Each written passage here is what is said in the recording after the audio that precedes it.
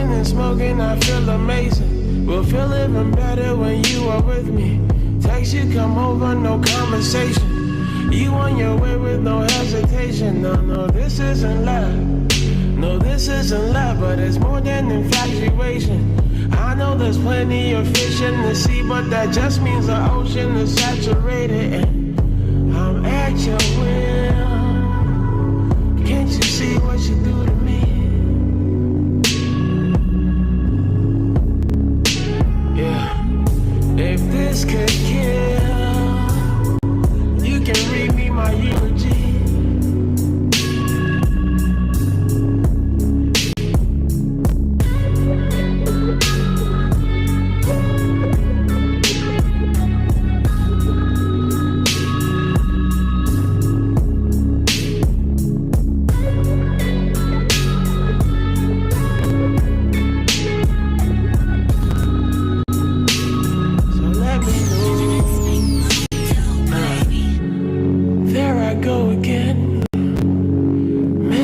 Your head, fucking with all your senses, touching you and caressing that spot that unlocks your wetness, kissing you on your neck till you beg me to take you now. So I pin you against the dresser and till your legs begin numb, till your soul wet it runs. Then your leg as you come, I lick it out with my tongue. I'm a freak when I'm drunk. I know I fuck you like I love you, babe. That's only when I'm drunk.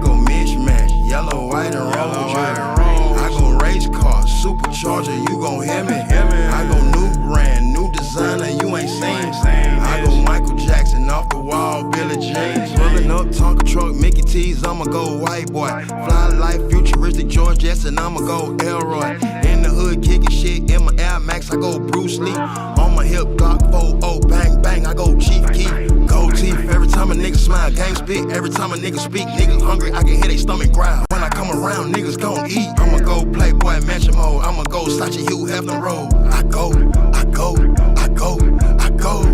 I go mismatch, yellow, white, and roll. I go race car, supercharger, you gon' hear me. I go new brand, new designer, you ain't seen. I go Michael Jackson off the wall, Billie Jean. I go mismatch, yellow, white, and roll. Supercharger, you gon' hear me. I go new brand, new designer, you ain't seen. I go Michael Jackson off the wall, Billie Jean. In the building is Player Talk Radio. I am your gracious host, DJ Kuda, right back at the helm of today's show. Get to hear and see everybody in the building. I don't know what's going on with my damn headphones. Now my headphones are starting not to work as soon as I go live. Wow, and I had these for a long time. Lord have mercy. Oh, I'm having a horrible week and a horrible day, but hopefully your day is going better than mine. All right, hold on, guys.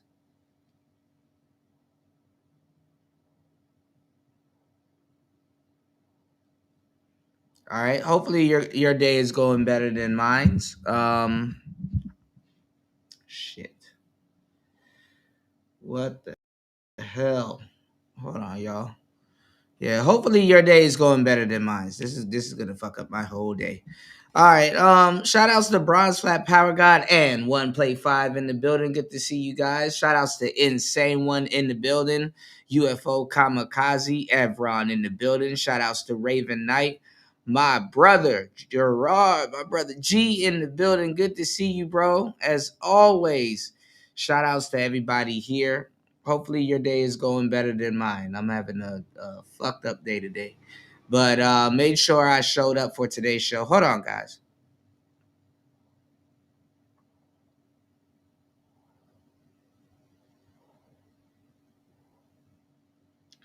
All right. I guess. Made sure I showed up for today's show. And I was supposed to do yesterday's show, but a lot was going on. And then, I want to make sure you guys had a great Veterans Day. So, I took the day off a little bit, you know,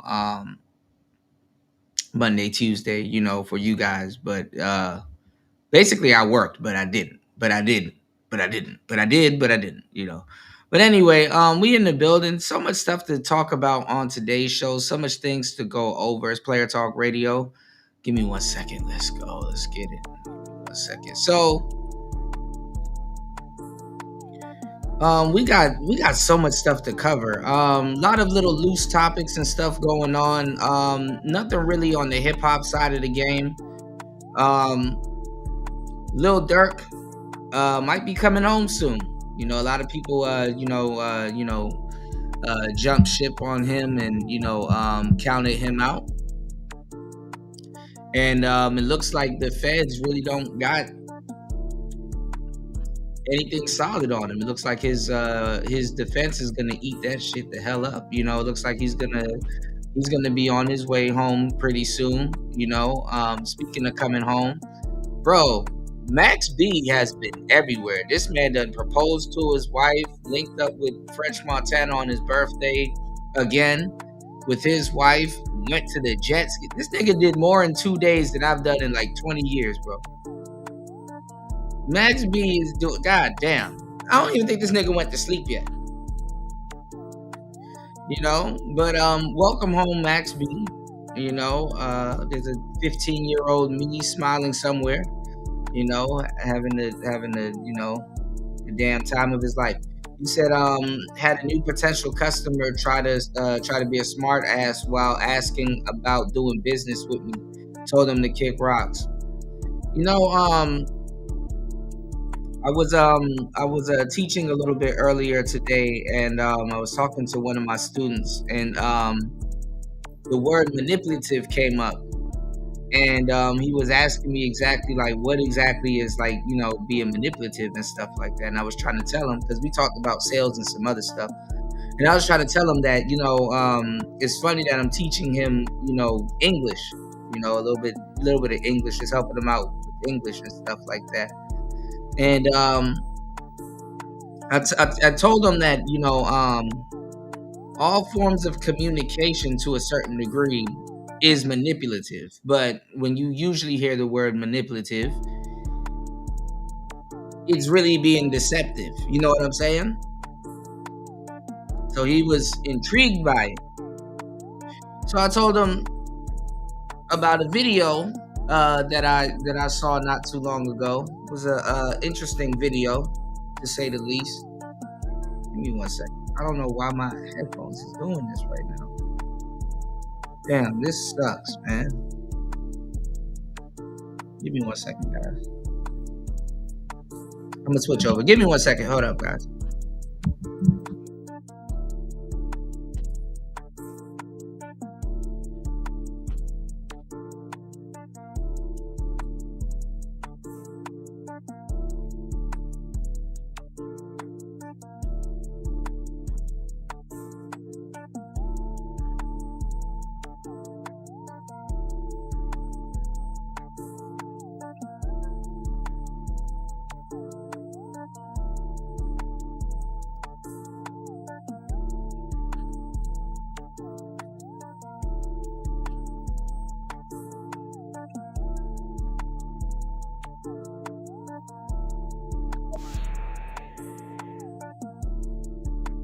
You should be back. All right. Give me 1 second. What's going on, country boy? So I was telling him how a lot of languages are, you know what I'm saying, are deceptive in nature. And I was telling him it's the same thing with with sales and stuff like that, because one of the topics that we were talking about was sales. And customers, UFO, customers, when you're selling to a customer, or you're setting up a model for your business. And I've been kind of focusing on this a little bit this year, reading Alex Hermosi's book. What is it, 100 M models now? I think it's 100 models, his latest book. I damn near got all of his books, but the thing is that sometimes when you're doing business, or you're setting up a business model, you got some people, and I use this example with my student. You got some people that use scarcity. They will tell you, oh, there's only 2 seats left, and one of them's being taken right now, to get you to hurry up and pull the trigger and make a decision and buy something and stuff like that, right? And then one model that I was just looking up, actually that came across my desk not too long ago, was basically, you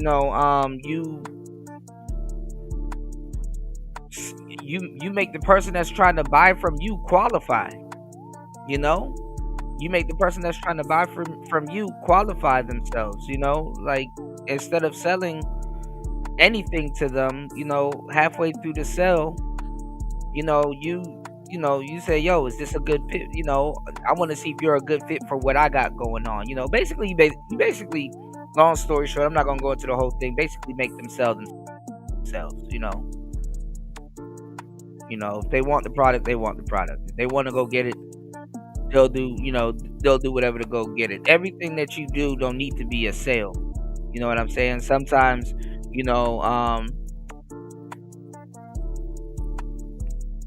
people sell themselves. Not even sometimes, all the time, actually. It just depends on the presentation. You know what I'm saying? So a lot of good people that know their quality, or people that sell things, one of the biggest things is that you got to be willing to walk away from a sale, or be okay with the sale not happening, but also put yourself in a position where you're not, wasting your time, trying to sell. You know what I'm saying? Because also too, you want your customers to be a good fit, for whatever product or item that you're selling. You said pricks think they can be low key disrespectful just because they're a potential customer. You picked the wrong business. Fuck your money and your clientele. Absolutely. You said, when I'm doing business with anyone, we're equals. Fuck anything else. I agree. But to a certain degree, you can always help someone, or put someone in position. But yeah, we in the building, man. It's Player Talk Radio. I'm having a fucked up day. Not having a great day at all. But the show must go on, and I got to get this working. You know what I'm saying? Please hit the like button. Support the show. You can support the show. Cash App scrolling at the bottom of the screen. Please hit the like button and support the show. Been on the road, giving y'all great shows just about every single day, covering a lot of different topics and things going forward, man. So the Andrew saga, it gets a little bit more interesting, but I think like I said on the last show, was probably damn near the nail in the coffin. You know what I'm saying? Seems like Andrew is taking all of these smaller fades and smaller debates and stuff like that. And I told you guys, now that this is kind of out, I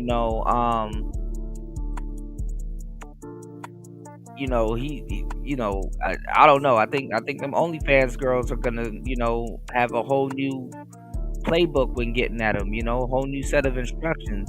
You know what I'm saying? Going at Andrew. So, it might be, might get a little bit interesting, might get a little bit interesting, to say the least. But let's get into the game. I didn't get a chance to take a look at it. I was knocked out. These shows take a lot of energy out of you, and then, studying on the side, and then, trying to get a business up and running, it takes a lot out of you. But I got you guys on the content. Please support the show. Let's get into it. It's Player Talk Radio. Give me 1 second. See what Pearl talking about. Pearl, I guess, summarized the show. So we're gonna get to this first. Player Talk Radio. Torture everyone around them all the time. Torture them back. All Andrew's doing is he's taking female manipulation and throwing it back on these broads' heads. What up, guys? Welcome to my reaction series. Today, we are reacting to Andrew Wilson torching a feminist on bodily autonomy. As you guys know, I call Andrew the 304 destroyer. And I'm gonna say this. This word, bodily autonomy, has gotten gimmicky as hell. You know what I'm saying? Shout outs to Insane One in the building. My bad. I don't want to miss anybody. Did I miss anybody? Hold on, y'all. Okay, shout outs to Country Boy. Shout outs to everybody here. I got you guys here to save your afternoon. Shout outs to Evron. You did. Shout outs to everybody here. Hold on, give me 1 second, guys.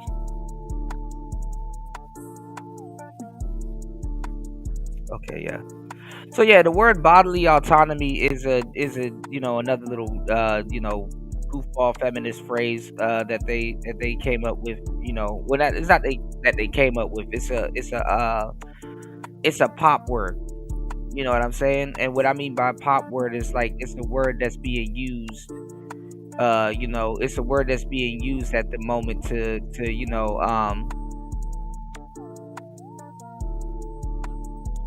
make it seem like something is being taken away from women. You know what I'm saying?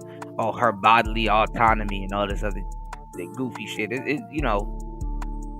ain't the 50s. It's funny how you'll hear from women how this ain't the 50s when, dudes just want them to be decent and cooperate and, value marriage again. Good luck with that.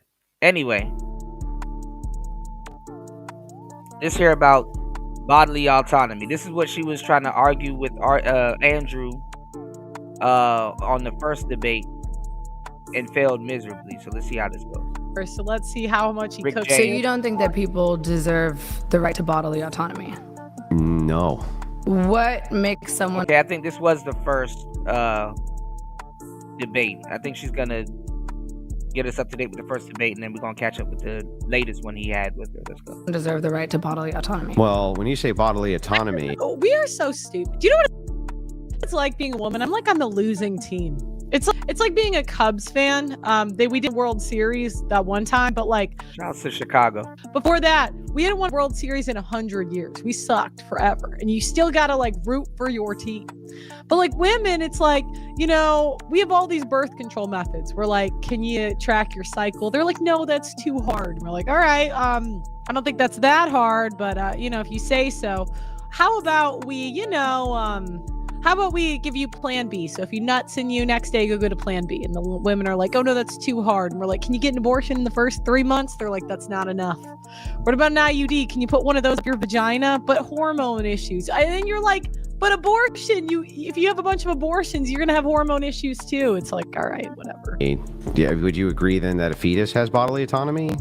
I'm talking right now about human beings. Well, I consider those human beings, though. I'm talking right now about people. And that's always the debate. It's like, are they human? Are they not human? Who can talk and walk, who are independent, singular organisms. So people who are in comas, they have no rights? Dude, you keep doing comas and prisoners and fetuses. Just talk about a fucking person. What about that you is a and person. Me?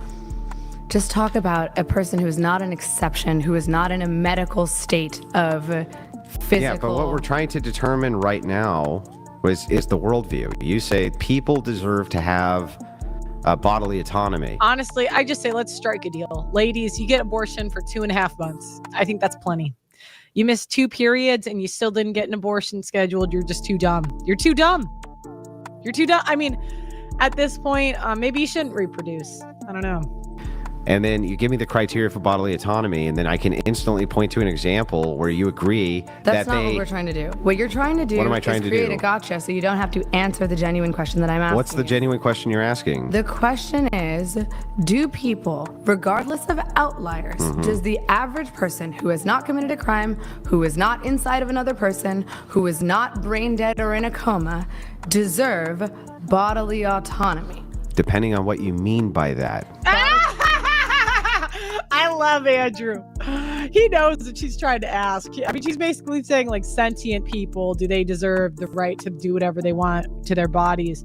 And I actually think this is a pointless debate because women will always have that right in my lifetime. Unfortunately, I'm not. And y'all really don't know how to solve problems, because if you give a woman 2 months and stuff like that, she's gonna try to push the issue and have it like up to date. Like she's 1 day late. Can she still do it? You know, they're gonna really try to push the envelope, and somehow it's not gonna be her fault. She gonna blame it on the man. You know what I'm saying? Why she's late for her quote unquote appointment. It's always a man's fault. You know what I'm saying? Let's go. Not for it. As you guys know, I mean, I have a personal story to this. I mean, I found out I had a brother at 22 who who hypothetically could have been aborted. Yeah, that's her but nickname. My mom chose life. She gave him up for adoption. And when I met him, it was kind of crazy. I just, he was exactly like us, and he grew up to get married, have kids. You know, it's crazy though. He's pro-choice. He's pro-choice. But anyways, yeah, it's a pointless argument. It's going to be legal forever. And I'm against it personally. I argued for pro-life talking points when I was 12 on the playground. I remember doing this. But it's going to be legal forever. The autonomy being defined as the ability to choose what you do with your body so long as you are not threatening other people's bodily autonomy. No. Why not? Because I would say that things like laws against unaliving yourself would be completely appropriate, and things like this, which would be a violation of your bodily autonomy by your criteria. So you think that because people can't unalive themselves? No, I'm saying you gave me the criteria for what bodily autonomy means, right? You asked me what an objection would be against it, and I just gave you one. Okay, so let's cut out that outlier. Do you think... Andrew, I love Andrew, but he knows what she's trying to ask. But he's going to keep going. But I love it. Torture these broads. They torture everyone around them all the time. Torture them back. All Andrew's doing is he's taking female manipulation and throwing it back on these broads' heads. Yeah. that people who are not inside another person, who have not committed a violent crime against themselves or others, and who are not currently brain dead and are conscious and capable of perceiving the world, do you think that those people deserve bodily autonomy?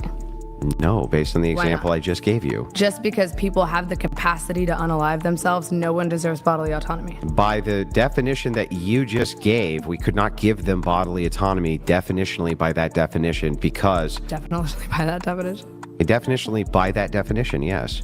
So I could say definitionally by some other definition, but I'm giving you the referent to your definition. We don't deserve bodily autonomy. Not by your definition, because that would prevent us from preventing people from like doing suicide and things like this. So we don't deserve bodily autonomy because under my definition of bodily autonomy, we cannot prevent someone from killing themselves. Correct. But that's not a violent act. Like, why Yeah, can't- that's a real but why violent can't- act. Why can't under my... These are, like I said, we've already analyzed this chick on like 4 or 5 different debates, and it's women like this that are intellectually dumb. You know what I'm saying? Like their entrance on certain topics and stuff like that seems like it's like very smart, and then you realize they get to a level where they have no earthly idea of what the hell they're talking about. And it's crazy because they present themselves as, oh, okay, this person kind of knows a thing or two about a thing or two. You know, maybe we can follow them. Nope. Not so fast, sir. definition, you can prevent someone from killing themselves. Because it would violate your rule for what bodily autonomy is. I said so long as you are not a threat to your Yeah, you see what he did? He got her off the actual question. It was smart. He's a very good technical debater. self or other. Well, you should know, pro. You lost to him. But let's go. So that includes you. So you would relinquish your bodily autonomy. She's going to have to keep explaining her question. And now she's kind of fallen into his frame. If you were a threat to yourself. Then I think that it would then just be trivially true that you Not Rick Grimes versus Rick James, though. don't really mean bodily autonomy anymore, because what you do is you say bodily autonomy with all of these exceptions where we can violate bodily autonomy. But that's like 3 exceptions. It's exceptions that It's not like 3 I actually exceptions. know what It's she's asking. She's saying these are like extreme situations. Should the average woman have the right to do whatever she wants with her body? And I would say in Pearl's world, no, but I have no legal power. So you guys are just going to keep doing it. Keep being a horse, ladies. I don't care anymore. I've given up. You win. many exceptions. What about somebody who's just like cutting themselves with a razor blade? Can we stop them? What about a person who just says that they want to cut off their right arm because they think it'll be fun? Can we stop them? Like, I don't think you could. Like if someone really wanted to cut off their arm. Sorry, I was thinking of this cannibalism case where this guy like consented to being eaten alive. Stop watching true crime. there's so many examples I can give you of where we would violate people's bodily autonomy. What about a person who's having like a manic episode and doesn't want to go to the hospital? Can we violate their bodily autonomy? they're a threat to themselves or others. So again, that would fall in the... What if they're not a threat? What if they're just having like I mean, obviously, a woman trying to get an illegal procedure done to her is a threat to herself and others could be in her stomach, too. You ever thought about that? a manic episode? They don't want to leave their house. You just perceive it that way. happens all the time. Those are Exactly. homeless So people, and they do we have violate that whatever you consider by your definition of bodily autonomy. When you say people deserve that, and I say absolutely not by that definition, because I can point to 300 different reasons why we would need to violate it. So is there any definition of bodily autonomy that you think that a Not that I'm human aware being- of. I'm not aware of a definition of bodily autonomy I would agree to that I wouldn't think we should be able to violate. So you don't think that people should have the ability to control themselves and their bodies under any circumstance? I don't care. Kill your kids. You win. You win, ladies. I got better shit to do. Kill your kids. That's how I feel about it. I got better things to do than argue about this all day. And I think that's how a lot of men with jobs feel. I mean, obviously we argue for a living, so we have to, but a lot of men with jobs feel as though Well, this is the thing, though.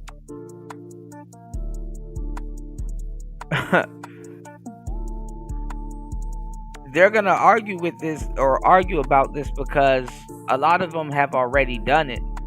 And the thing is that to feel better about themselves, they gotta reconcile.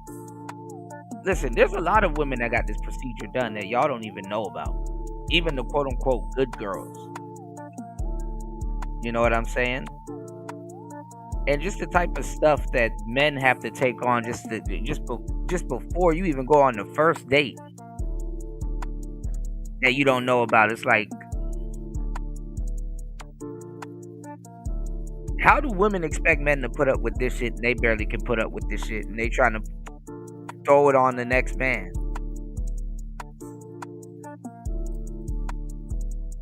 And that's why I give y'all the game, because it's like if you don't have no type of idea about any of this stuff, if you can't even keep up with this damn conversation without getting in your feelings, same for you. You shouldn't be out here dating, shouldn't be out here doing half the shit you probably doing.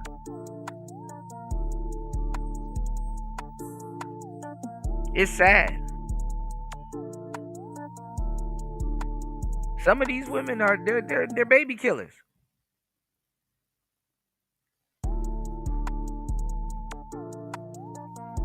But let's go. they're like tired of this bullshit. Because I there didn't are- say under any circumstance. So what's the circumstance in which people should have the right to control Some of you dudes too. their body? Yeah, so, well, for me, I would say that if it's in some type of case of will, that you could do that. But I mean, ultimately, You mean, I like, think free will? Yeah, no, in case of will. So I'm not sure that I believe in some universalized right for bodily autonomy, and you haven't really given me any definitional reason why I should. But here. I don't understand why you don't believe in bodily autonomy. Why don't because you believe in my why don't understanding people of have what the right to bodily themselves? autonomy is that you basically have the right to do whatever you want, absent the infringement of somebody else's bodily autonomy. Yes. Yeah. Why don't you think people should Because have the right I to do think that I need to many times infringe on people's bodily autonomy for their good or society's. that? Why are you constantly infringing on other people's bodily autonomy? He's not infringing. Well, this is the thing. If you decide to get rid of the kid and the father wanted, his bodily autonomy was infringed upon.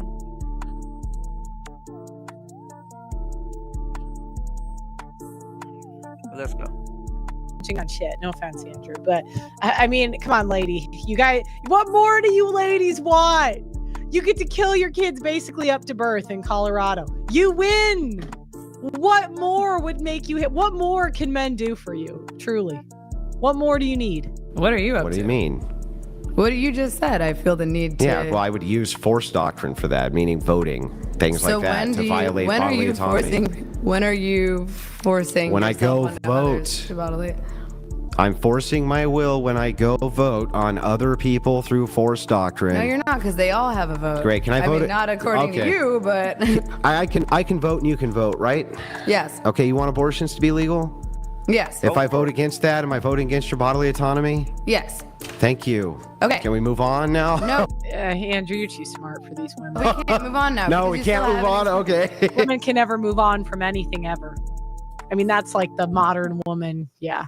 Well, Andrew, you still haven't explained why humans don't deserve bodily autonomy. Like, what are I you just saying? explained it to you. So then who should control people? Well, in this case, we would use groupings of laws under. And from my view, it would be like Christian ethics. From your view, it would be like, I don't know, shared bizarre intuitions or whatever, where you think that. I don't know. Well, I don't know where Why it are is that you. guessing what I believe. I mean, the person that should have enforced it was the person that could prevent it.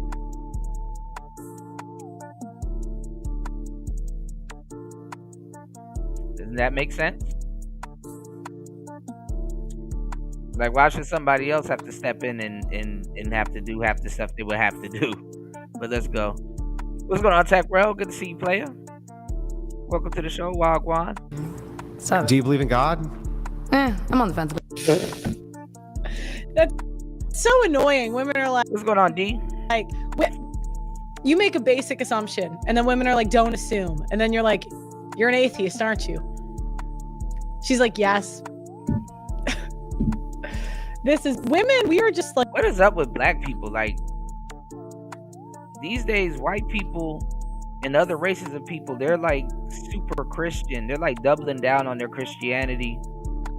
And black people, all of a sudden, when the world is fucked up, it's like so mismatched in the black community. Even black intellectuals, atheists. Somebody was asking Neil deGrasse Tyson, "Hey, are you religious?" And he's like, "Meh." All right, let's go. we psychologically torture everybody around us. Then it's just intuition. So everything that you believe is probably just So intuition. you believe, well, I mean, there's also facts and like physical evidence, but you know, so you believe Facts and physical evidence require an interpreter, right? like Conduit. eyes and ears. They and a brain? require you to interpret them. So you're saying that facts are different for everyone, regardless of how they interpret. Well, they require an interpreter, and the interpreter can interpret them however they choose, and then can make moral prescriptions based on those. But when we get to the moral prescriptions, Facts don't change based on your. but your personal moral perspective. prescriptions based on the facts do. That's Okay, why they require interpreters. So I'm not really willing to kind of cede the Every ground. fact, but you are Yeah. your own personal interpreter now. Yeah, I interpret things correct. Yeah. Yes, okay, and so do I. That's Yeah, how no, but I facts just work. don't. We all see but facts and then we make Yeah, our right, own but I conscious haven't- judgments about those facts. Right, but I have an based on epistemic how our brains work. foundation that I appeal to for foundational morals. You don't. You would So just you think appeal that to everyone should intuition. have to subscribe to the Christian God, and that is who decides who has free will? I think that Christian ethics, if we inform law, it's a way better system than any form of law we have currently. Yes. But why does that relinquish people's free will? I'm confused as to what that. We're has not to do with even. bodily- We weren't talking about free will. Okay, so then what We're talking about bodily autonomy now. Okay, so then based on Your definition of bodily autonomy, Yes. the one that you gave me, Sure. we would definitely need to violate it, and you even agree to that. So In what? Just for abortion or what? no, for the purpose of like outside. Kind of. I mean, do you guys have the time for this, to argue with women? This is why men just give women what they want, because they just want us to shut the F up. You know, it's like you could argue with this woman on a date, or you could smash and dash. Which are men gonna pick? I mean, that's the thing. Women have the stamina to talk about stupid shit all day. Remember, I told you guys on the last show, 30,000 words a day versus a man 10,000, if that. Men don't even be saying 10,000 words a day. That's like max. What's going on, War Master? This is the same girl, but I thought Pearl was, you know, I thought she was doing their recent review of their recent debate. But we'll check that out in a second. You did? You said troglodytes only say that when they are religious. Yeah, but shit, don't it seem like these days black people ain't religious no more? What happened? What happened? All right, thank you, Andrew, for doing God's work once Yourself again. with razor blades, all sorts of various things that you could do to yourself for self that would step in and violate your bodily autonomy over. Okay, so outside of those specific examples in which someone is committing an act of harm. And look at women nowadays. They can't even control their quote-unquote bodily autonomy. They're destroying their bodies with surgeries, botched surgeries. I mean, but think about that. Think about that inner city girl that came up,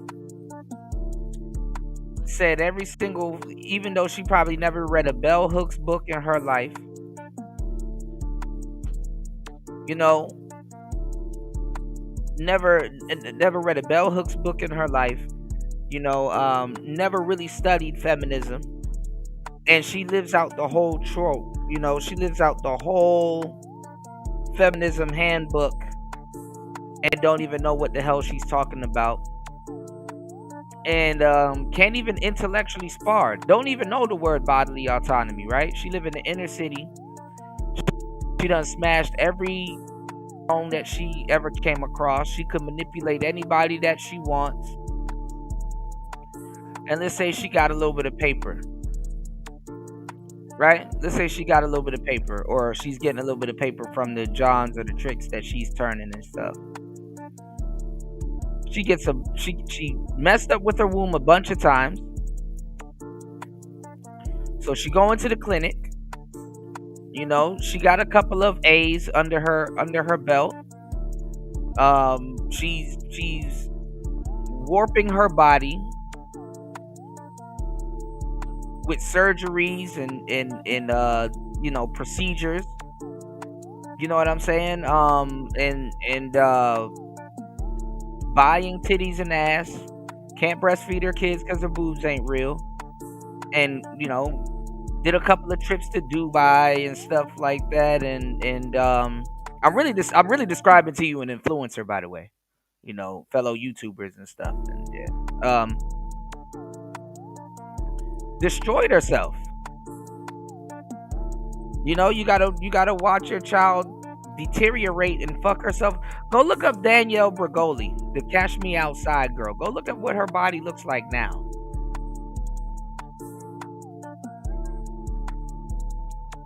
These are people that, you know, these are people that believe in OnlyFans. These are people that, bro, there's gonna have to be a bailout or something coming in the future. I talked about this so many times, especially during the pandemic. Y'all go catch those shows. What's going on, Hood Hobbies? War Master said 30K words a day makes sense.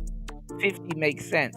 Nah, you know, men, you know, War Master, you know, aside from like social media and us commenting on stuff and just other stuff, you know, men, we really don't talk.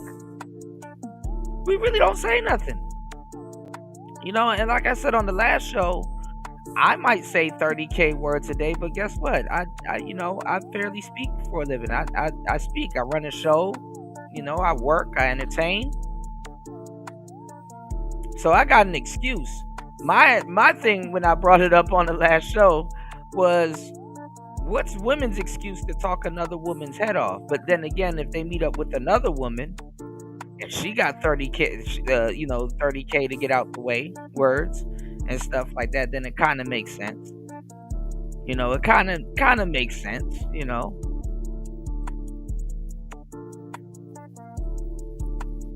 I somewhat got an excuse. You know what I'm saying?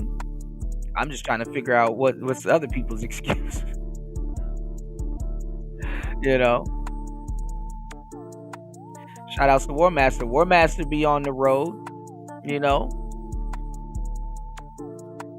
in his own world, other than, talking to people at, certain places and certain stops and dispatchers and stuff like that, fairly. Even when men are at their job, they don't say about 10,000 words a day, just to throw that out there, guys, So it is what it is. Which I also removed from my definition of bodily Then autonomy. I don't consider that bodily autonomy anymore by your definition. I actually know what she's asking, but yeah, cook her, torture her You don't know back, how to ask. torture her, because this is what they do mentally to us forever. So anyways, guys, make sure you like the video. And it's the thing, women like this, right? Like the average guys that she would get with, even though she dates white boys, even them, you will be hard pressed to understand how much glacier simps are out here for black women.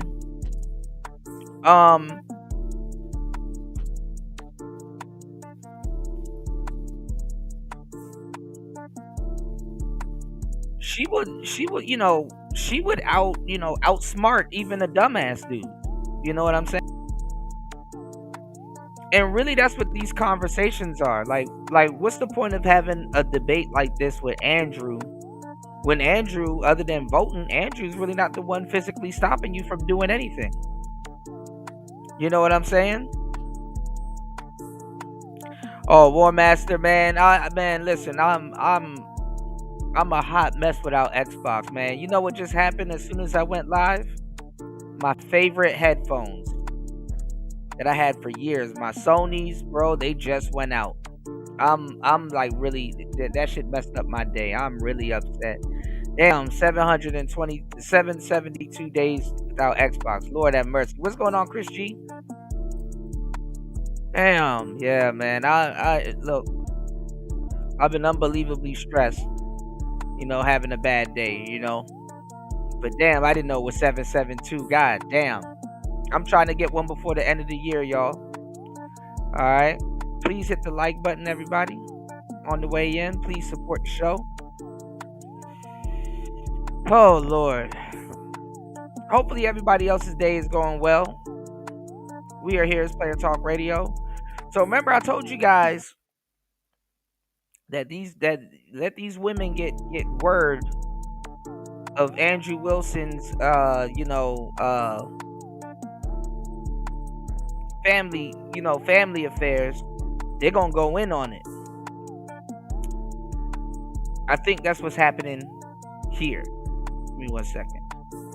If this will play. Married twice before. Don't talk shit about my wife, you stupid. Shut your mouth. My worldview allows you to live the life that you are living. So does mine. No, it doesn't. It does, How man. Average It Christian really does, man. is divorced. They would say to your wife, stay with that abusive, horrible man. Which Christian nationalist would Oh, I'm going through a rough day. All my gear is breaking, man. I'm totally checked out today, y'all. say that divorce under those circumstances was not appropriate? Who's the dude that was berating his pregnant You wife? tell me. Steven Crowder?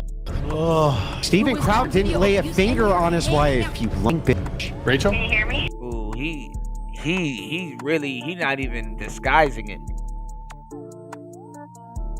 Y'all pray for Andrew, man. He not even disguising it. He just is straight up, you lying bitch. Woo wee. No restraint. Where did you get the idea that I'm promiscuous?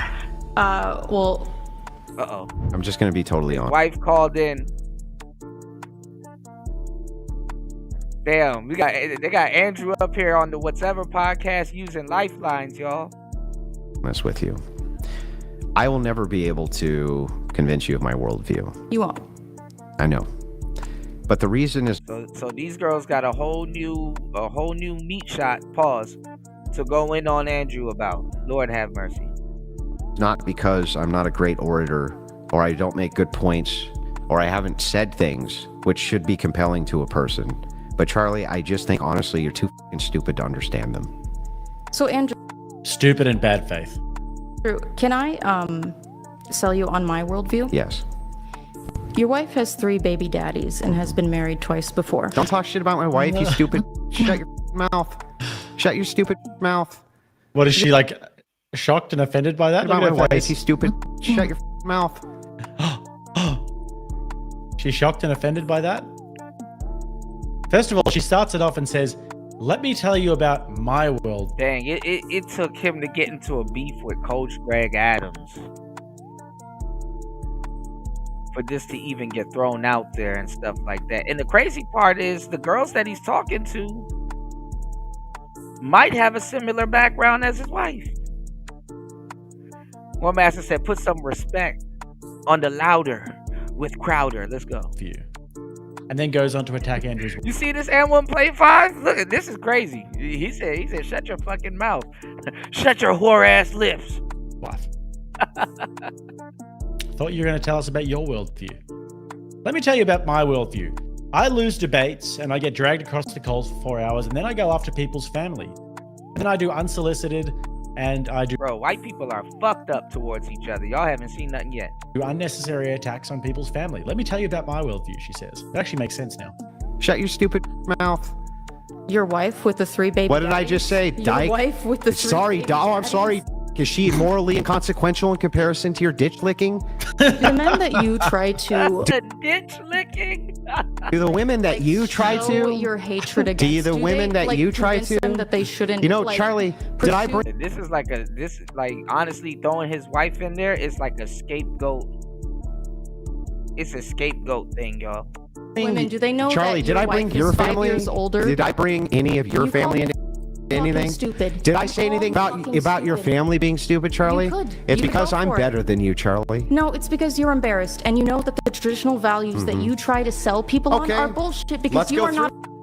When did they try and sell them on them? When did they say trad couple? Everybody be like us, trad couple. Never happened. Never happened, Charlie. And yeah, he called you stupid because you are stupid. That's not even an ad hominem. But then you go after the man's family. Bad mistake. A traditional man. Chuck, let's go through it. You are Come not on, a Chucky. traditional Let's man. go through it, Chuck. Tell me what I'm doing which is immoral. What Tell you're us, doing, which is Chucky. immoral. Yeah. I think that you have been complicit in convincing young men that. No. My family dynamic. What am I doing? Being married to my I don't wife. think it's immoral. Then why? So then. Under my So all worldview, you did. that's perfectly So wait, acceptable. Chuck. All you're doing is saying. So Chuck, should I be? She just bought that shit up to piss him off. You know. Wait, what do you mean, War Master? What does RH of J fixes all? What do you mean, bro? Shouldn't you actually be saying that, Andrew? You're doing a. Yeah, I mean, I didn't really expect him. I mean, this is the thing though, and I'll say this, and this is not to defend Andrew, but some of the guys when they're arguing against something, they usually have a past or a background with it. You know what I'm saying? So some of those people that have knowledge of certain things sometimes bring up the best argument or know how to dismantle certain arguments because they've been around said thing that they're arguing with. You understand what I'm saying? So, in rare cases, they're equipped to go against it. It's just that we kind of didn't know. Oh, the right hands of justice. Man, you gotta call it what it is, War Master. The right hand of correction. He said justice, but yeah, I guess it is justice at this point. Yeah. Good thing. I'm Hang on, sorry, you Charlie. I just want to make sure I got this worldview? right. Am I doing a good thing? Uh-oh. Am I doing? I know that sip of water. That sip of water. Yeah, I'm having a horrible day, y'all, but, you know, sometimes it's good to sit here and laugh a little bit, you know? I appreciate you guys.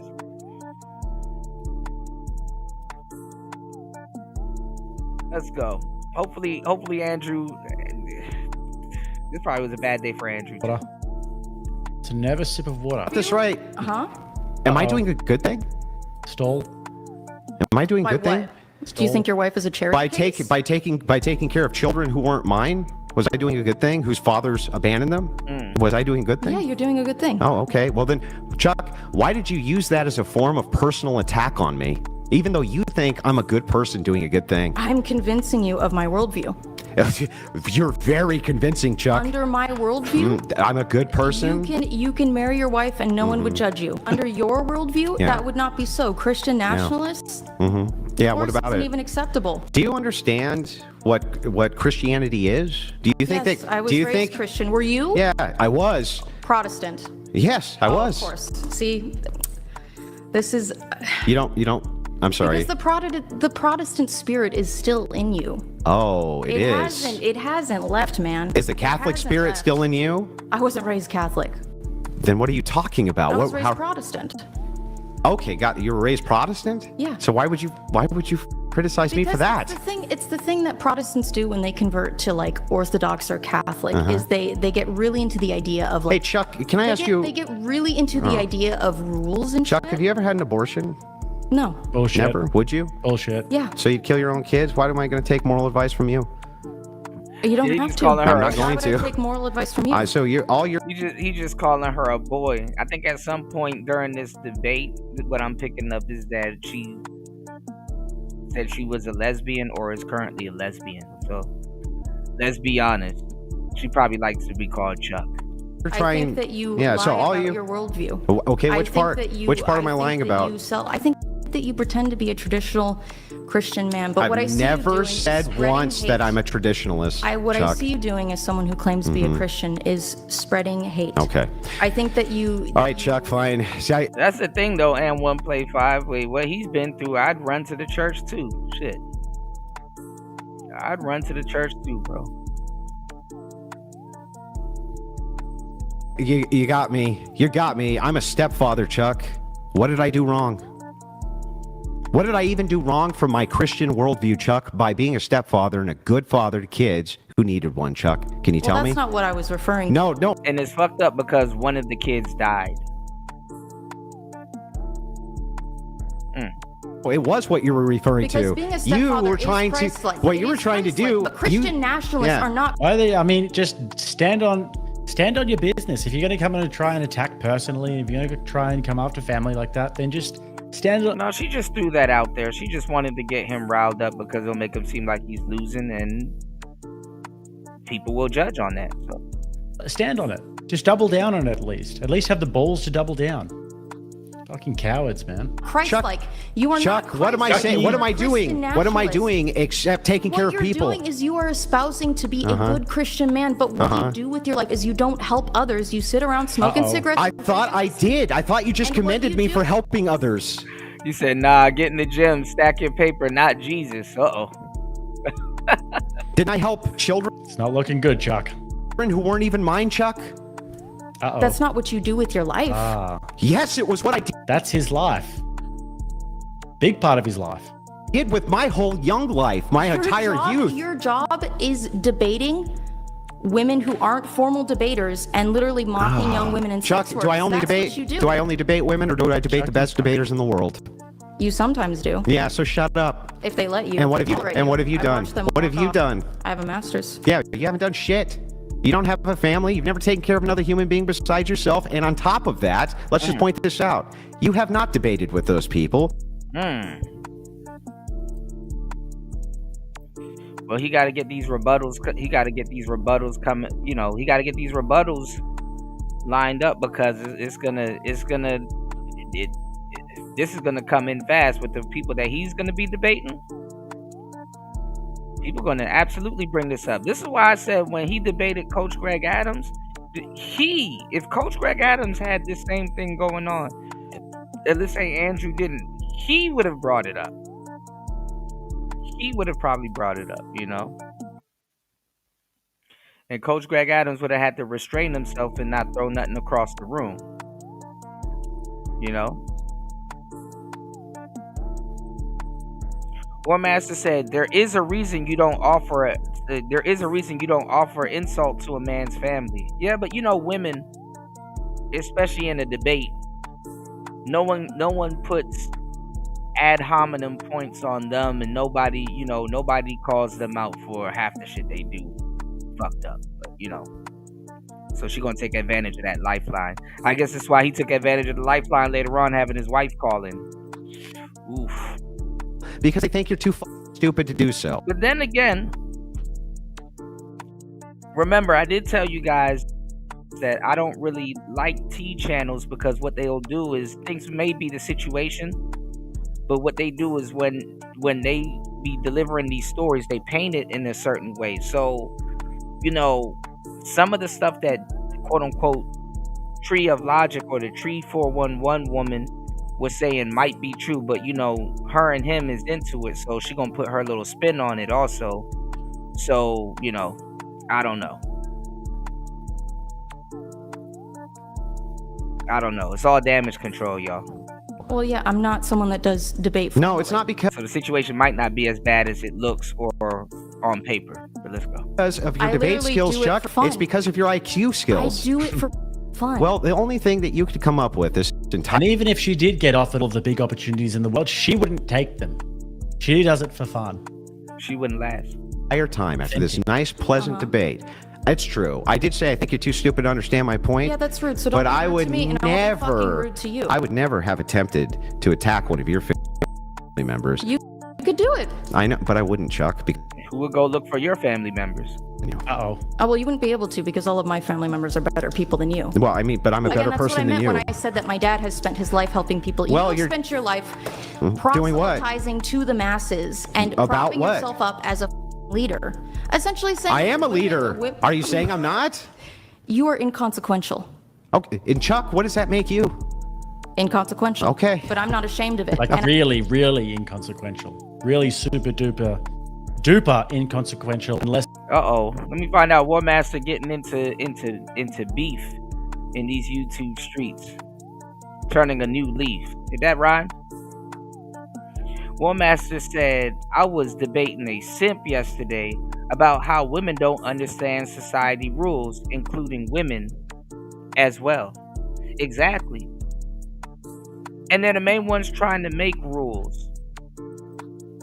But emotionally, they will break them when they find somebody to break them for. They will absolutely break rules. So they don't really keep order too much. And this is why kids start to step on their parents a little bit earlier and start walking all over them. Then the mother got to go send the child to be with the dad, eventually. You debate against someone who is consequential on a platform that is consequential. I'm not ashamed of it either. I don't aspire to be consequential. Chuck, you do. You aspire. Chuck, I didn't want any. So what do you aspire to be? Inconsequential? Okay.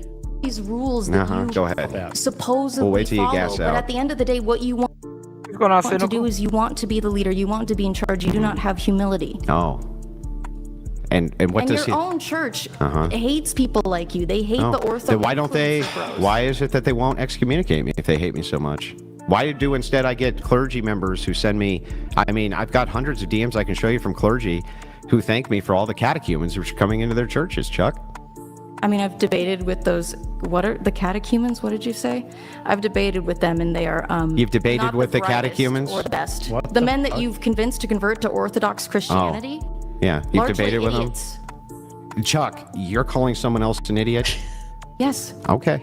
And they were your idiots that bought your course, and I stopped them. And even people who were saying, like, Chuck, I disagree with you, but you stopped them. You so didn't stomp shit. You didn't stomp shit, Chuck.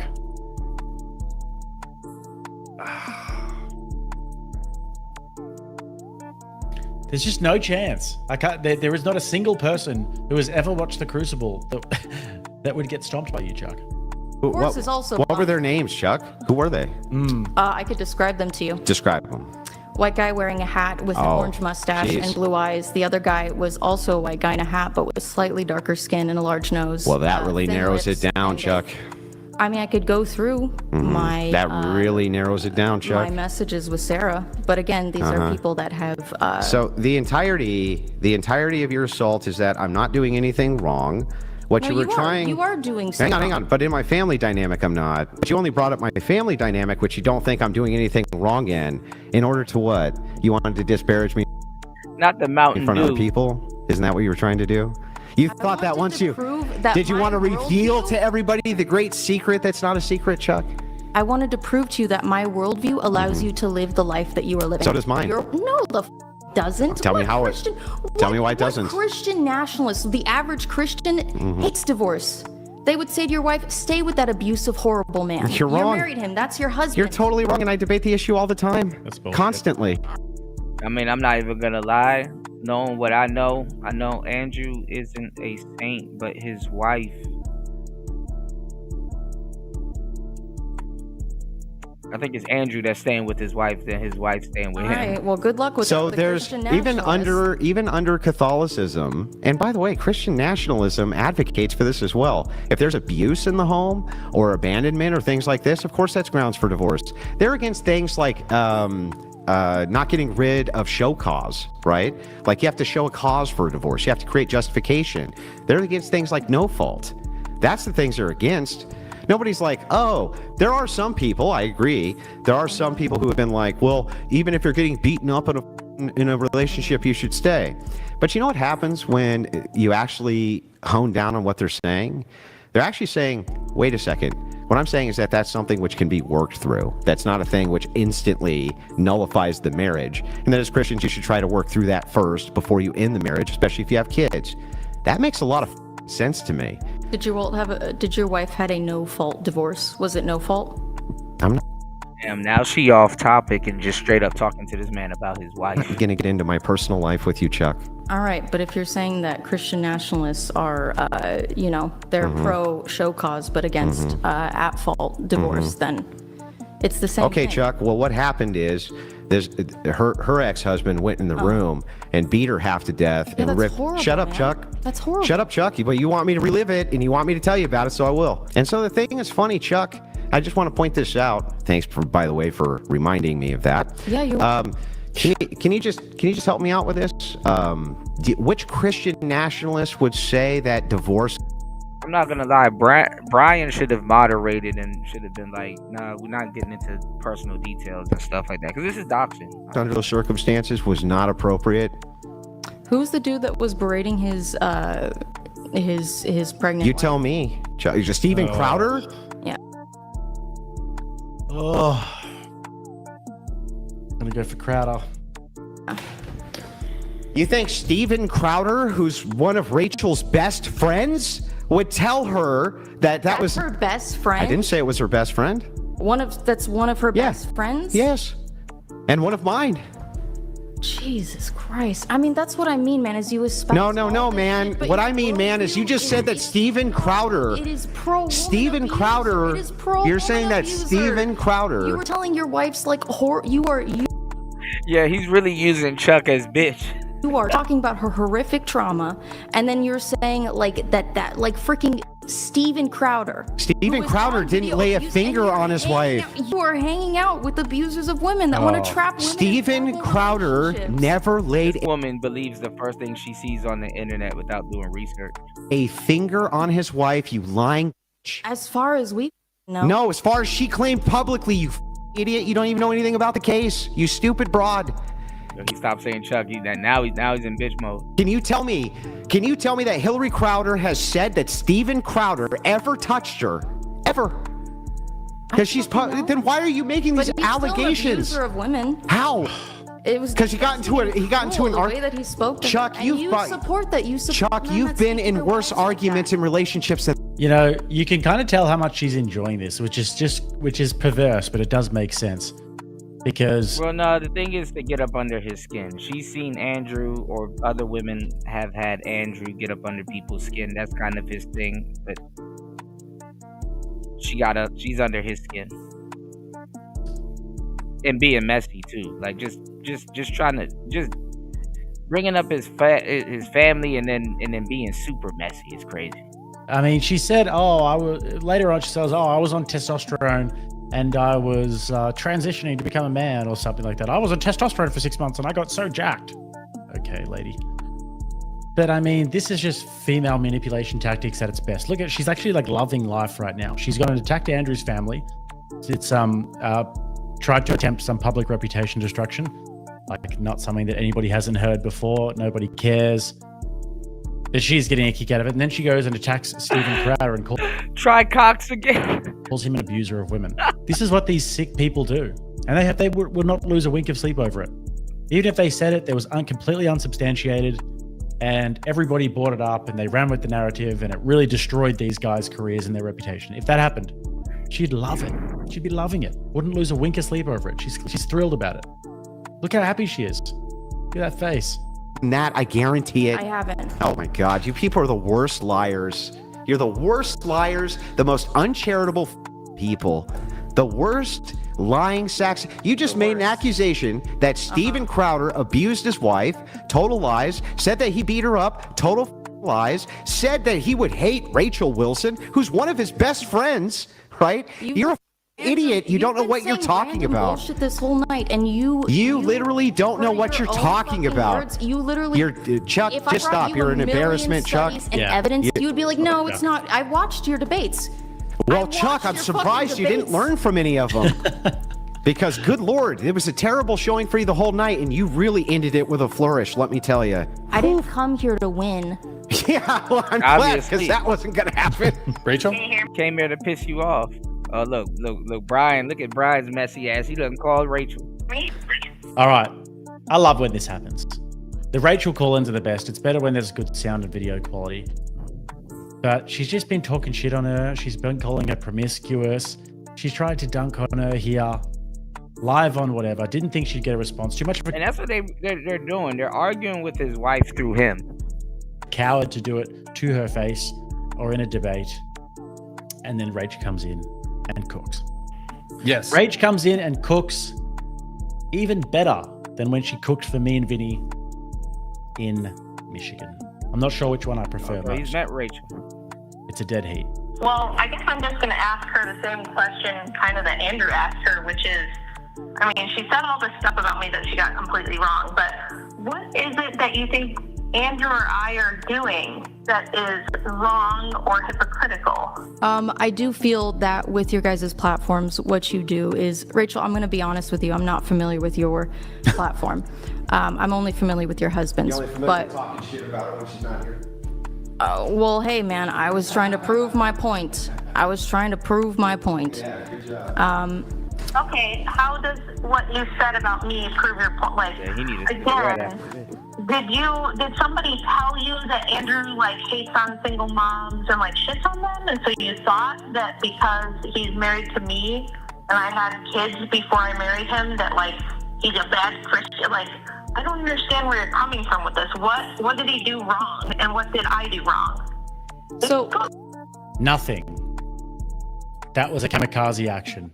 I'm totally convinced of it. She knows that there's nothing wrong with that. She was just losing the debate and getting embarrassed in terms of her own ideas. Mm-hmm. And so she decided to fly the plane into a building and she's like, oh, if I'm going to get wiped out in this debate, then you can too. But unfortunately, they came out unscathed. The Wilsons dusted their shoulders off, and not so much good luck for Chuck. the basis of Andrew's platform is essentially to make women look stupid and humiliate them. No. And I You're don't. doing a perfectly good job of that all by yourself. He doesn't even need the help. But go on. All right. Well, Erroneous. Sorry. okay. I lost my train of thought. Brian. Tell the whole world why we're bad. The whole world? Bad, and why am I bad? You were saying that Andrew's whole purpose is to make women look dumb and stupid. But that's how his thing works, is he goes on debate shows. A lot of the time it's young women, people with no formal debate experience, such as myself, to mock them, make them look stupid, clip farm, and then gain money and notoriety this way. He also debates a lot of guys, and they also look really stupid. That's because they are really stupid. He trying to throw a Coach Greg Adams jab in there. And this is the whole thing, which is entertaining about whatever, is that in this modern world, there are a lot of really stupid people who have no idea how to think or what to think or how to do actions in the present. UFO said, "Where is Andrew when Keisha disrespects black man? Shit is funny to me." Maybe you should speak on it. He did have a Keisha, but hey. That are going to be beneficial for their long term. Wait till that comes up. And they think really stupid shit. And it's demonstrably stupid and very laughable. And it exposes that and draws it out and makes that taboo, which is a good thing. He doesn't engage in real thoughtful debate. I've seen people walk off from debating him because we got to do one thing at a time. One thing at a time. You can't just shotgun 500 things. So, did you not have agency? Did you not have agency when you accepted this debate with Andrew? Yeah, I did. Okay. Then what did he do wrong? Do you want him to treat you like, because you're a feminist, so do you want him to only debate men? Because if he did that, you'd say, well, he's a misogynist. He won't even debate women because he doesn't take them seriously enough or whatever. Like, you guys make yourself look stupid. Andrew can't make you look stupid if you're not. And I would go on here and I would make you look 10 times stupider because you're really, really uninformed, but really, really confident about everything you say. You do not sound like a person with a college education. My homeschooled 13-year-old can explain per capita, okay? Yeah. You are not a very smart person. You're the one who put yourself in this position. And since you lost and you got humiliated, you thought the thing to do would be attack me. And okay, so let's go there. Where did you? See, and that's the thing. She at home watching these debates. Like now that like her and Andrew back in the red.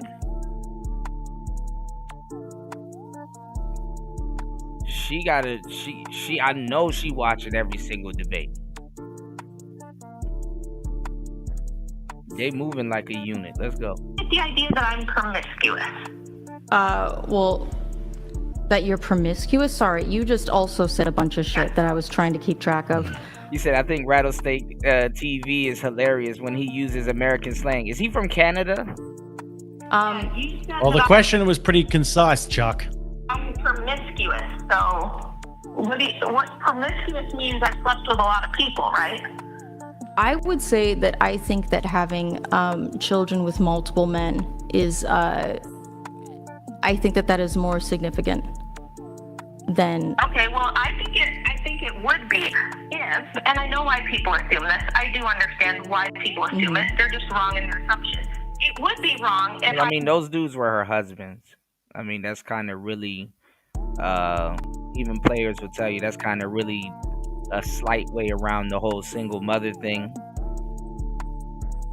You're supposed to have kids with your husband, but I had been sleeping with lots of people, if I had been carelessly getting pregnant with random people.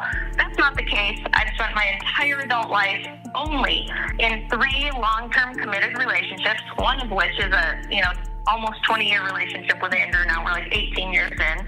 I've been married since 2012. Australia, New Zealand, okay. Prior to that, I was sounds Canadian. Married for 4 years, as Andrew had to unfortunately explain.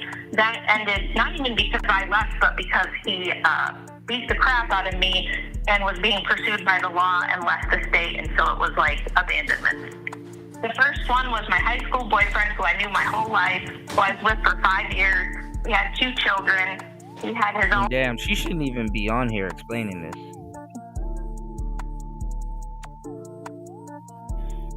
And I felt bad that all of this stuff came out because, I know that your street girl, she gonna say it maliciously, but hey, that's what people get on the internet for, so hey, y'all. Personal problems, and that did not work out. So, I understand why people make the assumption, but the truth is, I'm not promiscuous. I have an extremely low body count. I've never had one-night stands. I've never cheated on anyone. I've never just... That's not what the tree said. She said you cheated on your first husband, but hey.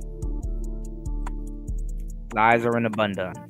Carelessly or casually had sex ever. Allegedly, y'all. So I've only ever been with men that I, at least at the time, felt certain I was going to be with forever and have a family with. Maybe you should I have. did get nursed on the first two. I did get nerfed on the first two, I will admit.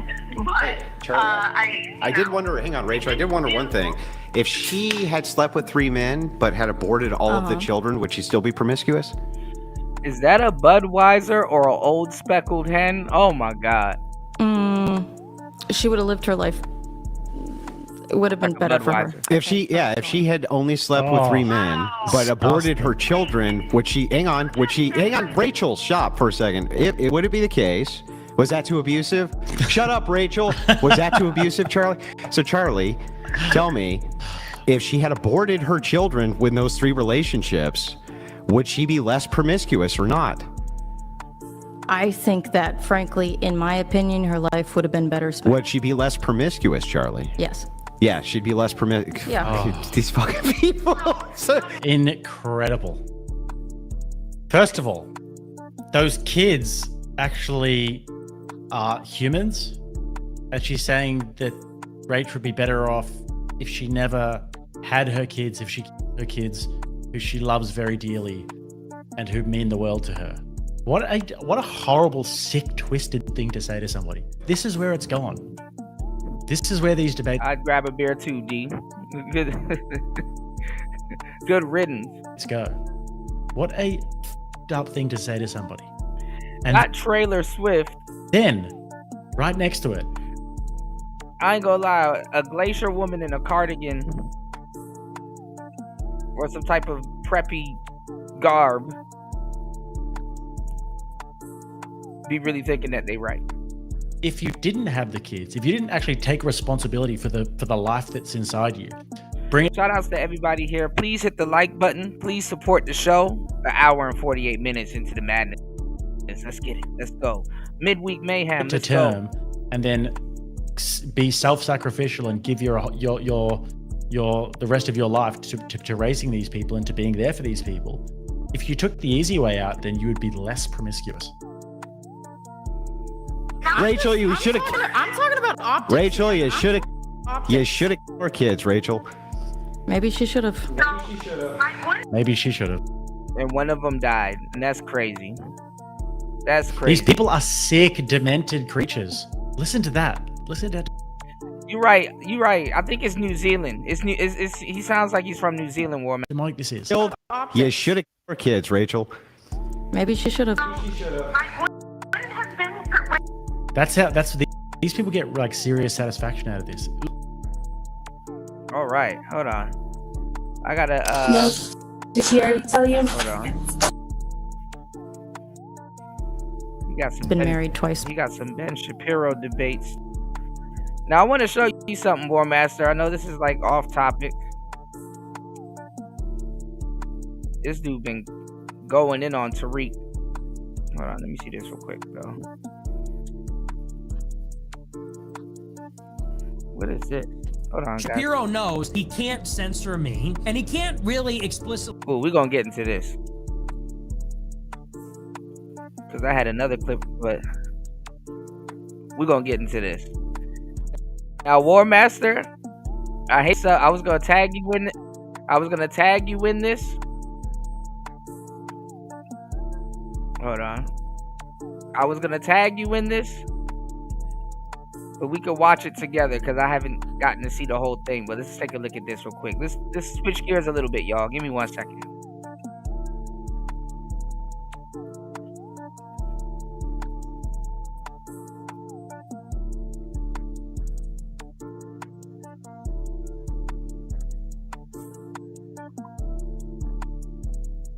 The contour is over.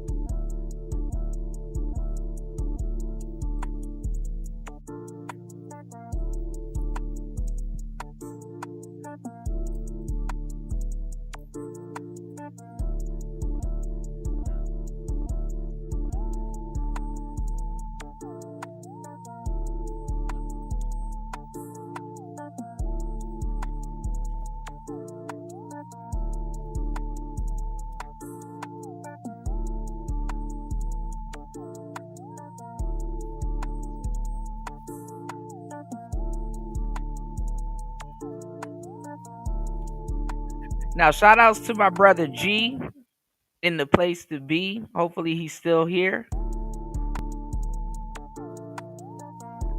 huge Xbox aficionado. I wonder what he has to say about this.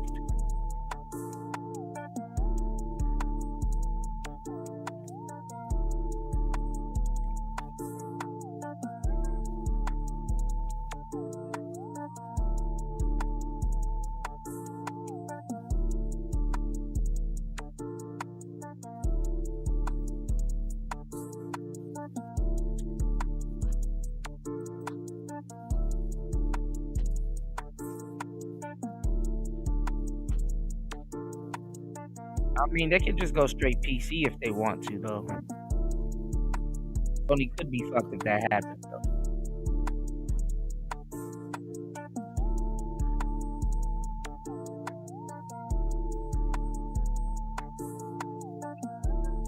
That's crazy. You chase that robot down.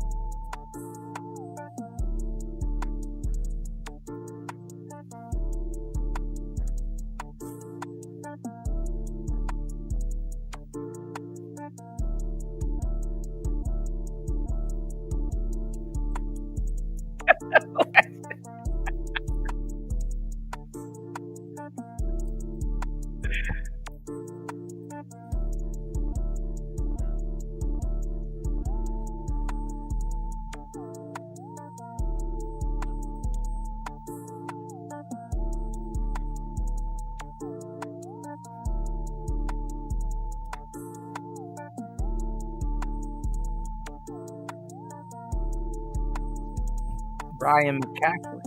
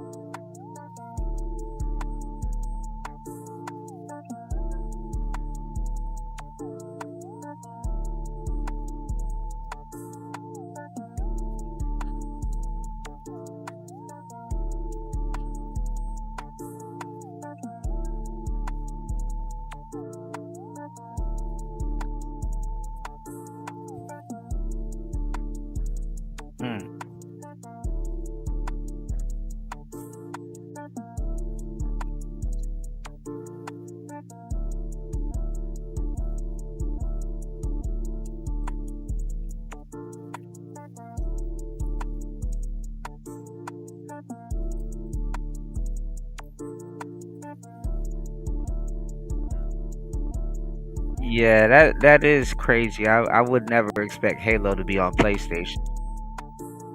That don't even seem right.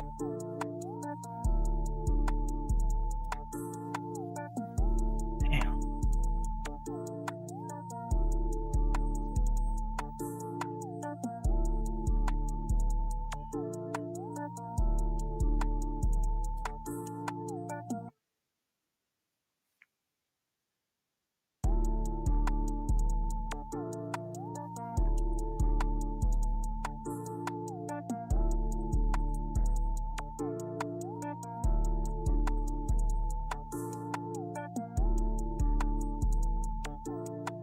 I mean, then again, God of War is on the Xbox, so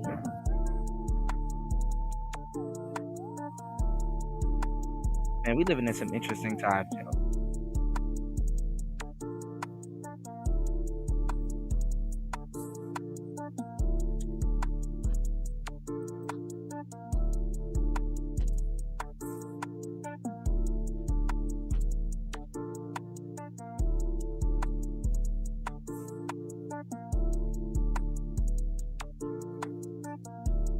That was the gun I was talking about, War Master. This gun right here was like a weird gun, but it was like another gun that had like a bunch of crystals on it. You dig? What's going on, Ghost Man? Shout out to Ghost Man Kang in the building. Let's go. He said, everybody welcome in the church of Sony. War Master, you too. Uh-oh.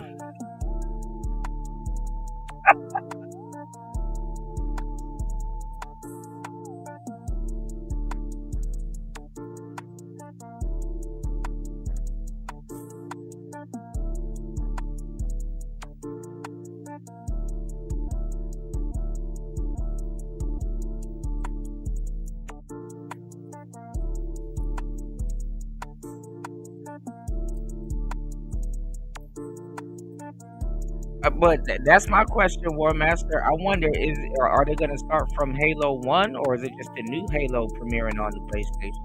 Like, how the hell does that work? You know, how does that work?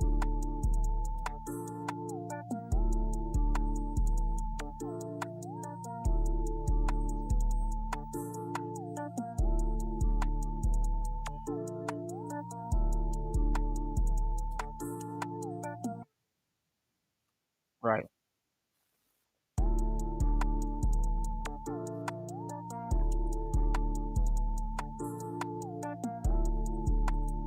That's, I mean, I ain't gonna lie. They say Halo lost its luster after Halo, basically between Halo 3 and Halo 2.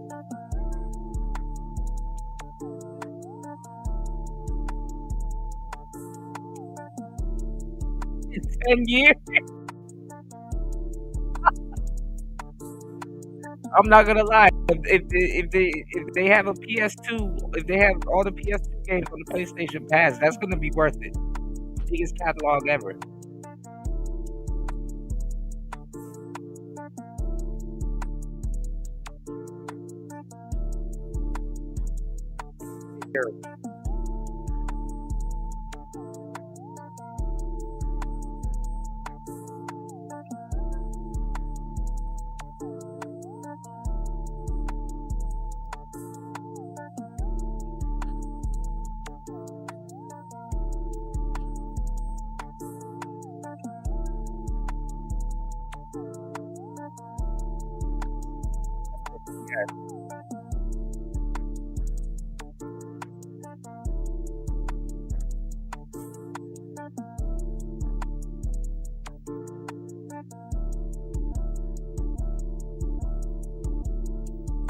Remember those.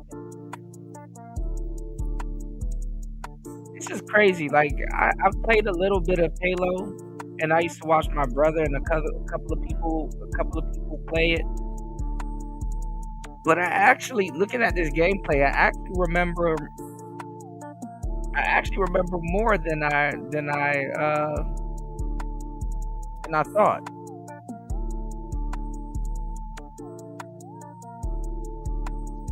PS2 is damn near the greatest catalog ever. And you, or is the sound gone? I'm having a bad day, y'all. You know, my favorite headphones went out, man. God damn. I don't know where I'm gonna find another pair of these, man. Said, are we supposed to be listening to these dudes? Is the sound still in, y'all? No.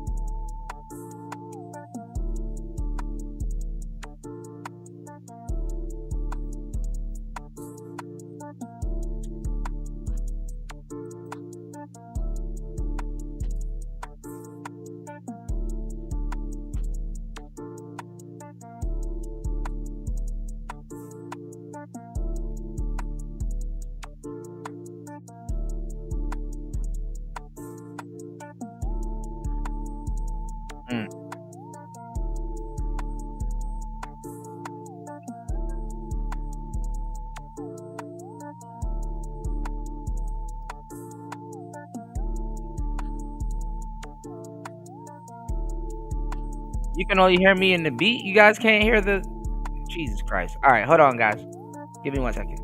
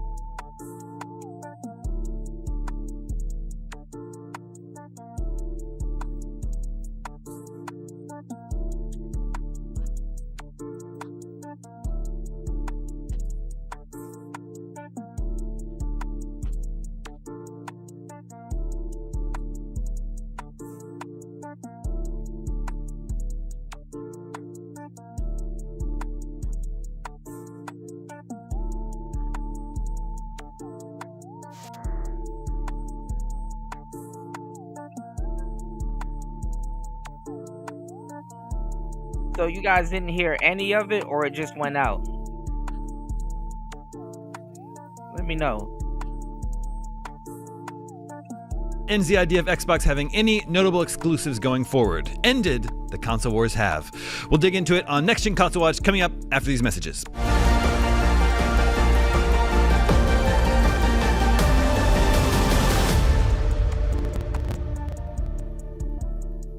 Welcome back to Next Gen Console Watch, our show following all the latest gaming hardware. I'm Tim Hadfield, and joining me this week are Ryan McCaffrey, host of Podcast Unlocked, Max Scoville, host of Podcast Beyond, and Logan Plant, host of Nintendo Voice Chat. And late last week, Xbox announced something that had been rumored for a long time, but was still a little shocking. Xbox is remaking the original Halo for Xbox, PC, and PlayStation 5. Obviously, Xbox has been publishing its games on PlayStation for a while now and has found great success on the platform, stuff like Forza Horizon 5 and the Oblivion remaster. Gears of War is now on PlayStation, but Halo was the last holdout. It's true that Halo is not the juggernaut that it once was for Xbox, but it defined the Xbox brand, certainly in the 2000s, to a lesser extent in the 2010s as well. Master Chief was Microsoft's Mario, and now it's bringing the IP that is most associated with Xbox to PlayStation. When you combine this with Microsoft's current messaging that everything is an Xbox, the fact they let someone else make the first Xbox handheld, and heavy hints from leadership that the next Xbox console will basically be a PC that can play a bunch of PlayStation games, it kind of looks like Xbox is just done competing with Sony on a hardware level. Ryan, what do you make of all this?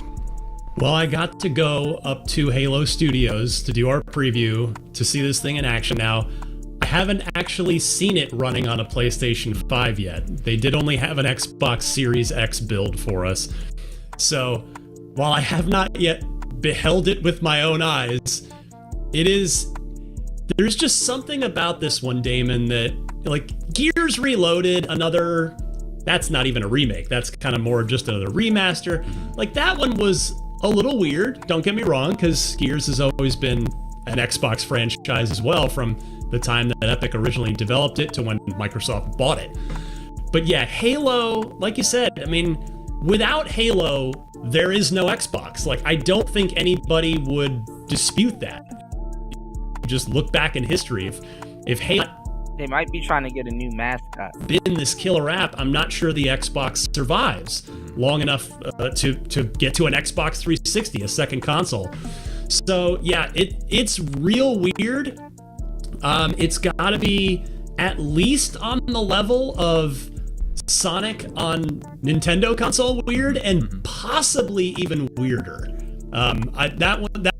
Sonic on Nintendo wasn't that bad. That one's a little more up for debate, but yeah, I mean, I know you could say, well, this is only a remake of an old thing. Wait until we see whenever we get a proper new Halo, if that's coming to PlayStation.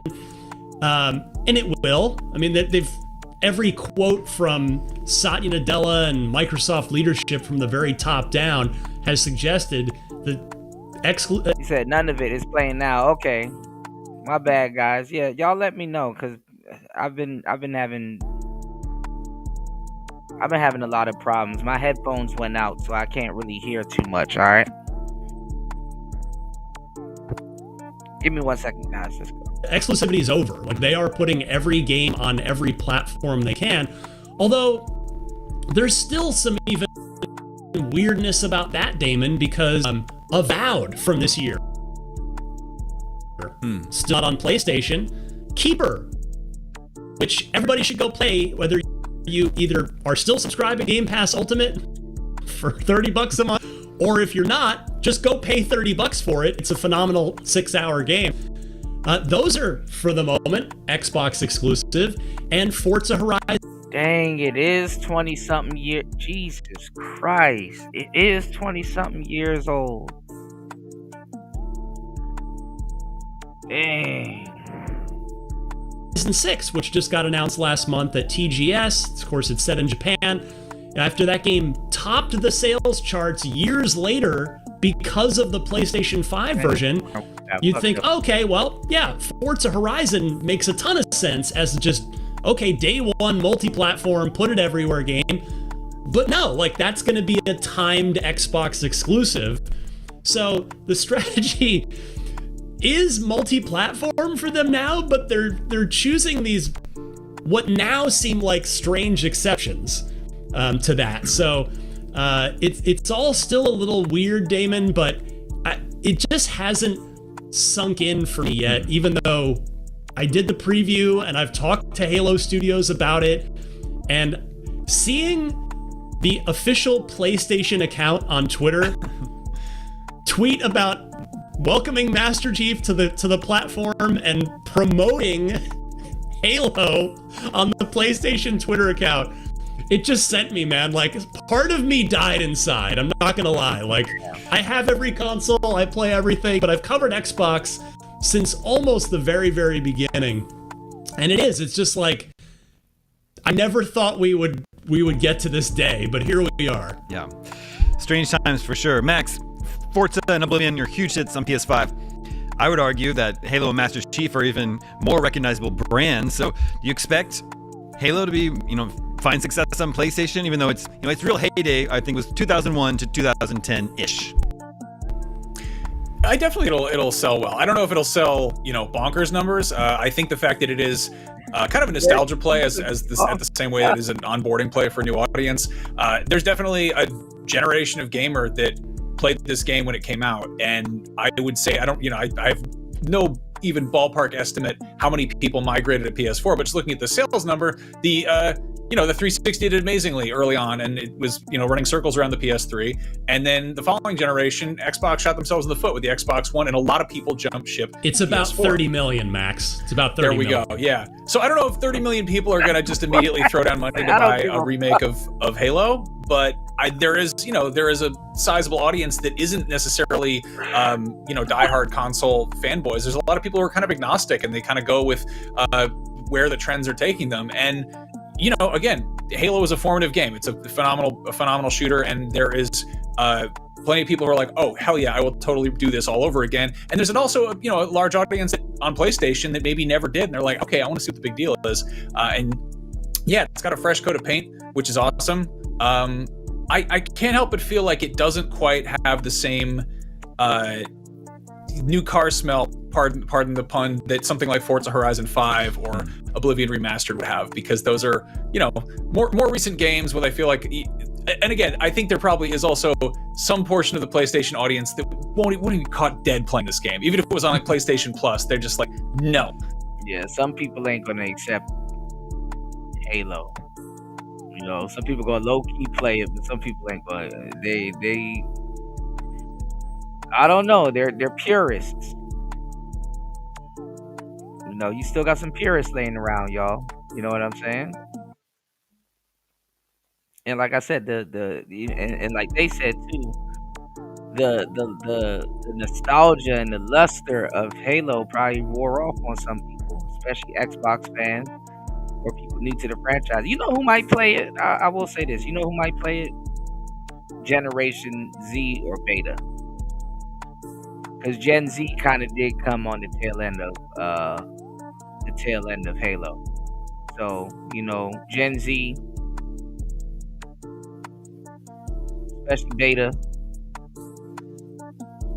first time playing Halo on the PlayStation. That don't sound right.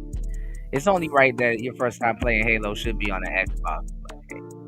Don't want to do it. That's an interesting possibility that hasn't happened yet. Xbox games being on PlayStation Plus. It'll be interesting to see if or when that happens. Correct me if I'm wrong. Halo Campaign Evolved is also going to be crossplay. So you'll be able to have Xbox, PC, and PlayStation players playing together cooperatively. Halo, what a time to be alive. But sorry, Logan, no Halo for you. Yeah, what a bummer. We were supposed to get Halo on like Nintendo DS 20 years ago. Where is it? It'd be a perfect fit. I'm honestly a little surprised at just the strategy of what Campaign Evolved is, that it's not the Master Chief Collection going everywhere. It's just the first game, just the campaign. When I think of Halo, I think of the multiplayer. I love the campaigns too, but the multiplayer is so iconic. So it's a little surprising this is the introduction they're giving PlayStation players. Yeah, Ryan, what's your take on that? Did you ask them why multiplayer is not included?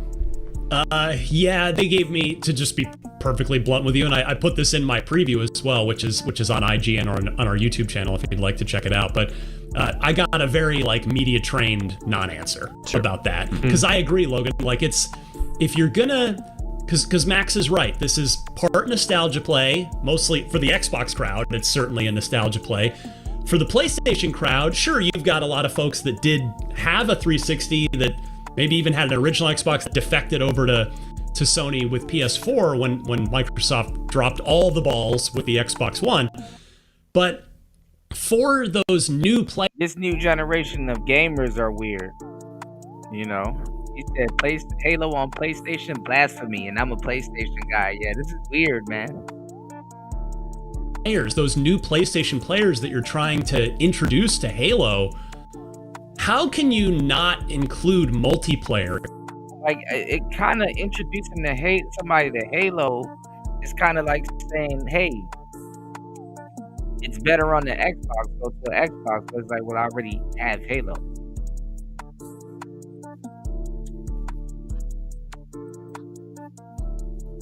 It's weird. Like, I don't know. When that was the last.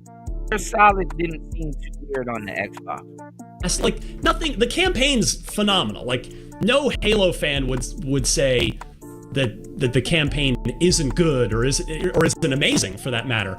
But it's that multiplayer that kept everybody coming back. I mean, capture the flag on Blood Gulch, and just single flag CTF on Hang 'em High. There's just. To not have the multiplayer be a part of this is a significant disappointment to me. It might be in an update, so I don't know why. But it should be like that first off. But hey, feels like if they Christmas, that's the thing around like Christmas time and the holidays. They used to release games that you can play with your family or your friends and stuff like that, and just enjoy the holidays. If they put like the original Avatar back in theaters. Oh, Ghostman really trying to provoke Warmaster. Warmaster said, I don't give a fuck. But didn't have 3D. You get a bunch of people who are like, all right, what's the big deal? And there's something just fundamentally missing from it.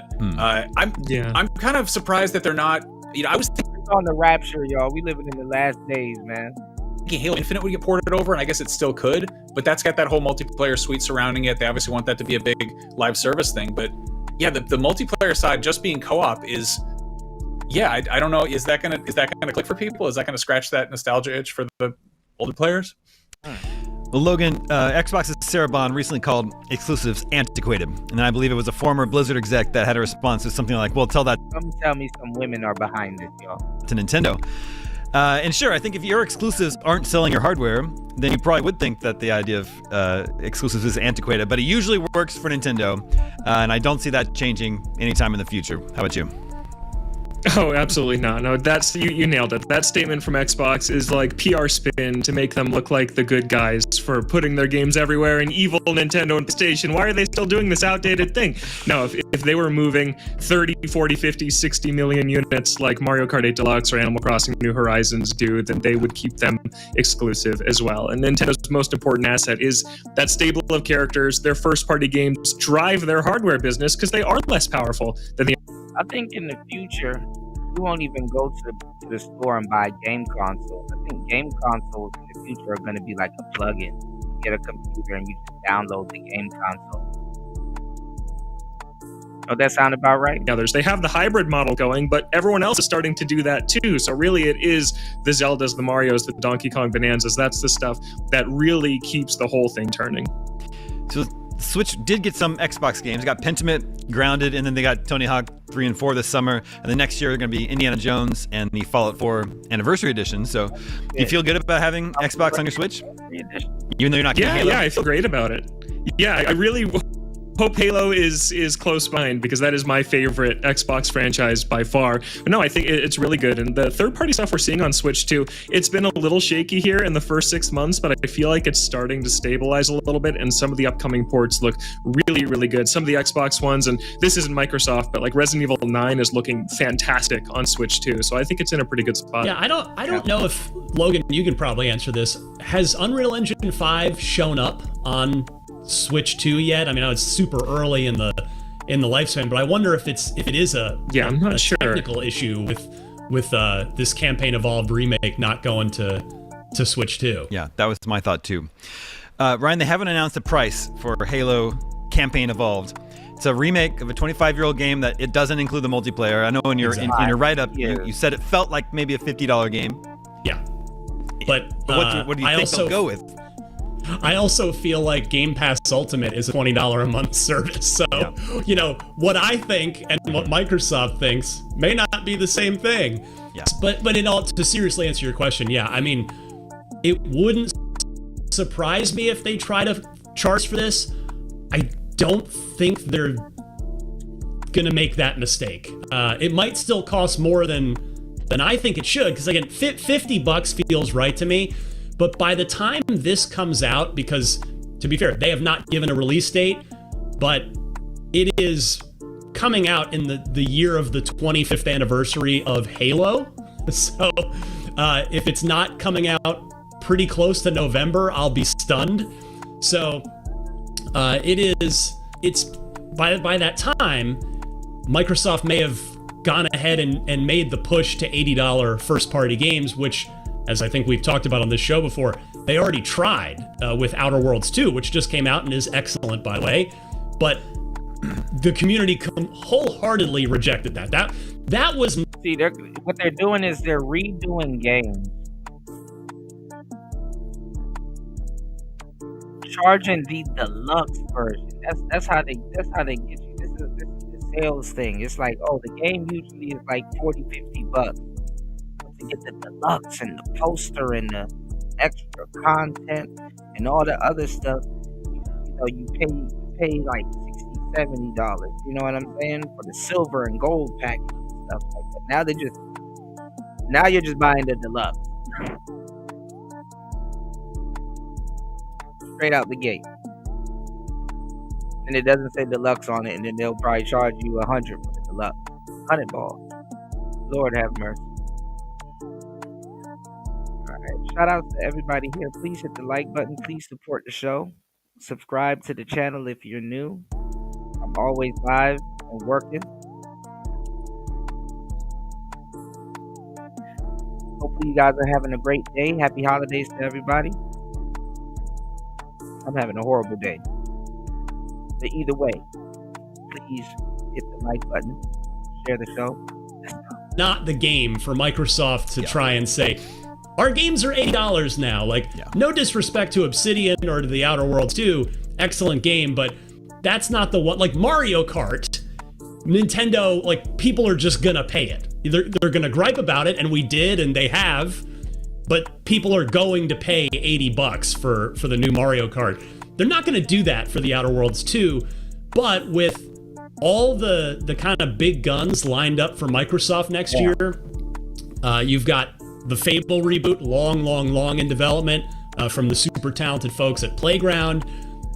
You've got Forza Horizon 6.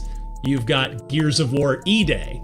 So with those three all coming next year, I wouldn't be surprised if Microsoft tries to go to 80. I hope they don't, because that's just a lot of money. And but if they do, then I could see this remake, this Halo 1 remake, being 60. Still think it should be 50, but we'll just have to see what happens. Halo on PlayStation now. Well, I mean, 60 is the closer to the original price. I mean,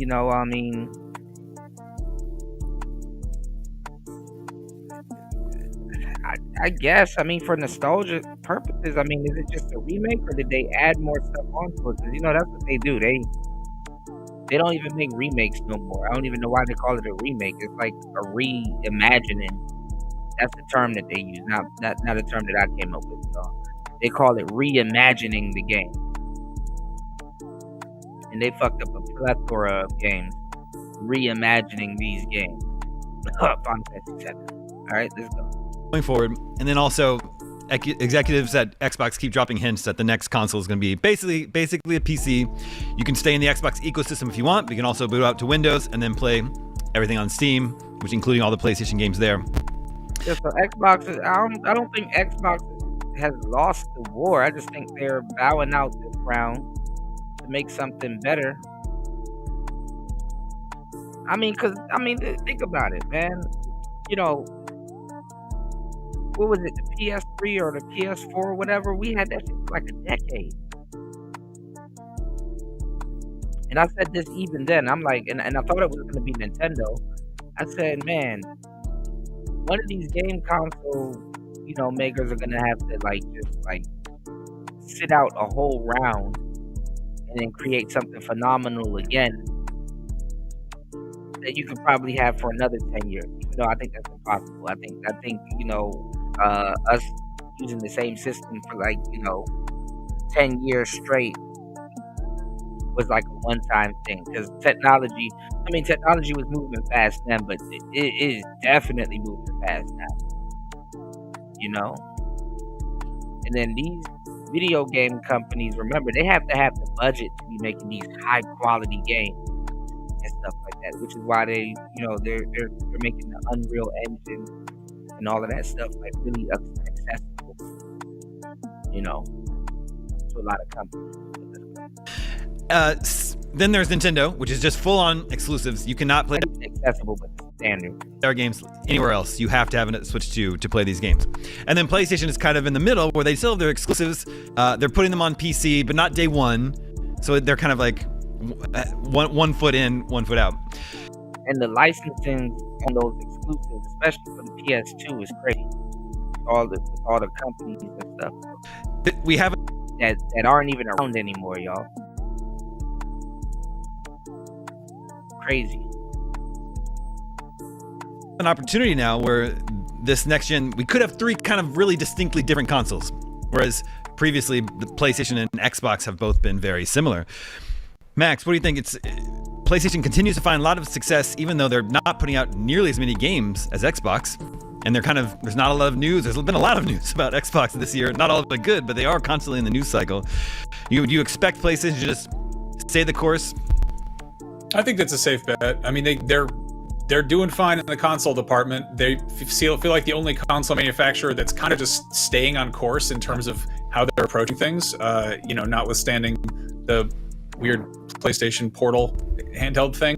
That said, the slight little exploration in the PC territory is really interesting. I thought the PC ports of games, that's one thing.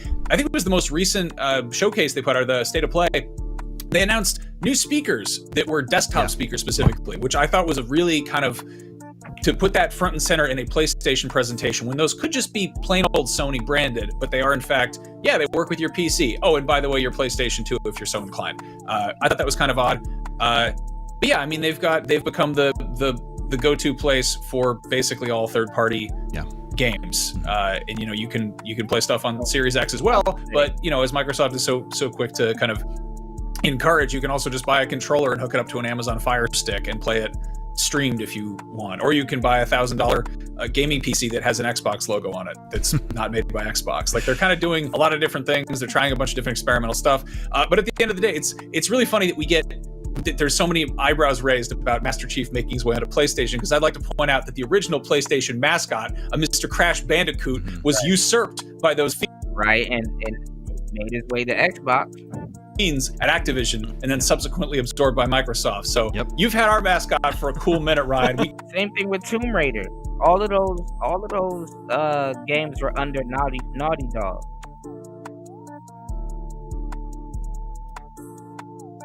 And then even what was it? What's the other guy that's like Tomb Raider? Was it Drake? Drake's Uncharted? That's another game that don't really get mentioned. Naughty Dog. And Sony been making headphones, but these are probably like Bluetooth. One master says Xbox features has been ahead of the Lane Station for decades. They don't even have a gamer score. You can have yours over for a play date, all right? Fair enough. Yeah, that's good. On the subject of exclusives, Logan, this just occurred to me. This is an idea that I like a lot, although I know it would never happen. I just want to hear your thoughts. Nintendo, it's IP, super important to it, never going to share it. However, what if, remember the NES Classic? Yeah. A digital collection of those games put out on PlayStation and Xbox. I think that would be awesome, and people would love it. What do you think? People would love it. It'll never happen. That'd be great, though, but They're it'll just absolutely NES games. They're never just happen. NES games, come on. No. Yeah, but they bundle in with that subscription service, Switch Online, that they sell you for $20 or $50 every year. That's the only way that you can get those nowadays. I don't know if anything, I don't think this is going to happen either, but they're really pushing new mobile apps these days. Like every single month, seemingly, they push a new app. They have a news app. They have their own music streaming service now. Like, it's more likely that there's Super Mario Brothers on phones, but I still don't think that's even ever going to happen. There's Mario Run.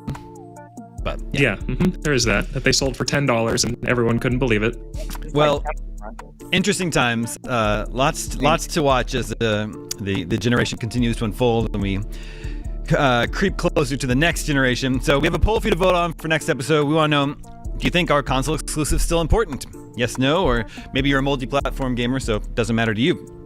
Make sure to vote at IGN.com the day this episode goes live. We'll share the results with you next episode, just like we can last week's poll. What's the scariest video game horror franchise? And Silent Hill came in number 1, beating out Resident Evil. Resident Evil was about 30%. Dead Space was right behind that, and then there was a pretty big drop-off to Dark Pictures Anthology and Five Nights at Freddy's. Maybe the core IGN audience, not the core audience for Five Nights at Freddy's.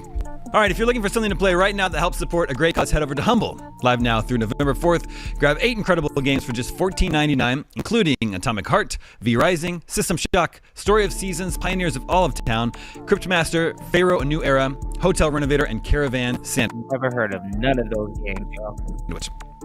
Every purchase supports the whale and dolphin conservation, the leading global shiny charity dedicated to protecting whales and dolphins through research, rescue, and advocacy. By joining in, you're not just building your library, you're helping create a world where every whale and dolphin is safe and free. And don't miss this limited time deal. New members can get 1 month of Humble Choice for just $10 with the code SPOOKY25. Good code. Available now from October 29th. All right. Shout out to these brothers. We're gonna keep up with what's going on with Xbox. Damn, dear Xbox owners. Hold on. Shit. Xbox finally delivered the upgrade we've been waiting for, but was it worth it? What is up, y'all? It's Ray, and this is my channel, Xbox Ready, where we get on and we talk about Xbox stuff. Now, guys, I'm gonna go back on something.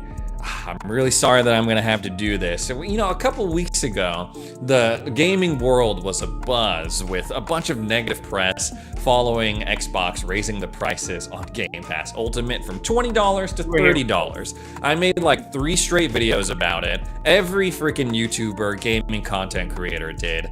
But after a certain point, I was like, you know what? I'm gonna move on. I'm gonna move forward with my life. I'm gonna stop talking about this because I want to talk about other stuff. Well, unfortunately, guys, I gotta double back on that. I'm gonna talk a little bit about it again because, well, it's been a couple of weeks at this point, and now these changes that they were talking And I'm pretty sure they added stuff to it also too now. They are officially live. And yes, while the big news was, oh, Game Pass Ultimate going from $20 to $30, hidden amongst all that was some underrated cloud gaming news. Not only is Xbox Cloud Gaming, after years, officially out of beta, it's now a part of every single Game Pass tier. So Game Pass Core, $10, Game Pass, what is it, Premium in the middle, and of course Game Pass Ultimate. And on that Ultimate tier specifically, they promised the highest quality streams, 1440p, 60 FPS, and an improved bitrate, no queue times. So while yes, I was pretty upset, it's actually pretty dope though, the cloud gaming, about Ultimate going from $20 to $30. And, you know, I gotta admit, I did end up canceling my subscription. I have re-upped because I was interested to see how these upgrades would look. Is it worth that extra $10 a month? We're gonna find out together. Now, I've made a bunch of videos about Xbox. I mean, if you're streaming, hell yeah.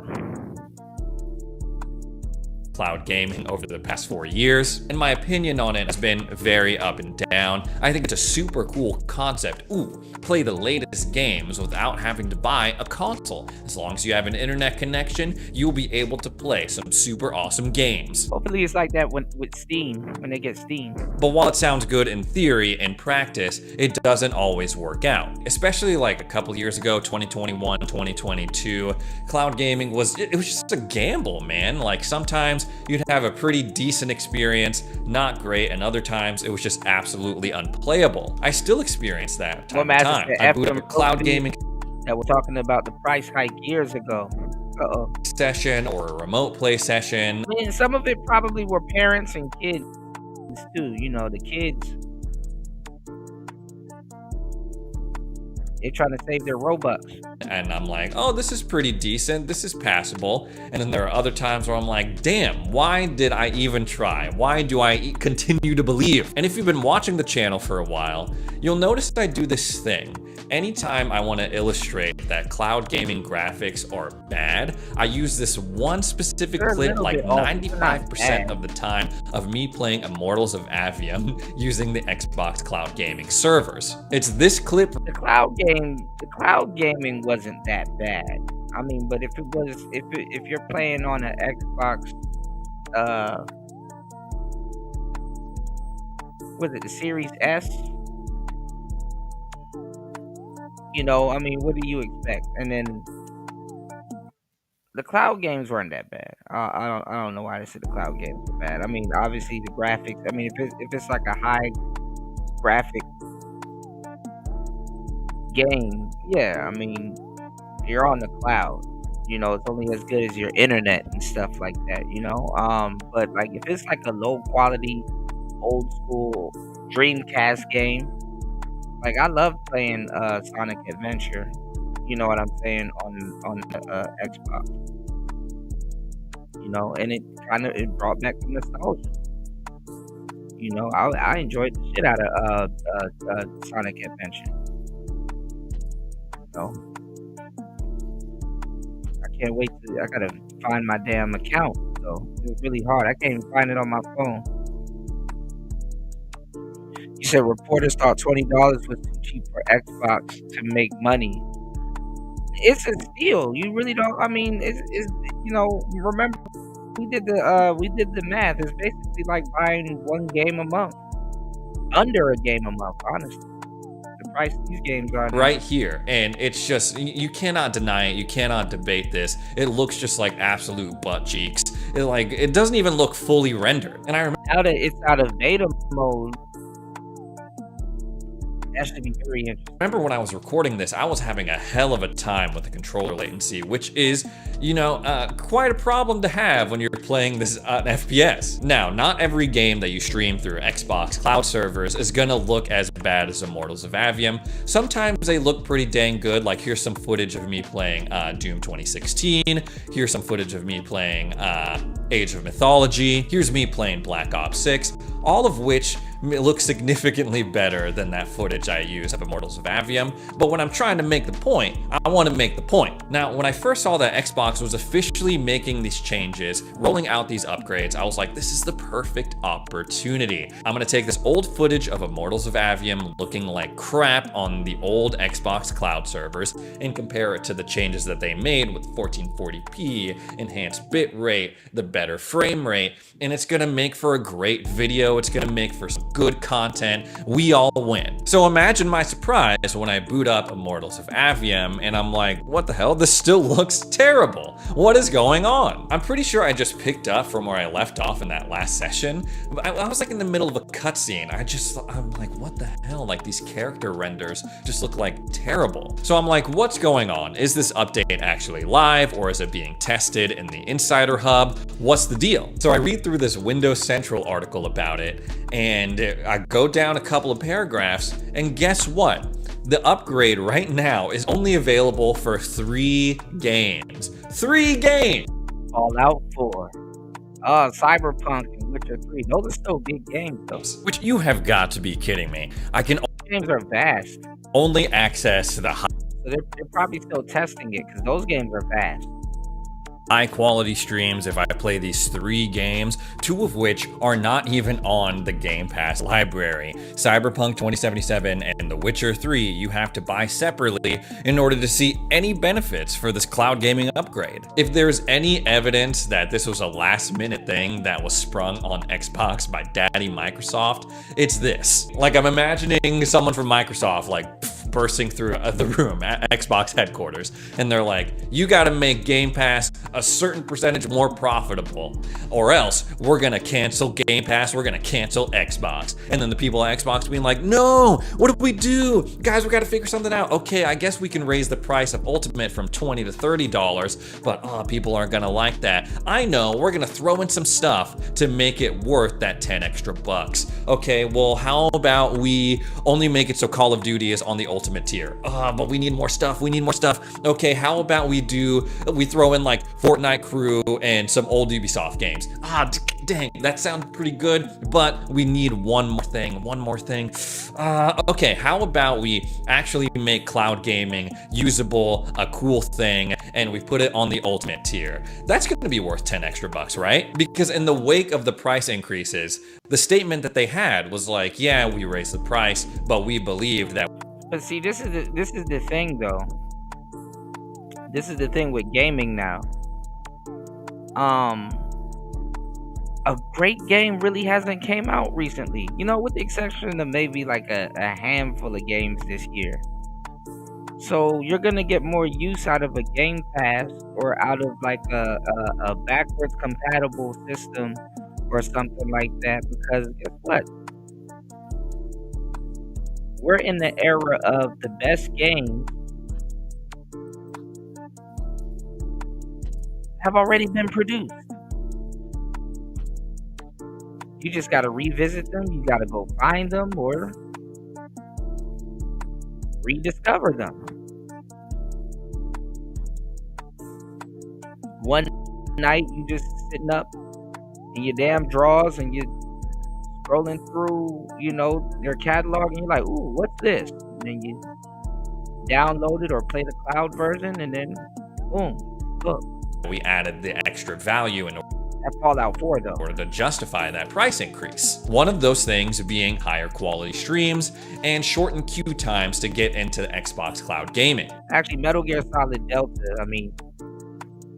and they got a high replay ability and also too, if you're a Metal Gear Solid fan, wink wink, nudge nudge, War Master. That should hold you for like a good 6 months.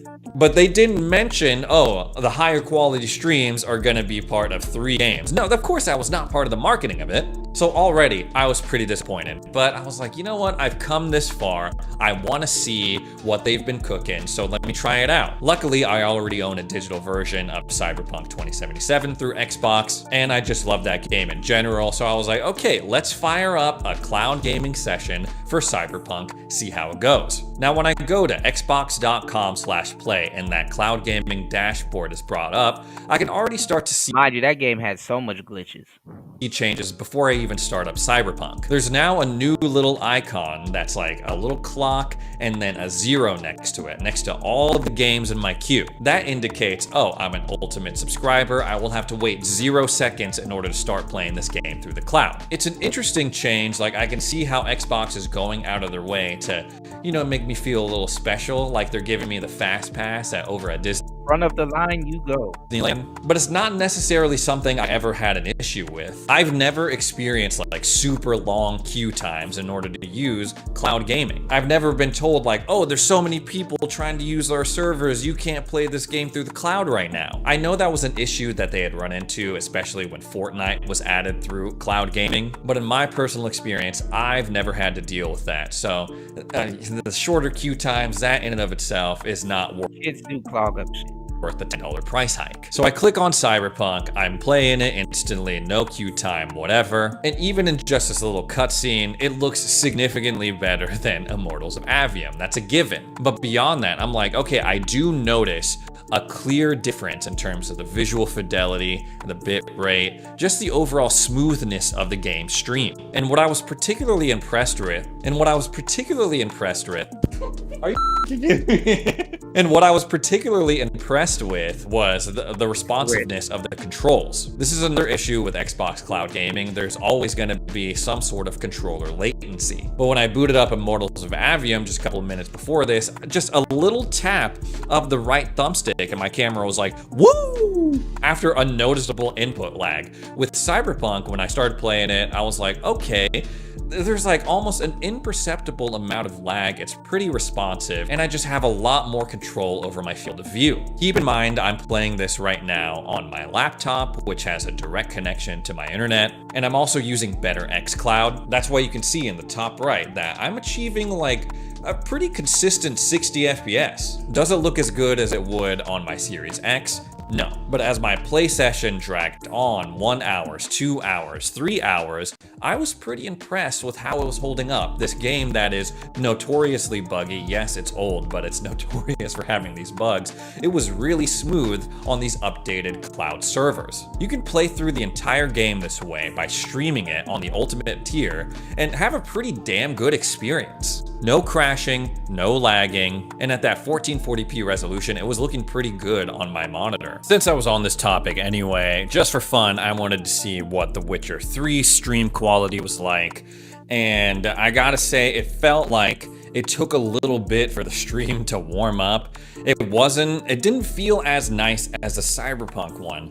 I don't know if it's because The Witcher 3 is an older game, or if Velen and Novigrad have just a lot more foliage than Night City, so maybe that's harder for the cloud streaming tech to render. But it didn't feel as nice, and I was also disappointed because my problems with the controller were back. I was having a hell of a time with the right thumbstick, especially. Like right here, that second revolution of the camera around Geralt, I'm not touching the stick at all. That's just the game catching up to the previous motion that I was inputting. This made this fight against this random pack of wolves a lot harder than it needed to be. It was just weird, like the audio was out of sync. Again, it was hard to lock on and manipulate the camera. Attacks were delayed for me. But weirdly enough, as I kept playing, those controls seemed to smooth out a little bit more. I went into this wanting to... He said, I don't know whose bright idea it was to stream HD games unless you have fiber optic internet connection. Yeah, that's what I'm saying. It's gonna play as well as your connection. I would think though, if he's playing Cyberpunk on the cloud, and the Xbox knows or detects that he has Cyberpunk in his library, for it to be a better experience, I mean, as the console, or how smart the console is or sophisticated the console is, I would have infused the actual game that's downloaded with the actual cloud to take weight off the actual cloud play. Like, oh, you already have it, so let's take the graphics that were already going to be, rendered, and just mix it with, a little bit of cloud play. But hey, maybe that's what it's doing, and you don't know, Judge the visuals of this, the graphics, the bit rate, but the controls made it hard to focus on that stuff, which was I tried to play The Witcher. I just never really got to sit down with it. Shame. It's also confusing. It's the exact same configuration, same internet connection, same browser, Microsoft Edge. I also have the better xCloud extension. I'm just confused why my experience booting up The Witcher was so different and not as good as when I booted up Cyberpunk, which was pretty much perfect. So yeah, Cyberpunk was playing pretty well on Xbox Cloud servers. Great.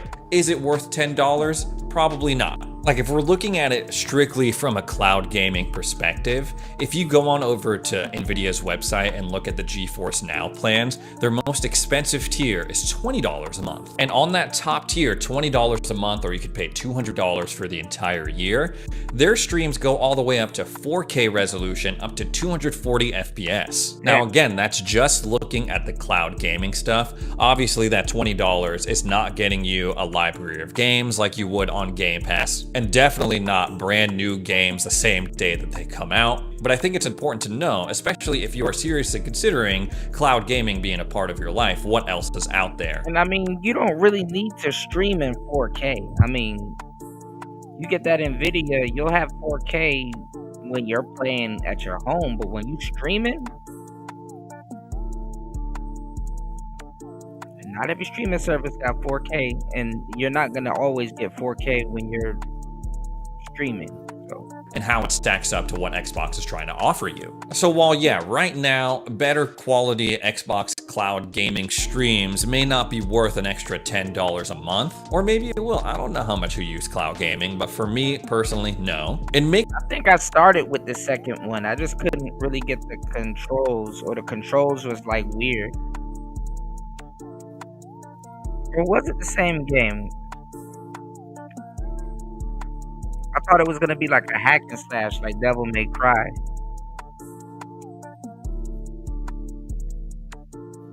But I think it was like Demon Souls, sort of.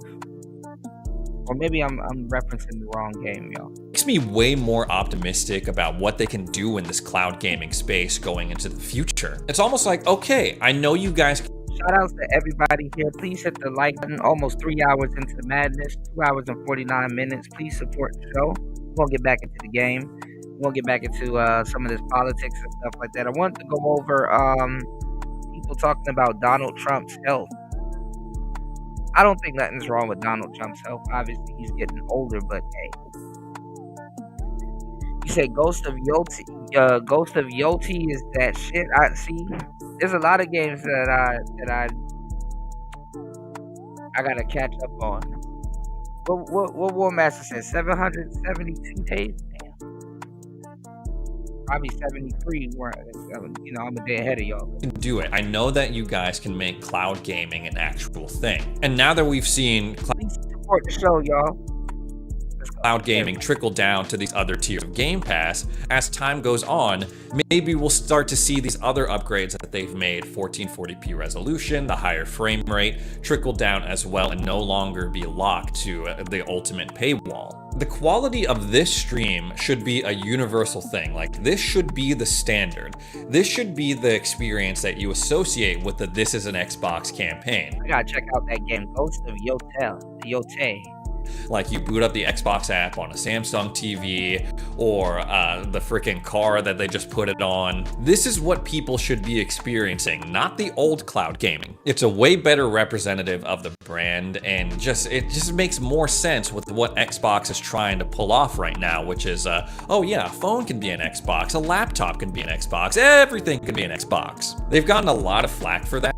Yeah, that's the thing. The Nvidia is probably good on TV and stuff like that, but when you start to stream it, that boils down to your equipment, what are you using, and the provider, and your internet. That's taxing on your internet. But with stream quality like this, that doesn't sound like such a far-fetched idea, especially as they start to integrate all of the other stuff from your Xbox console experience, like your socials and game capture. So yeah, Xbox, keep doing the work on cloud gaming. Obviously, the story is Game Pass Ultimate, more expensive, which is a shame because the stream quality is actually significantly improved. Hopefully, fans will be able to get the best of both worlds, get those quality streams at a more reasonable price point per month. We have heard rumors about a cloud gaming only tier that is completely free and it's supported by ads. You'll be able to play games that you own through it. It's something I hope that they focus on, they keep working on. They need cloud gaming now more than ever, especially in this world where there are $800 to $1,000 Xboxes. Anyways, guys, that's all the Xbox stuff to talk about today. Thanks so much for joining me for another edition of Xbox Ready. If you made it this far into the video, consider subscribing. We'll see you in the next one. All right. Every once in a while, guys. a revolutionary product comes along that changes everything. Sometimes it does the exact opposite. Ladies and gentlemen, 60 minutes that it destroyed Xbox's empire. All right, I'm gonna get up out of here. I don't want to do too much Xbox slander. You said, yep, exactly. Basically, dual streaming setup. Need a proper GPU. Yeah, man. You got to start tricking out y'all computers and stuff like that, I got 4K capture cards and stuff like that, but that shit don't mean nothing when it comes to, if how it's going to display. And then, what's funny? YouTube don't like 4K. And he can't really explicitly call for me to be censored. And same goes for Tucker and Candace. They lost that battle. If somebody glosses Nazis on the air, that person probably should not be associated with a conservative think tank. Tucker Carlson's morphing from, I would say, a very edgy right-wing political figure into a conspiracist, a person who ideologically launders anti-Semitism and then airs it for the public to hear. The optics of this are not good. Who are you going to listen to? Tucker and Fuentes on Tucker's platform or Ben Shapiro on CNN? What I would say about Megyn Kelly, Matt Walsh, PBD, you guys got to figure out what's going on here. I feel like everybody's surprised. Like Shapiro's pressing Megyn Kelly. He's like, why won't you disavow Candace Owens? And Megyn's like, I'm not her boss. And Megyn seems to be like flabbergasted that Shapiro would expect this. Don't you get it, Megyn? Like, seriously, and this is a sincere question. I'm not rhetorical. Don't you get it? Do you not understand that Shapiro is a foreign operative? His job is literally to shut it down. His job is to ostracize anyone that is an obstacle to Israel. And that means me. And anyone who platforms me, like Tucker. And anyone who sounds like me, like Candace. And Megyn is sitting there saying, why do you want me to cancel Candace Owens? Because he's trying to suffocate anybody that goes against his real country. And how do you do that? By blacklisting them. If you can't shrink their platform, Candace is hugely popular, I'm popular, Tucker's popular. If you can't take away their platform, you take away their legitimacy. Yeah, I mean, there's no doubt that there's a little bit of this going on. Maybe a little bit, maybe a lot of it going on. Because before this, it was like... Well, this is the thing. Ben Shapiro hired...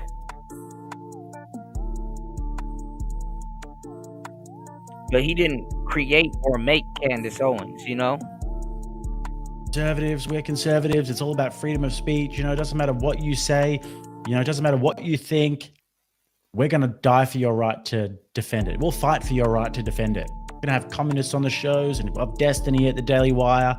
Destiny. We'll have these people at the Daily Wire, have all these debates, but you go against Israel, we want you completely and utterly banished from the public square. So...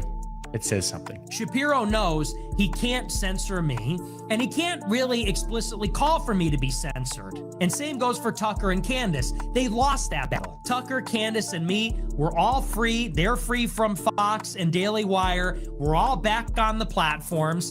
They're on YouTube. I'm on Rumble. I do see this civil war getting pretty vicious over the next year or so. Pretty vicious. If you guys think about it, like, this is just sort of like crept into the mainstream now. You've got MSNBC talking about it, and obviously the Daily Wire, big platform, they're always talking about it. You look on your Twitter timeline, that's all it's about. Everything is about Tucker, Fuentes, Candace, Shapiro, Dave Smith, Seth Dillon. And it's been like this for a little while now. Mark Levin, Officer Tatum. It's just like we're just getting hounded by this, bombarded by this day in, day out. And now it's entered the mainstream media, and these big hit pieces are going to start coming out. And it's like, who do you think has the pull there? Tucker doesn't, I don't think. Candace definitely doesn't. Nick definitely doesn't. Shapiro? I think more so. Just went on CNN, by the way, which we're going to watch after. Levin? More so. And the mainstream tend to agree with those guys more. So it's gonna get bloody. I really think so. And I think that what we're going to see the censorship hammer swing again soon. It seems like it's like a wild, wild west right now. It seems like it's a free for all, but I think we're going to see that hammer swing down again. I think we're going to see it in a pretty brutal way. That one day we're going to wake up, it'll be gone. So they can't rug pull us like they could 5 years ago, let's say. So what's the next best thing? Shapiro says, well, I don't want them to be banned, but everyone should blacklist them. Because if you can't take away the megaphone, you can take away the respectability and the legitimacy. Shapiro wants Tucker banned from Turning Point. That's where this is going. Shapiro wants JD Vance to disavow. Well, I mean, what I think Shapiro is doing is he's trying to use all his industry connects and industry friends to kind of see who's gonna do his bidding. Like, you know, who's really with him. Are you going to let this anti-Semitism permeate the airways, or are you gonna, he burnt a lot of bridges, y'all. But I guess he feels that he's built a lot of bridges too. So he's trying to see who's really rocking with him against Nick Fuentes, out of all people, y'all. And he's actually making Nick Fuentes bigger than what he should be, and then he burnt a bridge with the wrong person. I mean, out of all people, Candace Owens, he kind of really should have sat back and just not said nothing about Candace and Nick Fuentes. But like I told you guys when they had their little debate, I'm like, man,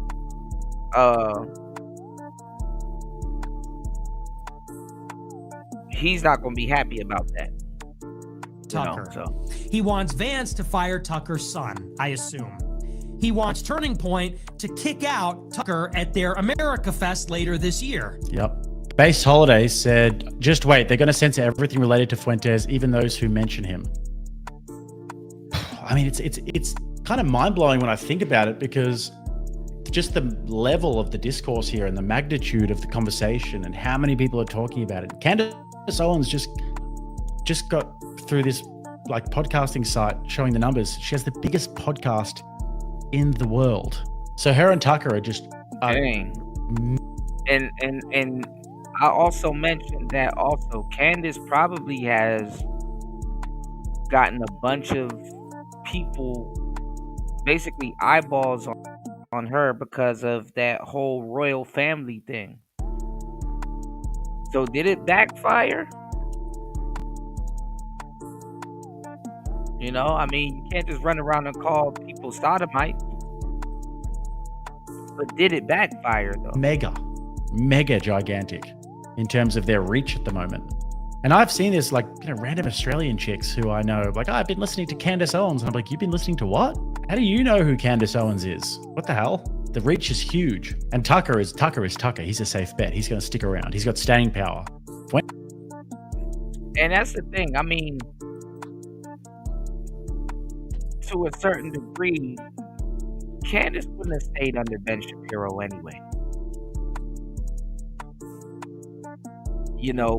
One of them gonna have to screw each other over. Candace wouldn't have stayed under Ben Shapiro like that anyway. Candace, I mean, it always happens when whether it's your lady or a lady. Let's say you have somebody up under you and then they blow up, and they finna, man, what? Look at what Cooking with Kaya did with her boyfriend, and then now she out here looking crazy, and then people are saying that she went to Dubai.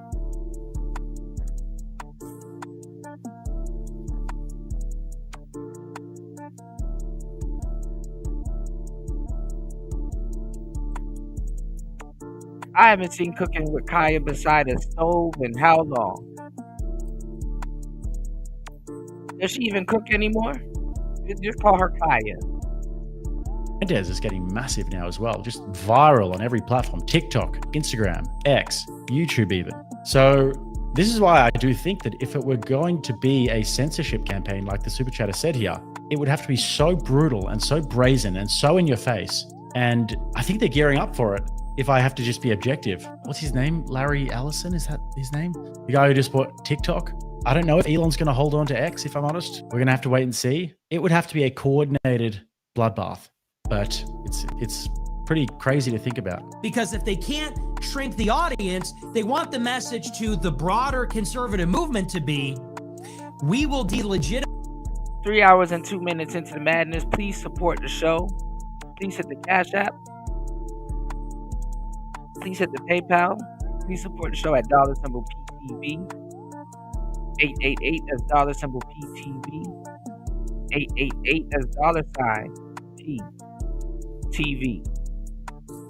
888. Once again, thank you for your support. It's like what's been said a minute ago. Shout outs to War Master. War Master said that Elon Musk didn't buy a website. He bought a crime scene. So I wonder who's going to buy X.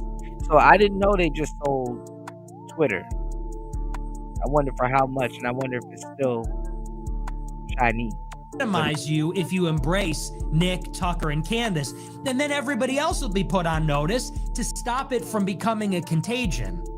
Then everybody that is of lesser importance, everybody that needs Turning Point to pay their bills, or needs Fox to pay their bills, or needs The Blaze to pay their bills, they're all on notice. This is about a chilling effect.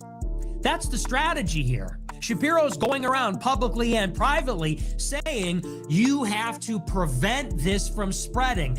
Everyone needs to know that if you embrace Nick, Tucker, and Candace, then you're on the outs, because they need to keep everybody in line. It's like bum rushing Area 51. They can't stop all of us. And Shapiro's like, we need to shoot a couple of them, metaphorically, so the rest of them turn around. That's the goal here.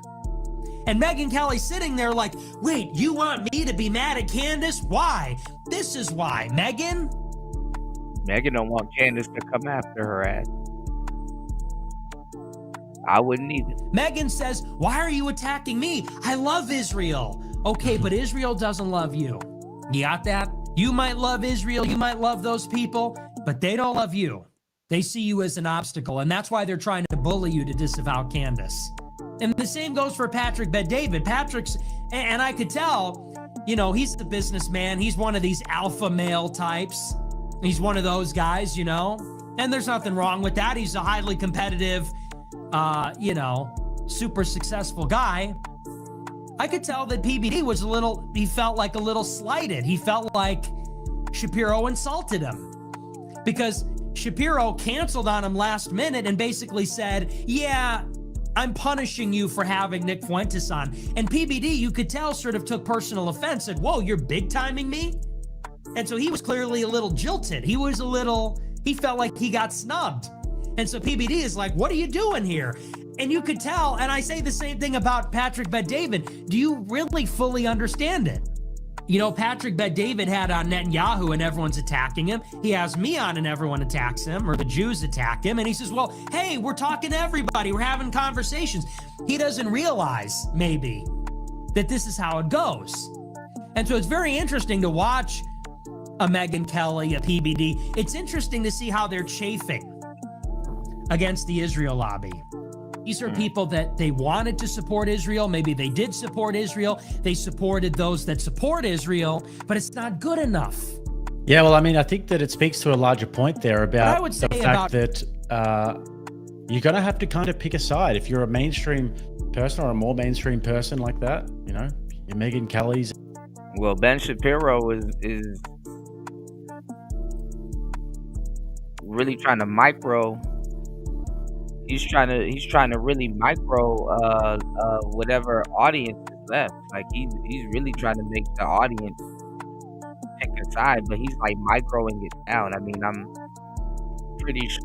I guess he sees or thinks that these new followers of Candace Owens, those are new people. But I'm not gonna lie. I mean, guys like Ben Shapiro,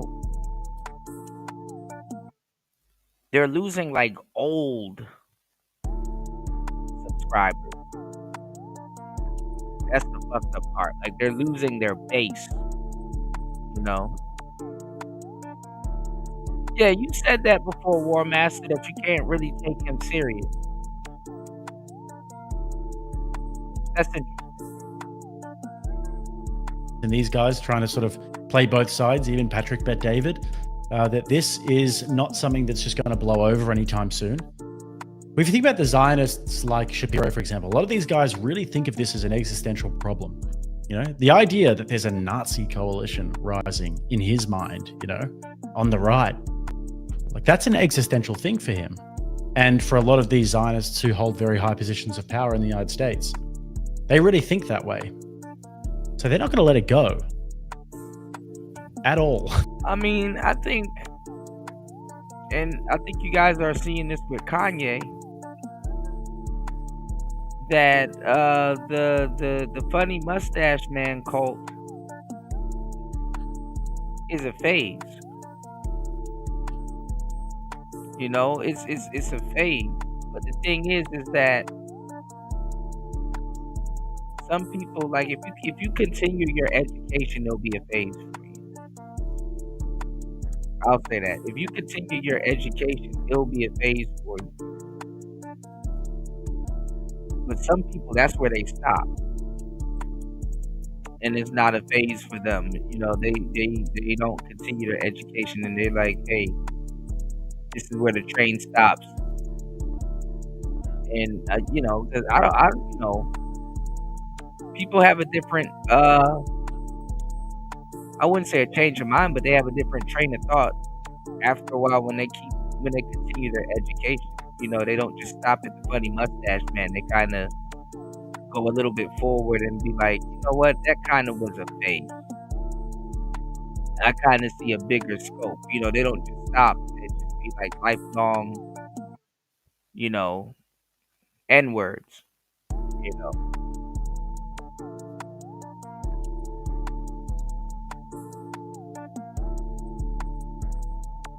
Some people do stop right there, you know what I'm saying? Hell, even the Aryan Nation, you know, all you got in prison is time. Even the Aryan Nation, they grow out of it. They're like, oh, it was a phase. And then a lot of those people that were, you know, they become Christians.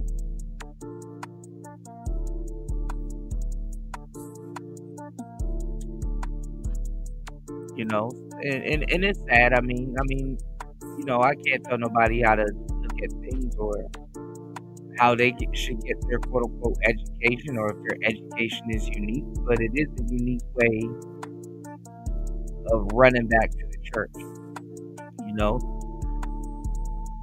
So some of these quote-unquote radicals, they're like that for years before they're like, hey, you know, Christ is king, or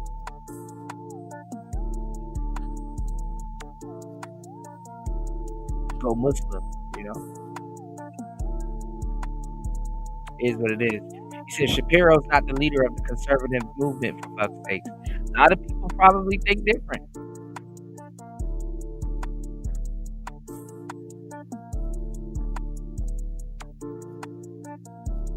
But it looks like he needs people to team up with and have a pull. You know, it's not wise for him to go against Candace Owens by his own damn self, you know. So I didn't know she got the maybe I gotta go check it out, but I didn't know she got the most watched show on YouTube, or just about. But it's lucrative for her to say that, y'all, to get more people to watch her show. I think a lot of people won't even understand what she's talking about or where she's coming from. But anyway, please hit the like button, guys. On the way in, please support the show. Shout out to everybody over at Rumble. Shout out to everybody over on YouTube. Shout out to the mods. Let's represent Player Talk Radio. Let's go. They're definitely not going to let it go. That's not how it works. They're not letting it go. And it looks as though neither will the other side. So when you have two people who are staunch like that, willing to take a step back, there's going to be a collision, and that's what we're seeing right now. And people are going to have to pick a side. I mean, if you're a smaller content creator like myself, you can probably just sort of comment on it and, you know, have your opinions about it. But if you are intimately involved with those people, you're going to have to pick a side. It's like, you're with us or... Thank God for the smaller content creators, man. We keeping this shit going, man. Or you're nothing, essentially. Ben Shapiro on CNN, of all places. Going to CNN to get the word out. Very interesting choice. I think that Kevin really screwed things up last week when he decided to inject himself into this controversy with his vociferous defense that contained some rather charged language. I think he's doing the right thing by pointing out the obvious, which is that if somebody glosses Nazis on the air, that person probably should not be associated with a conservative think tank, and that everyone should have a duty to say that that is a bad thing to do. So I'm grateful to Kevin for doing that. I think it's a very good thing that he did that. The real issue here is I think that Tucker Carlson's morphing from, I would say, a very edgy right-wing political figure on Fox News, but certainly within the mainstream, into a conspiracist, a person who ideologizes. Now, I wonder what the upside... I mean, Tucker has always been a conspiracist. Man, what's his name? What's the other guy's name? God damn it! That's how you know I'm exhausted. Lord Jesus. Piers Morgan. Ideas of doing this. Like, I'm trying to think about it. Let me know if you guys have any theories in the comments there, but the optics of this are not good. You're on CNN, which is essentially, media-wise, the ultimate rival of the movement. These are the people who have been spreading the absolute worst propaganda for the longest time. They're the ones who were complicit in locking us down in our homes and trying to force jabs into our arms and these things, and calling right-wing fascists and calling Donald Trump a fascist and Nazis. That's crazy when somebody from another country is picking it up. And they've just, like, their whole entire existence has been about disparaging guys like us, if you will, and Ben Shapiro's audience. So to go to them... What's going on, party? See you. Shout out to everybody here. Hopefully you guys are having a great day. Hopefully a better day than mine. Please hit the like button on the way in. Party says, yeah, Ben running to CNN isn't suspicious at all. Don't you find that suspicious? Don't you find that suspicious? Alright. Please hit the like button, y'all. What's going on, Anthony? Anthony Southeast said, what's good, y'all? He said, Kuda, hey, Akon just got arrested in ATL, had a warrant. That's crazy. That's crazy. I heard Meek Mill got pistols drawn on them by the police, too. There's a lot of stuff going on in hip-hop. You know, Dirk might come home. Welcome home, Max B. So much stuff is going on, y'all.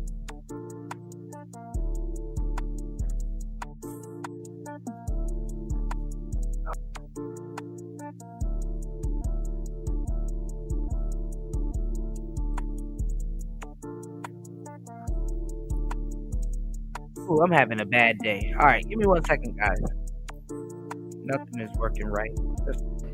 With the message, I mean, I'm wondering who he's trying to appeal to. Maybe like the sort of mainstream boomer, center-left people, or your guess is as good as mine. Ideologically launders anti-Semitism, who ideologically launders all sorts of anti-Americanism on his show, and then airs it for the public to hear with interviews like the ones he did with People saying in the chat like he was pro-vax, he's on their team, and it's a good point. But optically, I'd think that this is a bad move. You know, he'd be better off going on just doing a big Fox tour. Nick Fuentes, which was essentially a massage of Nick Fuentes. You know, I think that took a lot of people by surprise, probably including Kevin. The Washington Free Beacon obtained and posted video of yesterday's Heritage Foundation staff meeting where Roberts apologized for how he's handled Tucker's... Like, who you got to listen to? Tucker and Fuentes on Tucker's platform, or Ben Shapiro on CNN? conversation with Nick Fuentes. Here's part of what Roberts had to say. I didn't know much about this Fuentes guy. I still don't, which underscores the mistake. I can tell you with a clear conscience and not making any excuses that those were my... See, they're making Nick big though. Oh, like they're making Nick big. Like people that wasn't paying attention to him, they're paying attention to him now.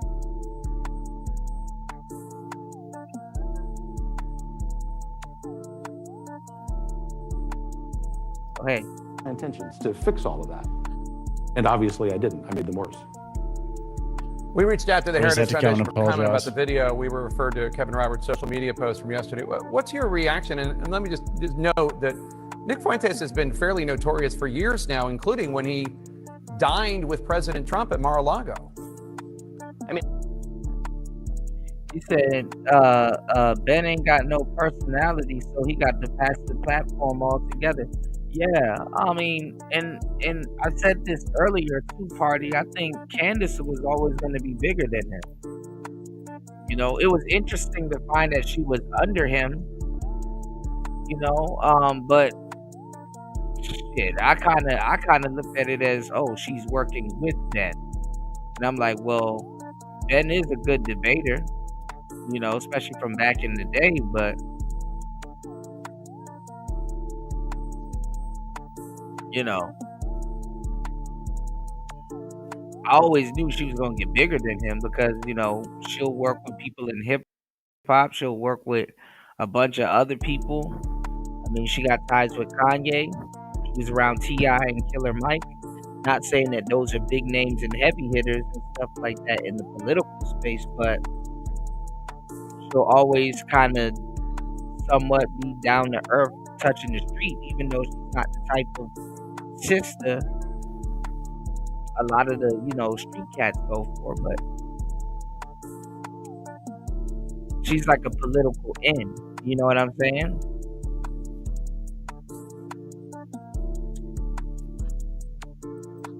Shit, Ice Cube should have hooked up with her, you know? We were just talking about Ice Cube on the last show.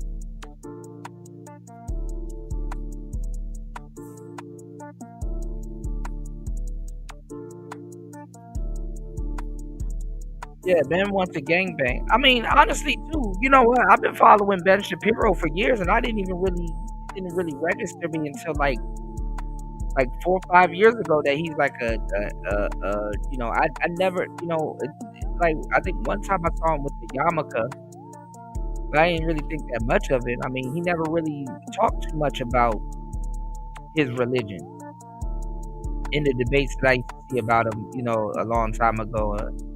So I didn't, you know, I didn't think he was like a go hard, you know, small hat. You know, I mean, obviously, I'm not saying it for him to, you know, take things that people say about his religion or anything, you know, lightly and stuff like that. But like, he never really made religion like the forefront, you know. And then again. Maybe I've been watching too much Andrew because, you know, Andrew makes his religion the forefront. A lot of debaters I haven't seen made their religion the forefront. You know, I've never really seen Ben made his religion the forefront. You know? So he didn't strike me as religious, you know? I was rocking with Ben from like back in the day when, you know, what's his name? Milo. You know, when Milo was running around debating people and decapitating people back in the day, you know what I'm saying? And stuff like that. So, Ben didn't really strike me as religious as he does now. Like now it's like he's, you know, religious and upset. You know, but then again, over the years, you know, you've had your Kanye's and you've had your, you know, a lot of anti-Semitism starting to pop up and stuff like that. So, you know, I get it. People can only take but so much. You know what I'm saying? A group of people can only take but so much, you know. And if you're the voice of certain people, people are going to be to say certain things, you know. Speaking of hip-hop, when Kendrick Lamar got into it with Drake, people was pressuring DJ Khaled to say something, you know, because the whole Palestine thing and stuff was going on, and he didn't say nothing, and it nuked him a little bit, you know. You know, it kind of sabotaged his, you know, what he was doing, or, you know, a fan base or whatever. And then him trying to be neutral with the whole Drizzy thing, you know, it kind of nuked him.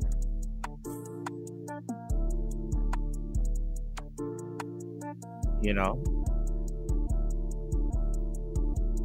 War Master said too many so-called conservatives will try to play gatekeeper just like the left. Yeah, and that was another thing too. You know, it's funny to say gatekeeper because that's what they were calling Khaled. They were calling him a gatekeeper also. And it's like, you know, you're gonna play the game too much till there ain't no damn gate to keep. You know? And it's crazy, but so much Ben could have done with Candace, honestly, y'all. It's but so much Ben could have done with Candace. So. Let's go. Please hit the like button, y'all. Support the show. Let's go. I think that's true, but I think that really in order to experience the full wonders of the Nick Fuentes catalog, you really do have to spend some time going through the receipts. I did that earlier this week on my show. And the truth is that most people don't watch politics all that granularly. Even people who are in politics don't spend a lot of time on sort of the fringe edgelord right, the way that Fuentes is. And so the sort of mainstreaming, the popularization and normalization of Fuentes by Carlson is significantly more important than just Fuentes' existence, obviously. It was a seminal moment, I think, when it comes to the right's decision as to whether Tucker himself is a source of truth or whether he is a destructive force inside conservatism. So Ben is trying to discredit a lot of platforms. So one of the things you've noted is that it isn't so much, your problem isn't so much that Tucker Carlson had Fuentes on his show, but that he didn't push back at all on the neo-Nazi, anti-Semitic, pro-Joseph Stalin rhetoric, etc. I just wonder, last week at a Turning Point event, Vice President J.D. Vance was asked by a student about an anti-Semitic falsehood, this crazy notion that Judaism openly supports the person. And this is the thing too. I mean, and I think like other presidents or vice presidents, he kind of should have played the background, even though he kind of is. But like Vance, he's getting pre-attacked before he becomes the next president. Are y'all peeping that too? There's a lot of pre-attacks coming. So a lot of people probably know, hey, he might be the next president. Let's start running the narratives from now. You know? Hardy said Ben has to play politics because he ain't got no talent. Yeah. Like aside from a lot of stuff, it don't seem like a lot of people would gravitate towards his personality. Crazily enough. Persecution of Christians. It's not true. And think about it, you can't debate forever. You know? Yes, this is happening to Andrew Wilson also. But J.D. Vance was asked about it. Instead of pushing back or correcting the questioner, he said this. There are some significant theological disagreements between Christians and Jews. My attitude is, let's have those conversations. Let's have those disagreements when we have them. But if there are shared areas of interest, we ought to be willing to do that too. What did you think of that? You know, obviously in a vacuum, I think that answer is fine. I think it's a response to the question, which was asked, as you say, in a tremendously anti-Semitic way, the idea that Jews are persecutors of Christians. You gotta be politically correct. Is an absurd contention. Obviously, I would have preferred more from the vice president, but I think the broader problem here is, again, that you have an enormous number of young people who are engaging with true white supremacist, anti-Jew content and are taken in by it, and there do need to be more voices pushing back on that. Ben Shapiro, we thank you for your voice. Thank you so much. They're buddies now. One of my first introductions to this guy, Nick Fuentes, and what he was saying about Ben. This is a video of him showing himself playing Grand Theft Auto, right? A video game where you shoot people. And he's pretending that this character in the video is Ben. Let's watch. So they're playing this on stage, which is really hard to not see the humor in. And look at how they just throw video games into it. Damn it, Nick.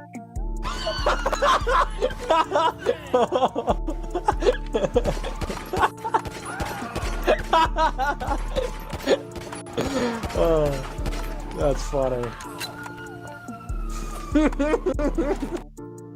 Cardi said that's the left strength right now. You don't really know who's on deck for them. So they can spend the next 3 years shitting on Vance. That's what it seems like it's gonna happen. Yeah, bro. Agreed. Well said, too.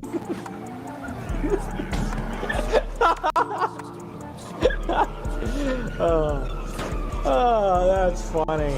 Man, that makes me laugh and laugh. That's a funny one. What a chance encounter that was. I think I just saw Ben Shapiro. So, I mean... Now see that was like a stickler joke. It wasn't like, hey, I just got out the car and started shooting Ben Shapiro. Like, come on. Like, anybody who's ever been in video game servers, anybody who's ever played GTA and these sorts of things... This is kind of like a reach.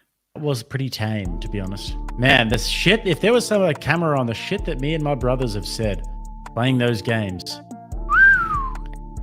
you'd lock us up straight away. We'd be straight in the slammer, ladies and gentlemen. We'd be ostracized from public life forever and evermore. All right. I think the whole country is sick of Ben Shapiro. I think the entire United States of America has had it right up to about here with Ben Shapiro. We've had it up to here with you, little guy. This little guy has got to go home. Little man, it's time for you to go home to Israel. We don't want you here. He goes around saying, I need security everywhere I go because everyone hates me. Well, go live in Israel. You'll be greeted like a hero. It will be a hero's welcome when you return to Israel. They'll play trumpets in the streets. You'll have all of the matzo ball soup, whatever that you want. Ben Shapiro is not American. Can we just get that straight? So this you have forfeited your right to call yourself American. You're not one. You don't care about America. You don't care about Americans. You're not America first. He said in an interview, the number one guarantor of my loyalty to the United States is Israel.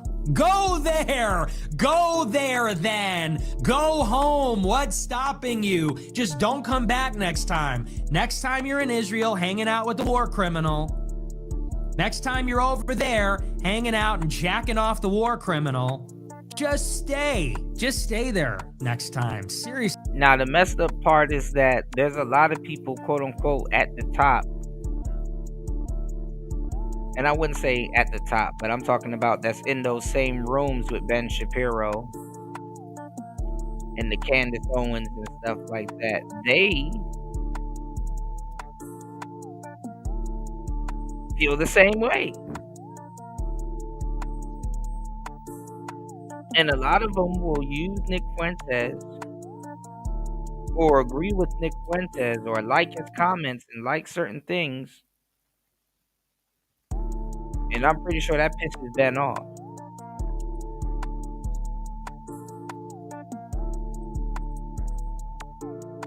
They agree with Nick Fuentes. And there's certain things that they want to say to Ben that they probably can't or would like to.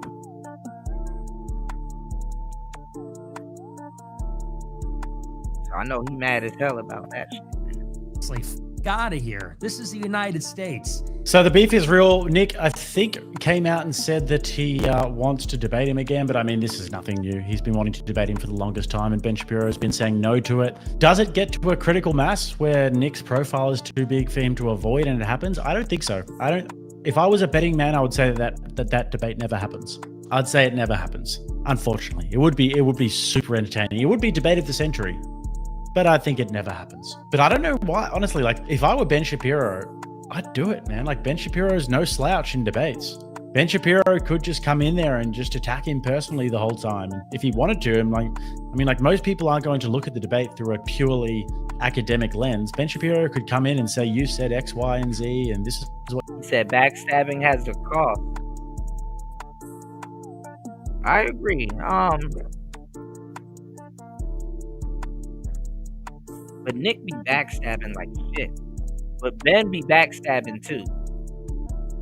Ben be backstabbing like a motherfucker. you believe. Are you saying that you don't believe that? Are you a liar? Why are you lying to your audience? He could come in there and just sort of like control the frame of the debate, and I think he'd do just fine. He's no slouch. He's definitely not stupid. So, I mean, I don't know what. Said Ben been trying to whistle Nick back. Ben been trying to dog whistle Nick's backers to come to the light, hence the CNN appearance. Yeah, I mean, a lot of people are going towards Nick Fuentes. A lot of people are going towards Nick Fuentes. From Ben's side, though, mind you, you know, these are people that I guess over the years got tired of Ben Shapiro. You know, and it's like what you said. You know, he doesn't really have a personality to really keep these people. You know, I mean, that's the thing about what we do as content creators. Also, like you gotta entertain people and make them laugh to a certain degree. Because remember, these are topics that people would otherwise cry over. You know what I'm saying? So even though Nick is extreme, which he really is, he makes people laugh.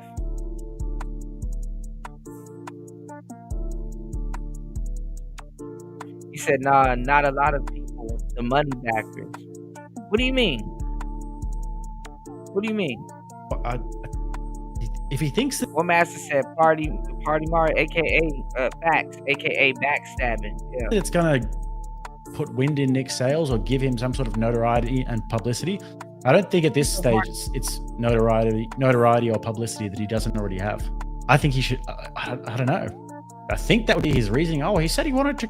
But you've debated people who have said all sorts of heinous shit. We debate people like that all the time. We debate leftists. Leftists say scummy shit all the time. Like, that's not an excuse. And, you know, Ben Shapiro is an elite tier debater. Do it. You could quite easily strategically go into that debate and fix the prompt in a certain way that would be favorable to you, because Nick would do it. Despite what the prompt is, Nick would probably do it. He really wants to do it. He'd get on just fine in the debate. And I mean, hold on, guys. It has been days where the kids... And I mean, he would make Nick look crazy, man.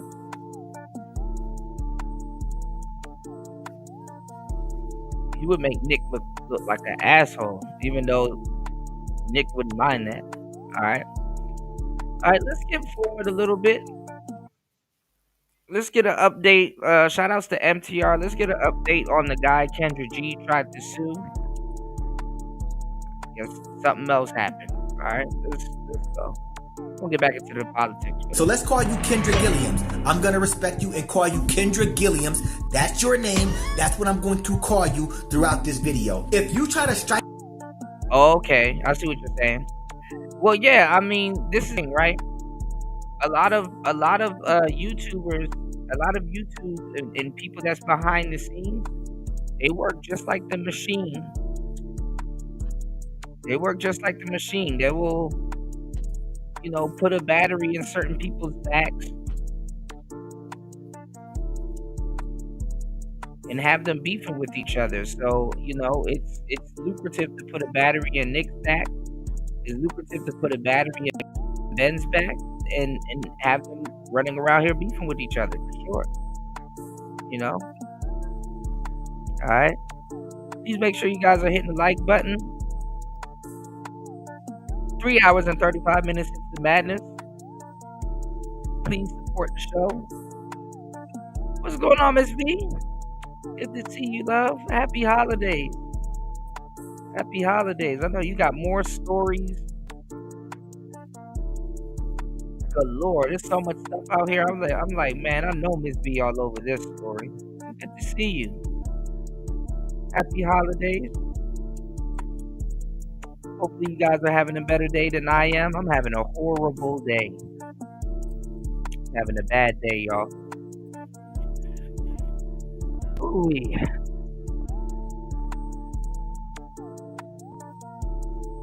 Hopefully it gets better. Shout outs to War Master. War Master said if Nick is bad as Ben Shapiro says, then why won't he debate? That's what I'm saying. It looked like he's not gonna go into that debate, prepared. So, this will be an easy way for Ben to make him look bad. But we'll see. You say he's hilarious? All right, we'll see. Make a video now. What I'm going to do is just send this right over to YouTube. That's how goofy you are. Yeah, You're but one of the goofiest bitch on earth. Damn. She wanted $3 million. And he said he spent a lot of money. He said he spent a lot of money going back and forth to court with Kendra. So imagine if you're a YouTuber like Don Lexi or MTR, and let's just say, even though I think they do, but let's just say you don't got 12K, 17K to play around with Kendra G in court. And then she went in there lying. If you guys not familiar with what happened, she went in there lying and said that he caused her all kinds of distress and all kinds of other stuff, Yeah, Miss V, too much stuff is going on in crime and politics. I said, man, I'm like, man, I know Miss V is backed up with content, I call myself trying to cover some of that shit. I said, God damn, I had to go sit down.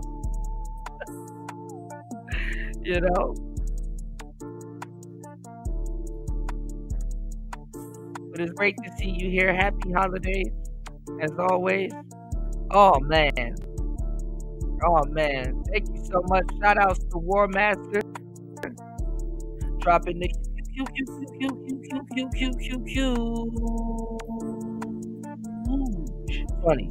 on the Cash App as always. Thank you for supporting the show, bro. You said for every day Kuda moves closer to Xbox. I will. I'm trying to get one this Christmas, every day. More. Wendy? Thanks, Chuck. We're standing here in front of the Olympic Liquor Store in Queens where scores of African Americans have been lined up for hours. We spoke to a few of them earlier. Ladies, may we get a word?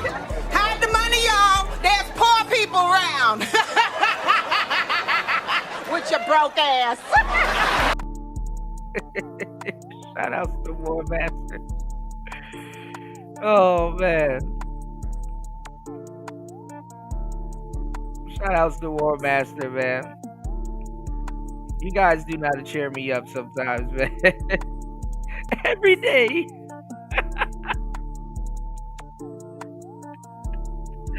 I gotta get you to send me that. Well, next time you get home, man, I gotta get you to send me that every day.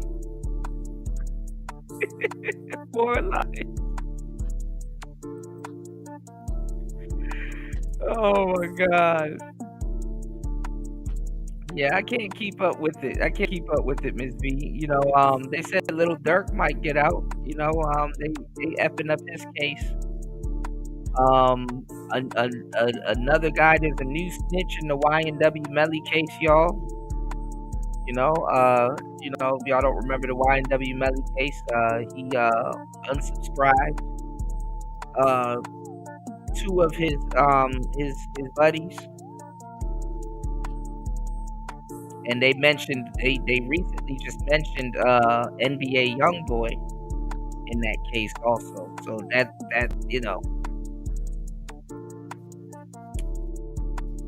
So that case is getting crazy too because they got into a fight with NBA Youngboy's crew, and remember Youngboy talked about the murder on one of his songs, and people was like, yo, how do he know about the murder like that, you know, in so much detail and stuff like that. And, you know, after Y&W Melly allegedly you know, unsubscribed his 2 friends, remember he had a friend come and pick him up. He had a friend come pick him up.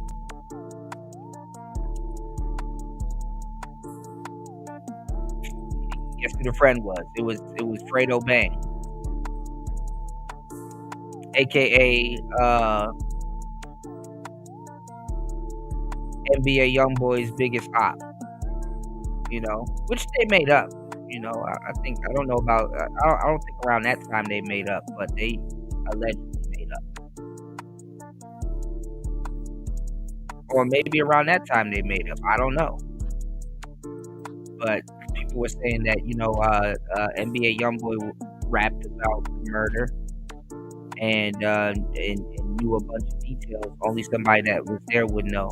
Because there was another guy that was running around, and he was like, "Oh, you know, I was gonna beat, you know, if Portland didn't tell me what happened, because he was cool with another guy in the car." It was all right. So let me throw this out there. It's a long story. So I think Y&W Melly, him and NBA YoungBoy, they got some young mothers, all right. But I think Y&W Melly, his mother is really young, black woman, right? She's really young enough to the point that, you know, she had Melly when she was young. So Melly is not like a son to her; he's like a friend. You know what I'm saying? And she hanging around him and into everything he kind of into and stuff like that, because, you know, they want to get back to the clubs, they want to get back partying and stuff like that. So some of the youngins that Y&W Melly's hanging around and stuff like that, mind you, these are kids with money and all kinds of stuff, right? These are kids that's on the scene. So she's still messing around with kids, like she's messing around with these young boys. You know what I'm saying? So, you know, these young boys, they pick up on that, you know, because she probably dated people around her son's age and stuff like that. And they get to popping shit at his mother, you know, or threatening her, or saying, hey, I'm finna do this, or hey, I'm finna do that, and stuff like that, and all kinds of stuff, right? So, you know how that goes. You know, and then, you know, especially if your mama bad, oh man, you know if you got one of those hot in the pants ass mamas still out here, you know what I'm saying, doing whatever, and you know damn well, you know, you can't stop it, and your homeboy, your goofy ass homeboy, can have a shot at your damn mama. Okay, yeah, all right, you know what I'm saying?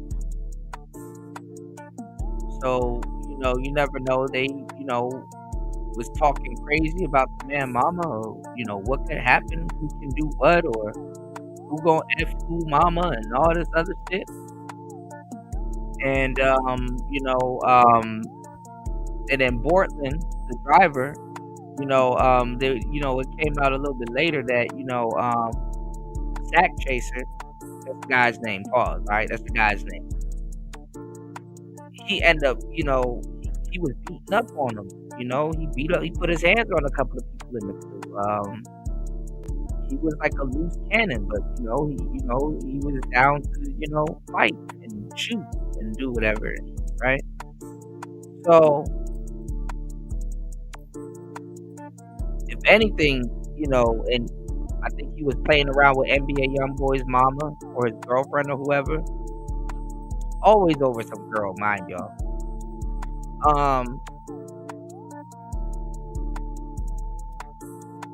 NBA, not NBA, but Y&W Melly's mama. My bad, y'all. All these damn names, y'all. So Y&W Melly took him out. You know, basically YNW Melly felt that he had to take him out, right? He felt that he had to take him out. But the thing is Juvie, because his father is really active in this case, Juvie, the other guy that got taken out with YNW Sack Chaser, he was cool with Sack Chaser, so you know he just happened to be there. But they say he was a good dude. You know, he wasn't, you know, a messed up dude or whatever. But the thing is that, you know,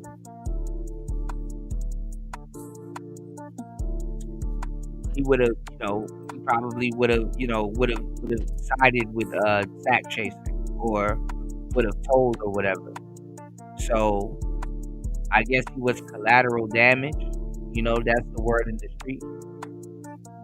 But end up getting taken out nonetheless. You know what I'm saying? So you have a lot of people that's in the crew that's you know, that was mad at YNW Melly about that, you know. So yeah, they say with friends like y'all, who needs ops? You know what I'm saying? That's the you know, who needs enemies with friends like y'all, you know?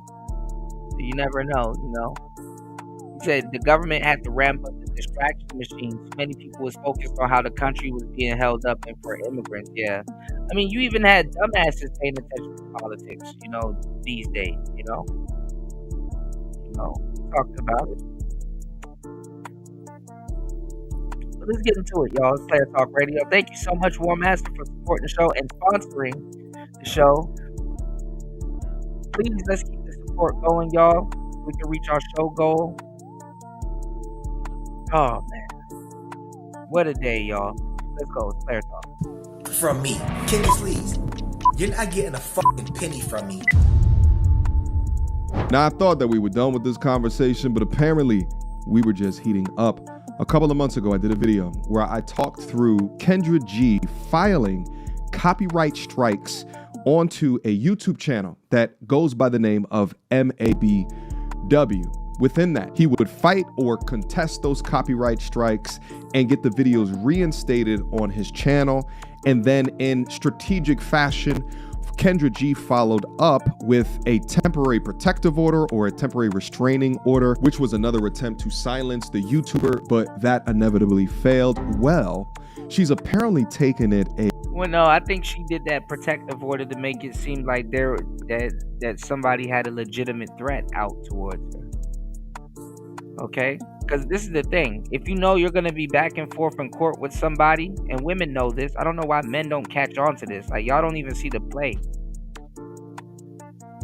Let me tell y'all something, man. Let me give y'all the biggest, and shout outs to War Master. Y'all know every time y'all support the show, I end up dropping way more nuggets on you guys than usual. So I appreciate you guys when you guys support the show. I'm having a horrible day, but I appreciate you guys nonetheless, man, for sure. Let me drop a huge nugget on you guys, and I want y'all to really, really soak up the game that I'm about to give y'all right here. The only time I've really ever seen women think long term, other than, let's say, college, maybe, if that, the only time I've ever really seen women think long term is with court. Okay? Is with court. Court. Listen to me when I tell you this. She only had that restraining there to basically, she knows she's gonna be back and forth to court with this guy. She put that restraining order out there because guess what? The judge in the next couple of cases are probably not going to be in this case. For the most part, they're not going to be in this case. This case is going to come up, but they're not in this case. So she has to prove that, hey, this guy's been stalking me, or I'm in some type of fear for my life and all this other stuff. I mean, I don't even think women think long term in court, but for sure the lawyers that they hire, them niggas do. So she thinking long term. She not thinking short term. So when they go to court again, or if they happen to be in court again, you know, the judge is gonna be like, oh, okay, there's a restraining order here, you know.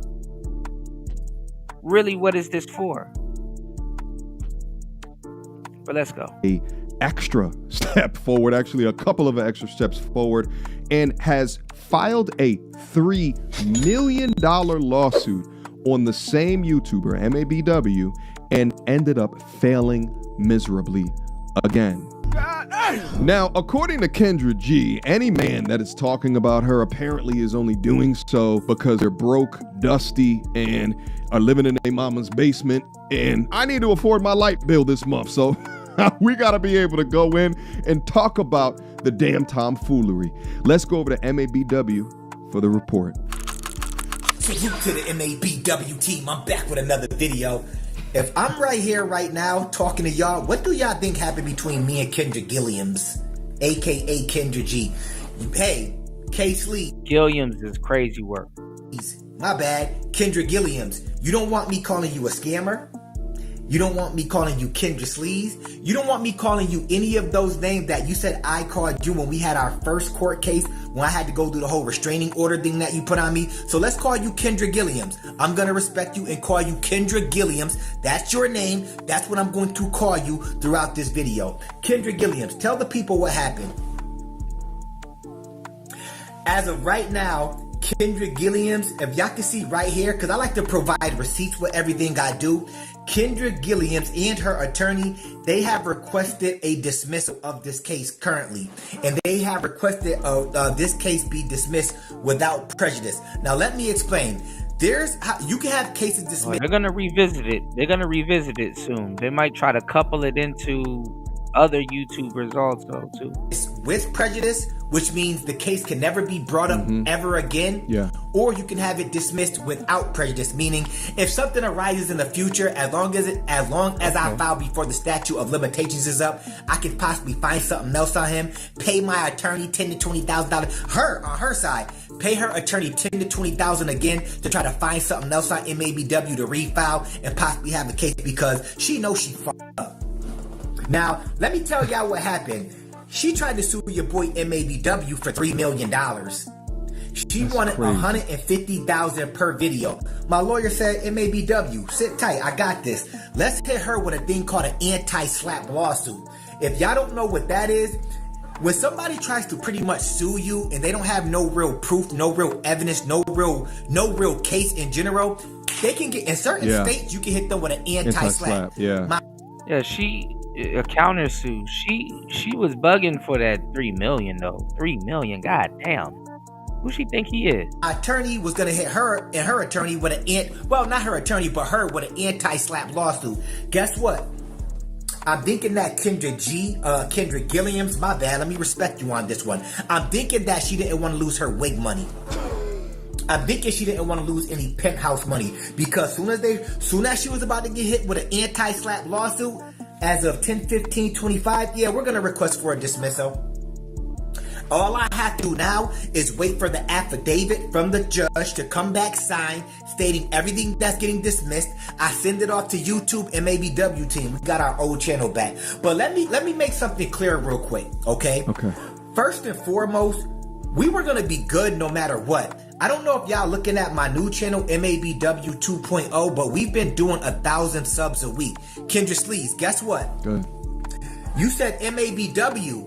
If you can't do any videos on me, your lights are gonna get cut off. How is MABW gonna make it without me? Look at MABW 2.0. Are we doing numbers out to the people out there, to the MABW team? Are we doing most YouTubers would have went away? Numbers over there or not? I'm just asking a question. I started that channel. You know what's funny? The date they filed for a request for dismissal is the date that I filed. No, that's the date I started my new channel. They filed, because my attorney sent me the paperwork as of Friday for this, because I haven't got the official affidavit yet, but this is what's going on right now. So I said, let me go ahead and put it out there for the MABW team to let y'all know we good over here. Good. Let's go over his channel. Now, I didn't realize this, but apparently he had to create a new channel, I guess, after Kendra G sent the protective restraining order over to YouTube. And I guess that she's continuously striking his first channel, and I'm sure that she's trying to strike his second channel as well. But he's not lying. If you see here, 4,000 subscribers in 4 hours ago, 1.4K views. You know, he's got more views than subscribers here. He's consistently still hitting the algorithm irrespective of the amount of subscribers that he has. And honestly, it's dope to be able to see this, because through the anarchy, which is the YouTube copyright claim strike system, he can still create and be rewarded from a content perspective. Just looking at— well, that's because YouTube likes drama also. Guys like myself, I can't do that. Which is why I definitely need the help and support of my audience. Guys like myself, I can't do that, you know. I need you guys to share the show. You know, if you guys are in the Discord, share it. Definitely push me to the moon, you know.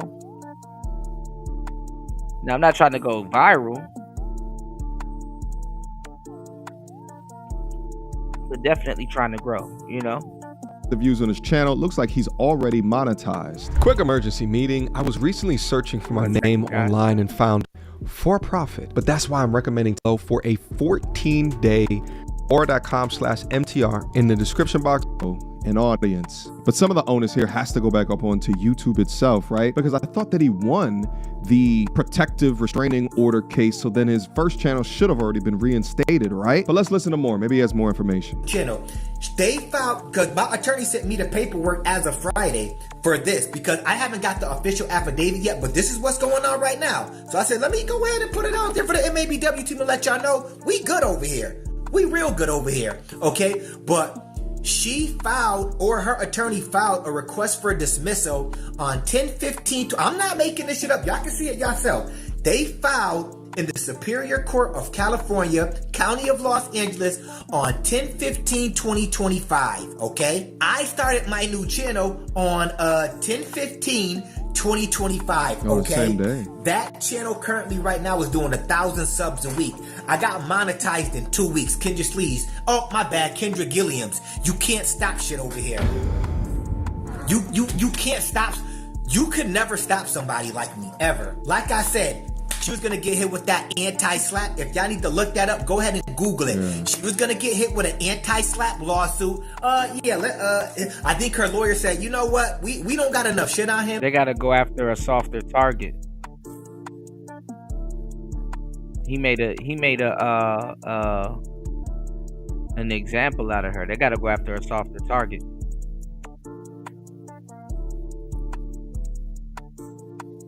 Yeah, she take that black man to court, bro.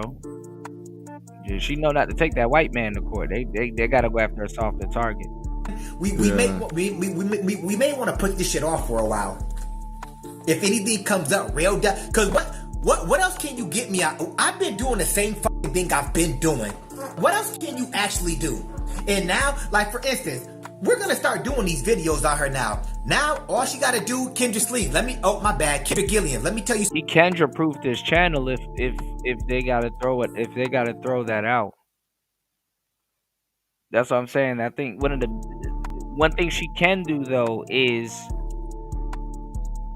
couple him up, Don Lexi, and a whole bunch of other people into a roundup lawsuit and stuff like that, and then kind of, or take it up with YouTube or something like that. So she might try to play backdoor game. But if there's a statute of limitations for this, he might not be rounded up in that if she goes after off the target. Something right now. If you try to strike a video now, what I'm going to do is just send this right over to YouTube. Right under the counter notification, they're gonna put the video. And that's if YouTube honors it, though. They're real slow when it comes to black men and women. So that's how goofy you are. Yeah, you're one of the goofiest bitches on earth. Damn. But the issue is that she can still file these takedown requests, right? Like, why would YouTube not recognize, right? Like, how many copyright strikes does he get on channel? Because it sounds like he's getting dozens. So all you got, if you do 3 videos on Kendra and she files 3 copyright strikes on you, they're gonna try to take your channel. That's all three. This is how prehistoric and barbaric YouTube is. Give me 1 second, guys. Please support.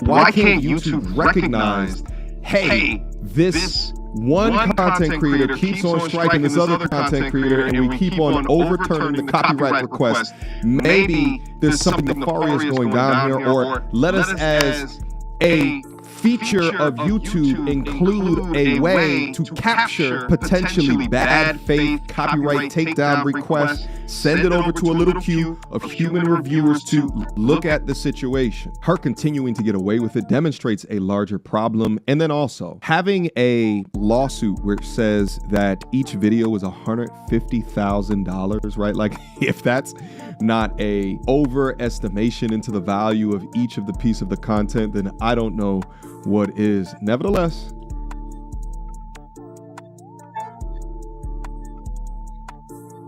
nah, hold on.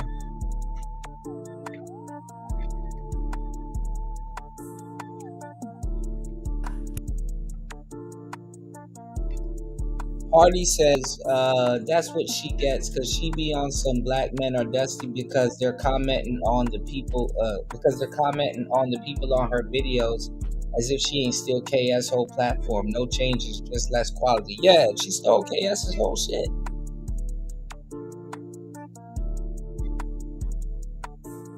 And you don't hear much about her app.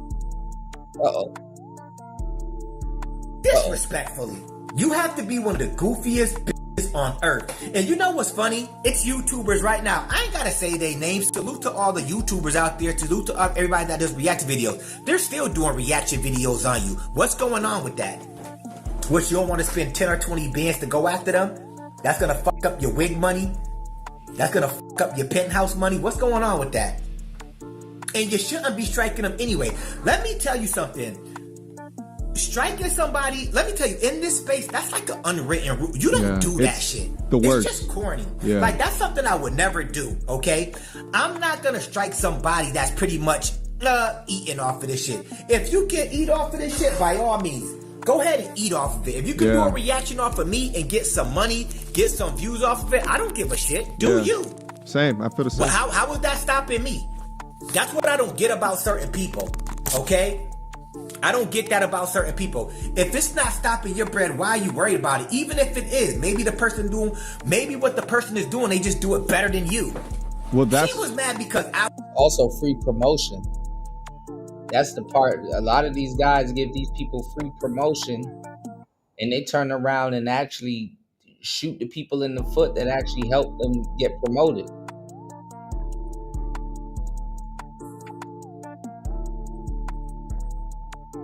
Believe it or not, a lot of people don't know who the hell Kendra G is. I was eating, doing better numbers than her.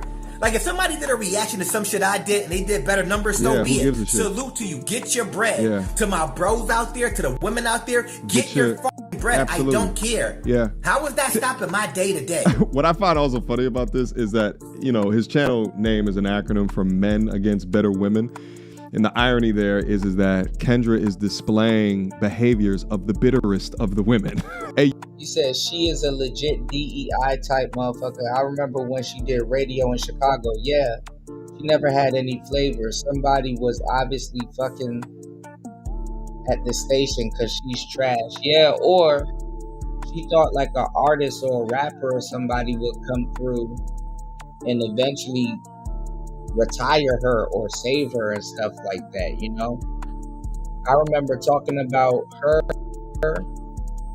Angela, a little bit of Darlene with Corey Holcomb, but Darlene is a little bit different because Corey doesn't necessarily do radio, but a lot of those women in radio, even though you can't really see them, they age themselves out.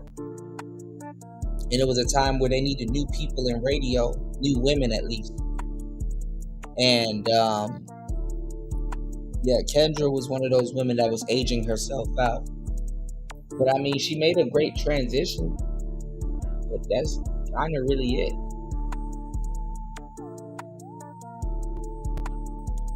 Yeah, she really is. You know. And Kevin read right through her. You know, rest in peace to Kevin Samuels. YouTuber doing commentary, fair use content on whatever your upload is, if anything, is a free marketing department. Because not only does... Oh, yeah, I remember Roxy. Yep, Roxy too. Your name, your image, your likeness continue to proliferate through the economy of content, which can aid in the business, right? Your app that you built around your content, which can aid in getting invited to talk shows because of how your name rings bells or the relevancy within it. Regardless if someone agrees with you or disagrees with you, the fact that people are talking about you increases your overall content value. And also, the more that people talk about you, the more that you get promoted within the algorithm, driving more eyes back to the original content. What's funny is that KS and I used to talk about the economy of content around originally created content all of the time. And in understanding that Kevin, when he was popping, how many millions of dollars of revenue that his name would generate when he wasn't even there. An entire content economy was built around the name Kevin Samuels because of the haters as well as the lovers of his content speaking about him. So all of the action that she's making towards just him as a content creator is a specific beef that she has with him. Now, let's get into the what Kendra Sleaze wanted. I'm just gonna read page 13, okay? Okay. Y'all can see it right here. I'm not making this shit up. This is actual shit. She was actually trying. Yeah, it was a lot of them. It was a lot of them, and a lot of them they went to neighboring radio stations or just straight up disappeared. Trying to come from me, okay? Let me get this shit straightened out. Okay, and this is the declaratory claims for relief, okay? Relief requested for actual damages and profits according to proof in excess of $3 million for compensatory damages against defendant in the amount to be determined at trial for all injuries suffered as a result of the defendant's wrongful conduct, but no less than $3 million for exemplary damages in an amount of sufficient to punish defendant's wrongful conduct and deter future misconduct. A preliminary and you know what? I'm not even getting into all this stabby shit. She wanted $3 million from your boy MABW. Crazy. Y'all see it right here. She wanted $3 million from me. Kendra Sleaze, you're not getting a fucking penny from me. If you so bout it, continue with the case. Why stop it? Why once the anti-slap came, why once y'all was gonna get hit with the anti-slap, why bow out? Why? That's because he can ask for a chunk with that anti-slap. He can really ask for a chunk. a real question, by the way. I'm asking a real question. Why you tap out? Why you bow out? Why not? If you know you listen, when I know I'm right in something, I'm going full throttle with it. I'm going full. If I know I'm right with something, I'm going full throttle. I'm not gonna stop until it's over with. Ain't no mistakes. If you know you ain't make no mistakes and you know you all the way right, keep going. Keep going. Yeah, she that's what I'm saying, Party. She tried to go after a soft target.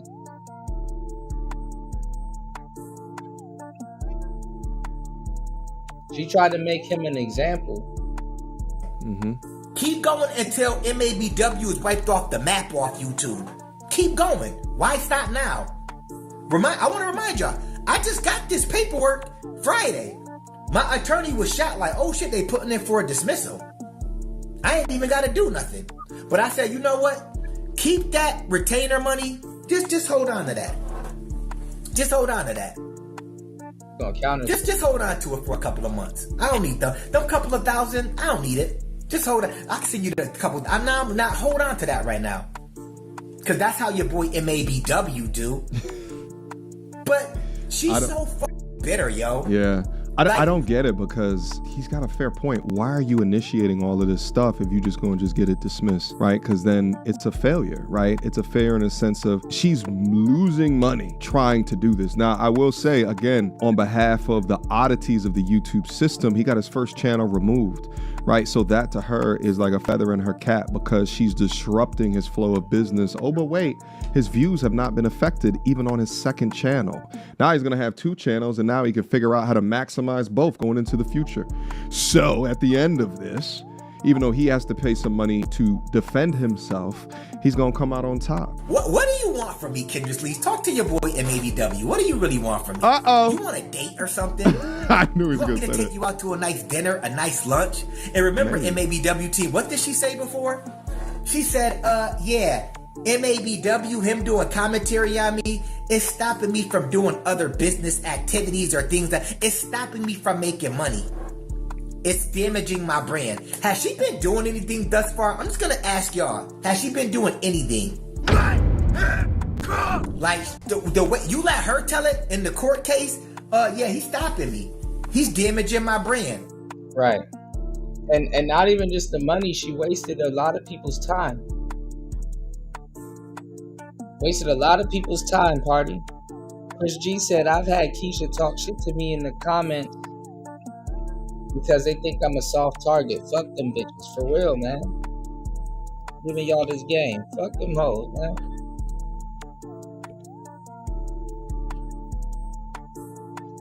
Support the show and say fuck them hoes, man. For real.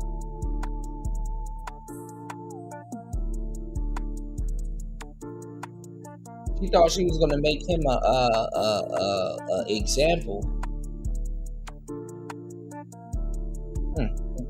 I'm not able to go on tour. I'm not able to get contract, blah, blah. What kind of contracts were you getting before? What were you doing? It looks to me, okay, like you've been doing the same thing you've been doing. Yeah. If possibly not more. But you for some reason, I live rent-free in your head. I live rent-free in this lady. This bitch's head. I live rent-free in Kendra Gilliam's head. I don't know why. Why is that, Kendra Gilliams? Why do I live rent-free in your head? That respectfully. And no, Kendra Sleaze, don't go back and say MABW was doxing me because he said my last name. You can say people's full name on the internet, Kendra Sleaze. I'm not doxing you. I'm not showing your address. I'm not showing your phone number. I've never had anyways, but I can say Kendra Gilliams. You want respect, right? You said, don't call you. You were mad because in the paperwork, he's calling me Kendra Sleaze. That's what your attorney said. He's calling her a scammer. Kendra Gilliams, what's good? What's good, boo? What you want? What you want from your boy MABW? Just asking a real question. I really do this, by the way. Salute to the MABW team. Salute to the members. MABW team. I see a lot of y'all are joining the new channel for the members section. It's open now if y'all want to join, but you don't have to join because as soon as our old channel goes back up, everything's going to be put right back into place. That was just put on hold. And what did YouTube say? This is what YouTube said. They said as soon as everything goes through, send us through the paperwork, everything will be fine and dandy. I don't gotta lie about nothing. Oh, it says it right here. While the legal action is in progress, the content won't be reinstated to YouTube, but associated copyright strikes will be cleared from your channel. So he doesn't have copyright strikes, but the content is not reinstated. So if the outcome of the legal action is in your favor, you can submit proof of the outcome by replying to this email. After receiving the proof, the content may be reinstated. But this is the content. This is not the entire channel, right? So is the channel not up or is it up? And this is what's wrong with her. See, women like Kendra Gilliams, they don't like to get exposed. Yo, he keeps using that photo. And that was her problem. He's putting it next to me. I've made it easy to expose you. Because remember, y'all, she was never in the, according to her, she's so high to Diddy, she was never in these YouTube streets. She was never in these YouTube streets. Nah. We too little for her. The people with like 30,000, 40,000, 50,000 subscribers sit. Oh, we small fries. She ain't paying attention to us. She ain't paying no attention to us at all. Right. The irony is that at this stage in the game, she's a YouTuber. Like, she utilized YouTube appropriately, right, in order to gain notoriety, in order to gain much more popularity, right, in order to get her ideas across. And now she's booking a bunch of other things, including the proliferation of like some dating app on account of it, right? Like, she's utilized it to a degree how it's supposed to be utilized outside of what it is that she's being outed for now. It's so funny. But once again, people are doing videos on you right now. See this, you know why you would, let me tell you why you would definitely lose. Even if you did try to go against me, you know why you would lose? Because you ain't putting belt to ass on everybody. See, this is your problem, you dumb. If you're gonna do it, you gotta put belt to ass on everybody. You just can't say, this person is stopping me. There's like 5 or 10 other YouTubers that are on your ass daily. Somebody out there talk to me. I really do this, by the way. It's not just MABW. MABW started doing videos on this goofy about, what, almost a year ago? There were other YouTubers that were doing videos on you 2 years ago, 3 years ago, 4 years ago, continuously every day. Not just MABW. But like I said, all you did was propel me. You just propel people for success, especially people like me. I'm already successful, but thanks to you, now I got a second channel that's bringing in bread too. You're not stopping shit over here. All you doing is playing yourself, making yourself look like an idiot. Every single day. All you do, and I'm pretty sure every time you see them counter notifications, you see what YouTube sends you. You see what YouTube be sending you, dumbass.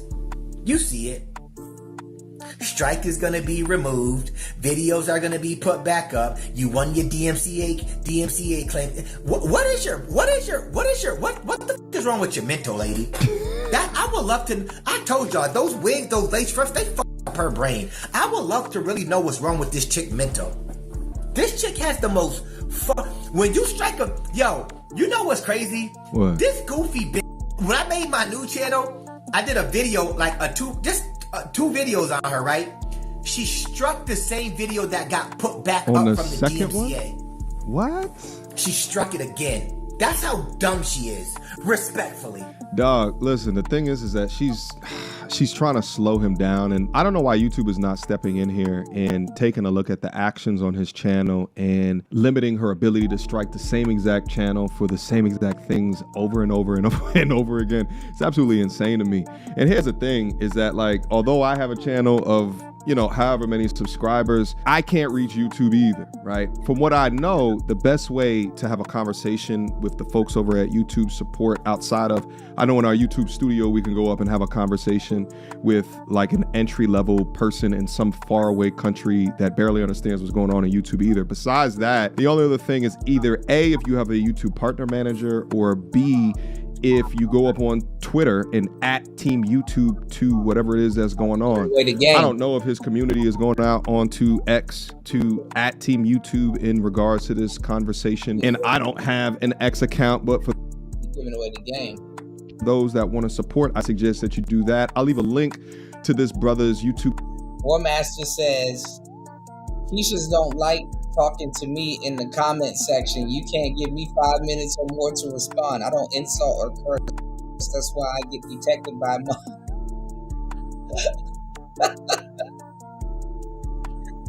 I'm hip, War Master. Earlier today, though, War Master was like, I don't give a fuck.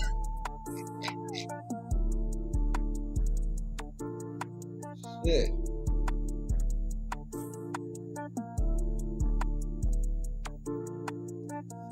They can't really say nothing until you need it, though.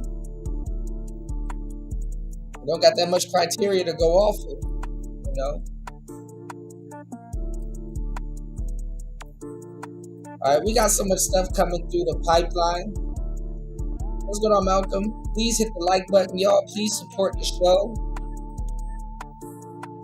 Let's go. A woman named Pearl Davis, who has garnered a relatively large following on YouTube and various social media platforms. She's in her mid-20s, single and childless, and yet full of opinions about modern marriage and family life, a subject that she has no personal insight into whatsoever. But I'll see guys that take you guys' advice, and sometimes, you know, it ruins their life. What would men do if they begged you for advice? Again, I'm not in the business of telling men what to do, you know. But going in on Pearl and the red pill, the Daily Wire. I think you kind of are. Well, what % of women do you think are marriageable? I think you're skirting the issue. I mean, I know you don't like to use personal examples. You kind of make these broad brush generalizations, but you know, there absolutely are statistically many people getting married. There are millions of married people in this country. So I don't know where you're going with the point. Now, a couple of the things that I want to make sure I mention. If you're a young person here and you say, boy, what do I want to do for my life? Honestly, you should get married as young as possible and have as many kids as possible. Period. Reject the siren song of modernity. Yeah, get married and have a ton of kids. I mean, get married when you're too young, have more kids than you can afford, take a job you're not qualified for, live boldly, stop getting high, stop doing anything that blurs your vision or makes time go faster. You're gonna die before you know it. So I was on X the other day when I noticed a post about me made by Brad Wilcox, a dishonest marriage propagandist with a stupid haircut who works at the heavily biased Institute for Family Studies. The post read, no, the divorce rate is not 75%, Pearly thinks. It's not even 50%, as Matt Walsh notes here. And there's a screen cap of the Walsh video. Wilcox continues, it's about 40% according to the latest. I mean, it was crazy seeing him say this in the first segment because it's like, women don't even know what women are. Women don't even know, they can't even define what a woman is. This Family Studies estimate. Wow, he really called me out, didn't he? Except I have never claimed that the divorce rate was 75%, as Matt Walsh specifies in the exact same video. Would you ever sign a contract that fails 75% of the time, where your business partner is paid to break the contract? Why would you encourage men to sign that contract until the terms are fixed? Now, you may be surprised to learn that marriages fail at a rate of 75%. Either Brad Wilcox didn't actually watch the video, or he's being deliberately dishonest in an attempt to deceive the public, which as a full-time marriage hustler would not be the first time. In fact, deceiving is what he does to young men almost every single day of his life. Anyways, Brad Wilcox was dead wrong about his facts as per usual, and so I was tempted to just brush it off, but the post intrigued me. Sure, Brad Wilcox was insufferably smug. That's nothing new. You get used to it. TradCon advocates can't help themselves. They have to pretend like they've got life all figured out. Then you find out they're secretly gay or addicted to cuck porn, or you catch them sneaking off to Vegas to have some transformer prostitute to mess around with. But what intrigued me about this post is that Matt Walsh's video attacking me and others who recommended caution to young men about marriage, it originally came out 2 years ago. I looked and I saw that Matt Walsh recently reposted the video to his YouTube channel for some reason. I assume it's in response to my recent essay video called How Conservatives Trick You into Marrying Modern Women, which I tore TradCon's a new one, exposed their motives for deceiving young men, and unpacked some of the misleading statistics and arguments they use to do so. Or maybe it has nothing to do with me at all. Maybe Matt is just regurgitating old content because he knows he peaked after the one-trick pony move of repeatedly asking mentally ill libtards what a woman is. Or maybe Matt's wife's boyfriend won't let him use the computer so why is he acting crazy now? Supervised anymore. I don't know. But Brad Wilcox's post and Matt Walsh's video did get me thinking about the business of marriage pimping and convincing young men to walk blindly into the worst deal they could ever take in their lives. Wilcox is referencing an X post I made in 2023, shaming the Daily Wire's leading idiot Jeremy Boring for pushing men towards marriage, despite the potentially devastating consequences to their lives, finances, and mental health. Instead of think about it. They say if you made it to your 30s without getting married, you've successfully evaded your first divorce.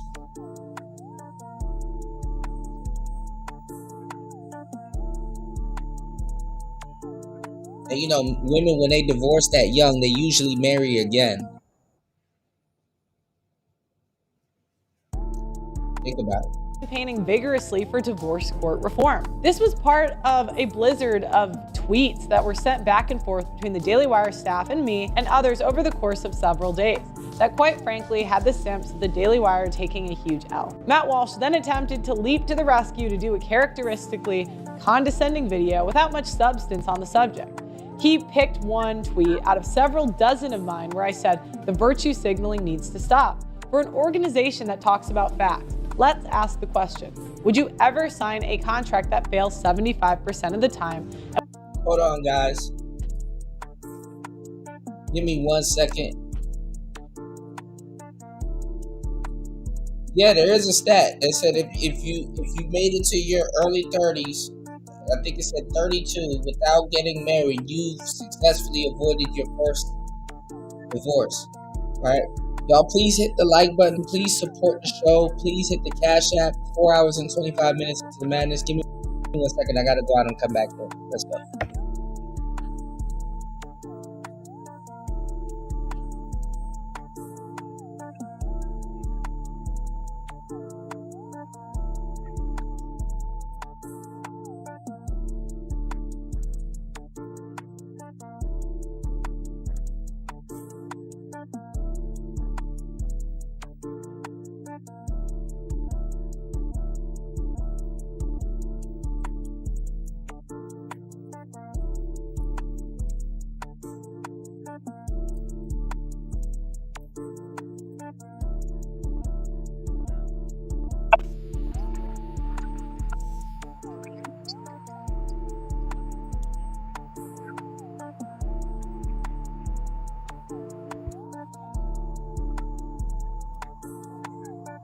Hold on, guys. 1 second.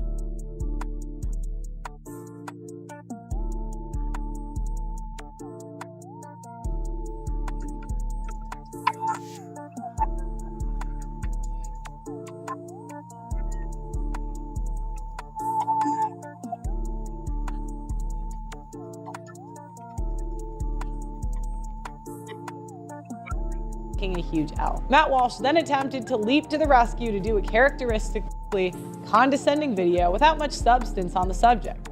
He picked one tweet out of several dozen of mine where I said the virtue signaling needs to stop. For an organization that talks about facts, let's ask the question, would you ever sign a contract that fails 75% of the time and where your business partner is paid to break the contract? Why would you encourage men to sign that contract until the terms are fixed? Would you ever sign a contract that fails 75% of the time where your business partner is paid to break the contract? This debate on social media brought out the rest of the marriage skeptical crowd on the right. A bunch of these red pill influencers decided to hop on an emergency Zoom call and spend 2 hours talking about me and the rest of the Daily Wire crew and our reckless promotion of society's most fundamental institution. Note that I did not say marriages end in divorce 75% of the time. I said they fail 75% of the time. That figure is based on rough estimates provided to me by attorney Andrew of the numbers of marriages where people stay together despite one or both. All right, for some weird reason, my comments aren't coming up. I gotta try to fix this. Please hit the like button, guys. Please support the show. Give me 1 second. I'm gonna try to fix this. I can't see y'all comments. Both of them being miserable. Matt Walsh clarifies this in his video before the 3-minute mark. It's not 50-50. That only accounts for divorces. Another 25% on the negative side for miserable men trapped in cheaper to keep her marriages, unwilling to risk financial destruction and loss of their children. 75% chance of a devastatingly bad outcome is just a bad plan. No sane person would enter into a commercial contract on such terms. Which makes me wonder if Brad Wilcox's employers at UVA know that he is bad at basic research. Now, 75% of marriages either ending in divorce or unhappiness is an extremely crude figure that I used in one tweet amongst dozens over the course of a pretty intense multi-day debate. In reality, it's interesting though. It's pretty difficult to form a clear idea of how many marriages that stay together are happy or miserable. First of all, you cannot trust self-reporting. People trapped in loveless marriages are prone to lie to keep up appearances. And even if they are asked privately and anonymously, they also might be lying to themselves. After all, happy in your marriage. Well, relative to what?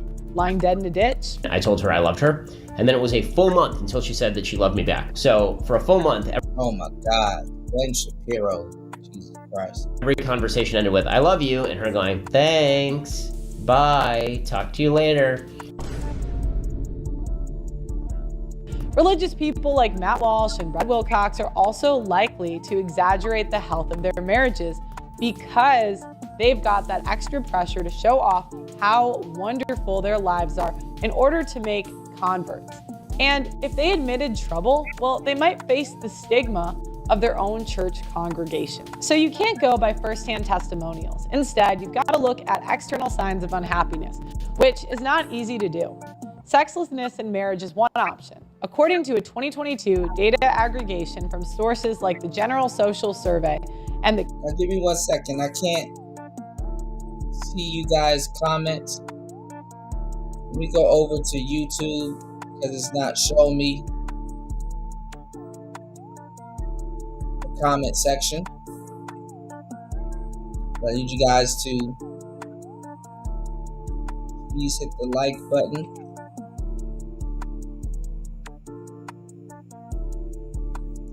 All right, let me go to the poll. You guys, I asked the question, is texting every day a sign of interest or a red flag for neediness? 41% says yes, 18% says no, 23% says what, and 18% says people do too much. True.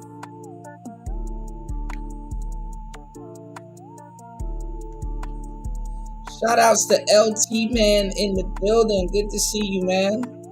Happy holidays. I hope your day is going better than mine. Not having the best day today, y'all. Please hit the like button. Yes, much love and respect from Chicago. Shout outs to LT Man in the building.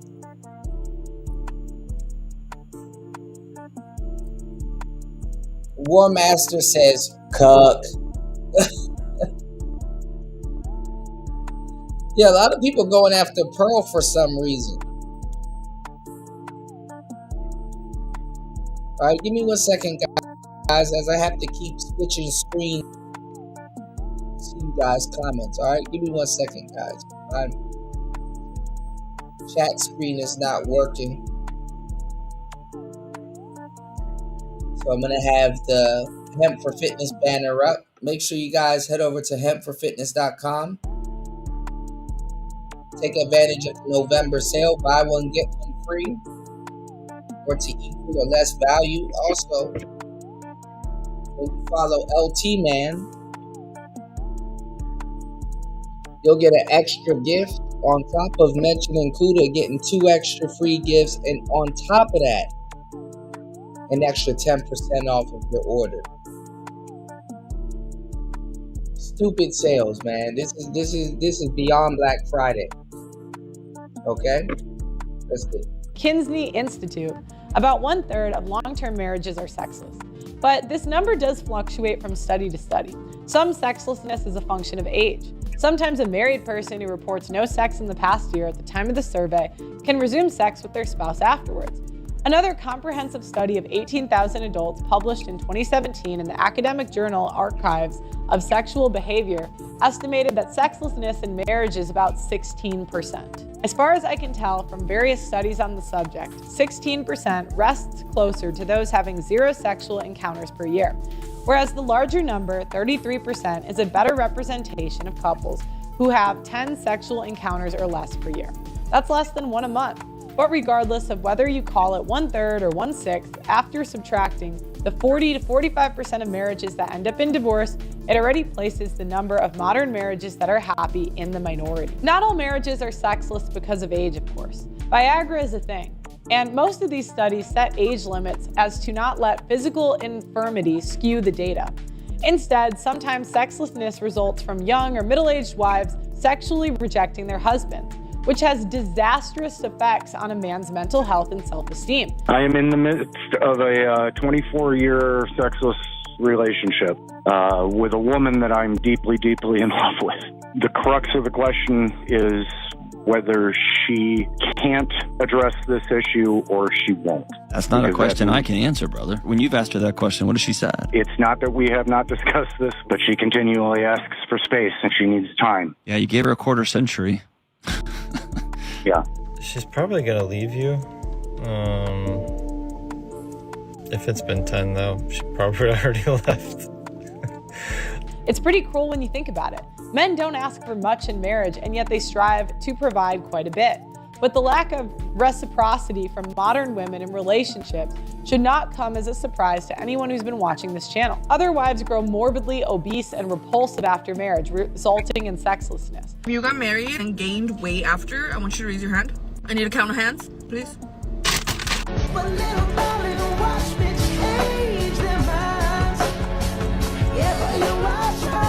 Yeah, these the type of Caucasians that brothers get. This is the type of Caucasians that brothers go after.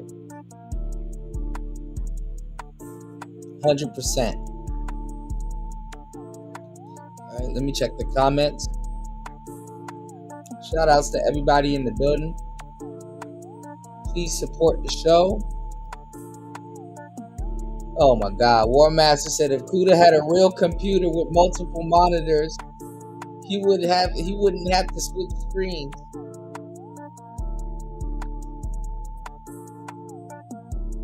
I agree.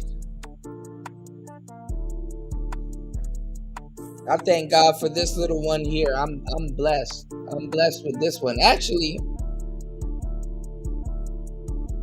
this one almost fell over today.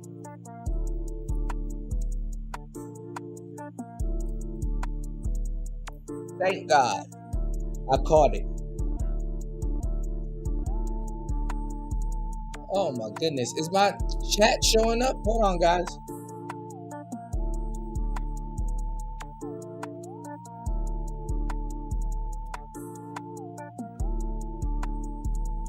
How is it not showing up for me, but it's showing up for y'all? What the hell?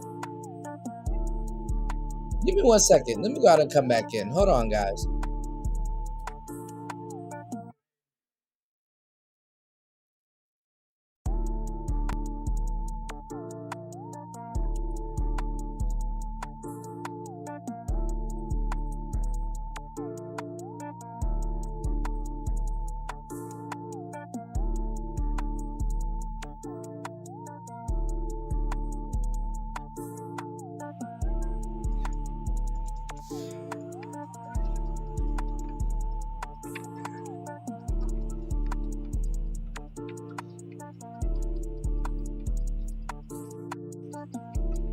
Why is my chat not showing?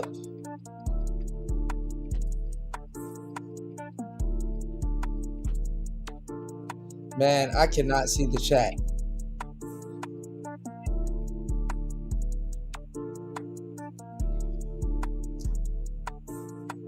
Man. Anyway. Fuck it. I can't see it.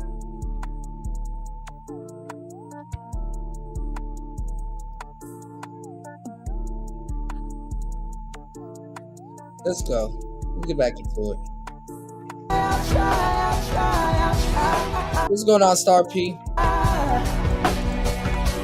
Perhaps you might even hear the stitches tear on the wedding dress on the way back down the aisle. Sometimes women wield sex like a weapon, using it to coerce their husbands or torment them. There's a lot of ugly ways sexlessness can emerge in a marriage, and I think it's fair to call those toxic ones, whatever percentage that may compromise utter failures. Another external sign of a marriage failing one might look for is the percentage of couples who go to marriage counselors, or God forbid, the left-wing crazies who call themselves sex therapists. According to a 2023 study of 1,106 US adults, 37% of couples have sought counseling at some point. Other studies place the stat even higher at 40 or 50%. but I don't find them credible since they were either conducted by marriage counselors or specialists closely affiliated with them. Essentially, they're advertising and trying to normalize the practice. And also, for the sake of fairness, we'll go with the lower figure of 37%. Meanwhile, in 2020, Kinsey Institute data revealed that 5 to 10% of couples who have gone to some kind of sex therapy. The number potentially adds up to nearly half again, 42 to 47%. The problem with using counseling or therapy as an indicator for troubled marriages is that if you're already in counseling or sex therapy, you're pretty much divorced already. But a 2018 article by divorce attorney Peter Van Allen indicates that 38% of people who seek such help wind up divorced. That leaves the remaining 26 to 29% of all married couples who had sought counseling had stayed together. And there is a problem that we don't know. We don't know if the counseling helped them turn the corner and be happy, or how many of those married couples just gritted their teeth and endured an unhappy union. But one thing is clear, the fact that nearly 1/3 of people who stayed married needed counseling in the first place indicates that even if, as a man, you manage to avoid divorce, there's still a big chance your marriage is not going to be a happy one. And let's face it, which spouse is the one usually that demands counseling? Usually it's the wife. Another external sign of an unhappy marriage might be how often couples argue. A 2022 YouGov poll asked people how often they have serious arguments with their partner. 8% reported having serious arguments daily. 30% argued at least once a week, and 28% argued at least once a month. 32% argued at least once a year, and 2% claimed they never argued. The last group is otherwise known as bold-faced liars. Now, none of this is definitive, but it helps you understand Attorney Branca's rough estimate that only 25% of marriages are happy ones, while the remaining 75% end up in divorce or some kind of cheaper-to-keep or daily hell. And as always with these statistics, I encourage young men to be cautious when approaching the idea of marriage, rather than pushing you into it like a shameless marriage propagandist like Matt Walsh and Brad Wilcox do. If anything, their position just shows they don't really give a damn about you or what might happen to you. They're perfectly happy to sacrifice you for their ideal. Walsh and Wilcox are the same sort of conservatives who a couple generations ago would have happily sent young men off to Vietnam to die while they sat comfortably at home. But at any rate, if you do meet a decent girl and you want to roll the dice, for the love of God, please get a prenup and get it well in advance of the wedding and have witnesses or text evidence to as much of these discussions as humanly possible, so she can't later claim to a judge that she felt coerced. So no, contrary to Brad Wilcox's ignorant statement or outright lie, I did not claim the divorce rate was 75%. Interestingly, Wilcox cites a divorce rate of 40%. In my previous video on the subject, I ran with an estimate of 40 to 45%. It used to be 50 to 55%. In the first 2 decades following the introduction of no-fault divorce. And of course, the marriage rate has been cut in half since then. Meanwhile, Matt Walsh in his video ignores plenty of credible estimates and good work done on divorce rate to simply use the raw census data to claim the divorce rate is 35%. Probably our best guess is based on US Census data, which according to the most recent figures, says that about 35% of American adults who have been married have been divorced. I've covered how tradcons sometimes like to lowball the divorce rate in my video, how conservatives trick you into marrying modern women. Sometimes they even have the nerve to drop it below 30%. In the same video, I debunked the claim the Daily Wire likes to make that being religious reduces your chance of divorce to single digits. That is yet another lie. In his video, Matt Walsh deliberately misconstrues another tweet of mine, in which I pointed out how Walsh, Ben Shapiro, and Michael Knowles are still in their 30s at this time, which is a pretty young age to be preaching to the public about the keys to a happy marriage. In one of her tweets, she wrote, quote, "The tradcons push marriage because they aren't old enough to know better. They don't know the reality of what they're pushing." This is accompanied by a picture of myself, Ben Shapiro, and Michael Knowles. We aren't old enough to know better and don't know the reality of what we're pushing, yet a woman who is younger than us and single does know better and does understand this reality. Which Walsh goes on to do multiple times in the same video. My point was that these 3 young guys might not even know what they're advocating for until the ugly divorce happens to one of them. I personally don't find it so easy to hand wave the absolute horror stories I've heard of men having to live their lives devastated in divorce court, and need I point out what happened to Steven Crowder, about whom the Daily Wire at the time maliciously pushed the falsehoods made up by Crowder's wife. There is literally nothing Walsh, Shapiro, or Knowles could say to convince me that one day they won't find themselves in Crowder's position. And if they do tell you otherwise, they're either lying or delusional. Trad wives are all sundresses, ride or die, and cherry pie all day until they are trying to get alimony, child custody, and child support in divorce court. Then they might as well be head shaved, tatted up, purple-haired feminists along with the rest of modern women. And so I want to help you a bit, and really I want to help your wife, because you essentially just used your platform, millions of people have access to your platform, she doesn't have the same, to insult her.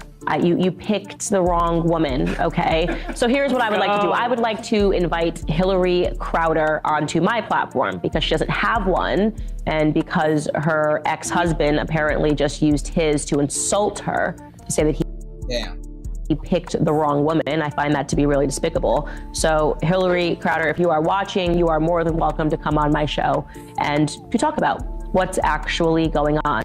I have been interested in the Steve Crowder saga pertaining to his divorce because he literally inserted me into his divorce a couple of days ago. And his wife and family are now speaking out regarding that video in which he told people publicly that his wife was leaving him. You remember this, he chose wrong. And he essentially made it sound as if he did not want his marriage to end, but his wife decided to leave. Well, she has responded by giving video, and I want to prep you. I want you to know this is horrific video. It is very difficult to watch. It's especially difficult to watch because in this footage, she is 8 months pregnant.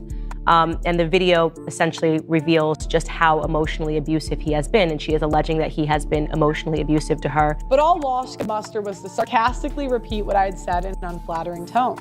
By the way, Matt, this is lazy, without substance, and you depend on it way too much in your videos. Matt focuses on how I posted their ages, rather than what this might signify. He then takes great delight in saying how a woman in her 20s who's single, I'm not, but thanks, Matt. Now, one of these influencers is a woman named Pearl Davis, who has garnered a relatively large following on YouTube and various social media platforms. She's in her mid-20s, single and childless, and yet full of about modern marriage and family life, a subject that she has no personal insight into whatsoever. An unmarried doesn't know much about marriage as a Bible thumper in his 30s who has so far not yet felt the sting of divorce. Here's the thing, Matt. You don't have to jump onto the manure pile to know that it stinks, or to stretch the metaphor that around 75% of them do. One can look at the statistics, one can listen to the horror stories, and one can advocate for caution and reform. And that's exactly what I've advocated for. Not that it stopped Matt Walsh at the beginning of his video claiming that, like the feminists, people on my side of the debate, quote unquote, hate marriage. Some right-wing influencers with legions of young, mostly male fans have decided that men should abandon marriage and family life and go their own way. And these influencers, many of whom consider themselves a part of the so-called red pill movement, pretend to despise feminists and yet have essentially arrived at the same conclusion as feminists, which is that we should give up on the family. No, I advocate caution. And the men in my space are majority. All right, shout outs to everybody here.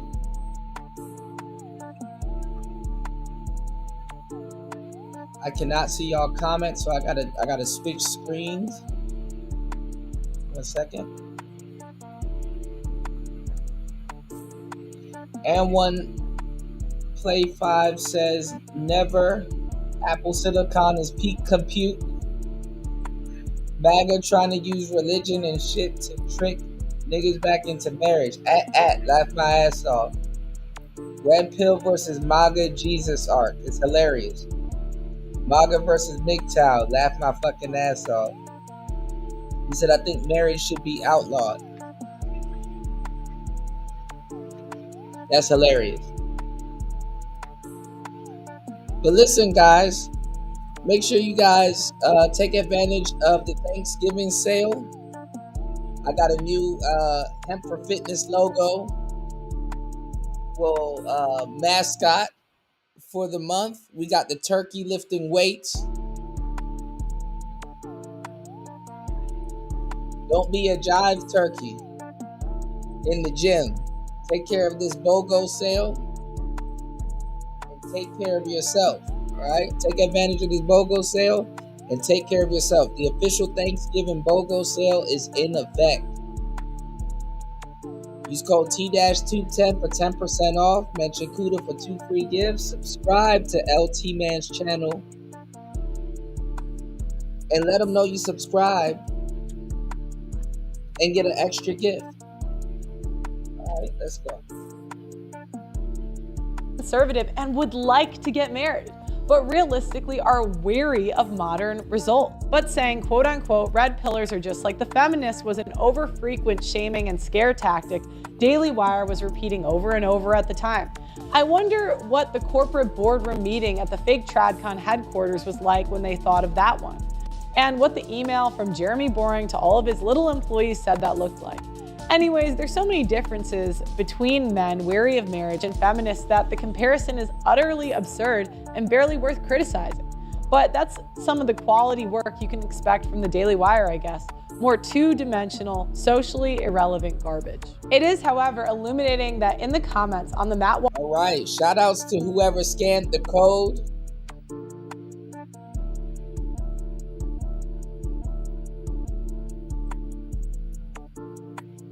We got a couple of code scans. All right, here we go. Walsh reposted the video, along with every single other Daily Wire video on the subject line in the past 3 years, has been full of men agreeing with me and people like me.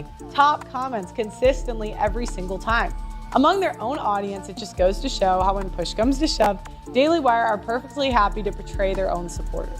By the way, guys, how's Brett Cooper doing? Oh yeah. Shouts to the 3 people that scanned the code. Yes, make sure you head over to hempforfitness.com and take advantage of the sale. Yes. That's right. The final tweet of mine that Walsh brings up in his video is the one that featured before and after photos of Pierce Brosnan and his wife Keely.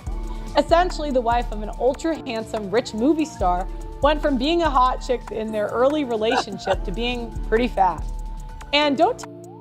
I switched back over to the YouTube tab. LT Man said they better gobble up these. I gotta use that one, man. Tell me that Pierce Brosnan doesn't have the money to hire a trainer or a dietitian, if his wife was even remotely inclined to stay good looking for him. So I simply asked the question, quote, does this count for men as a successful marriage? Would this be a W for men everywhere? Again, men ask for very little in marriage: peace, affection, respect, loyalty, and if possible for their wife to try to look her best. And it's pretty easy to not let things slide so far that you become a blimp. It's possible that Pierce Brosnan's wife just doesn't give a shit enough to try. But I don't know, maybe she has a medical condition. Maybe he has a secret chubby chaser fetish. Maybe they have embraced left-wing, healthy at any size propaganda. All I did in a single tweet was to ask a question. Instead, Matt Walsh characterized it as, quote, apparently, even if the two are happy and remain married for 2 decades, they still might fall into that 75% divorce rate because they both have not remained in supermodel condition. It's like he always is white knighting for these hoes, always. Anyways, you notice how most of a Matt Walsh video is just him repeating a straw man version of an argument rather than coming up with anything of his own? How much does he earn a year again? And indeed, he has to say not both because Pierce Brosnan still looks pretty damn good despite being 10 years older than his wife. And also, Matt, that's not what I said. And you also presume they're happy. Pierce Brosnan need to play Big Boss.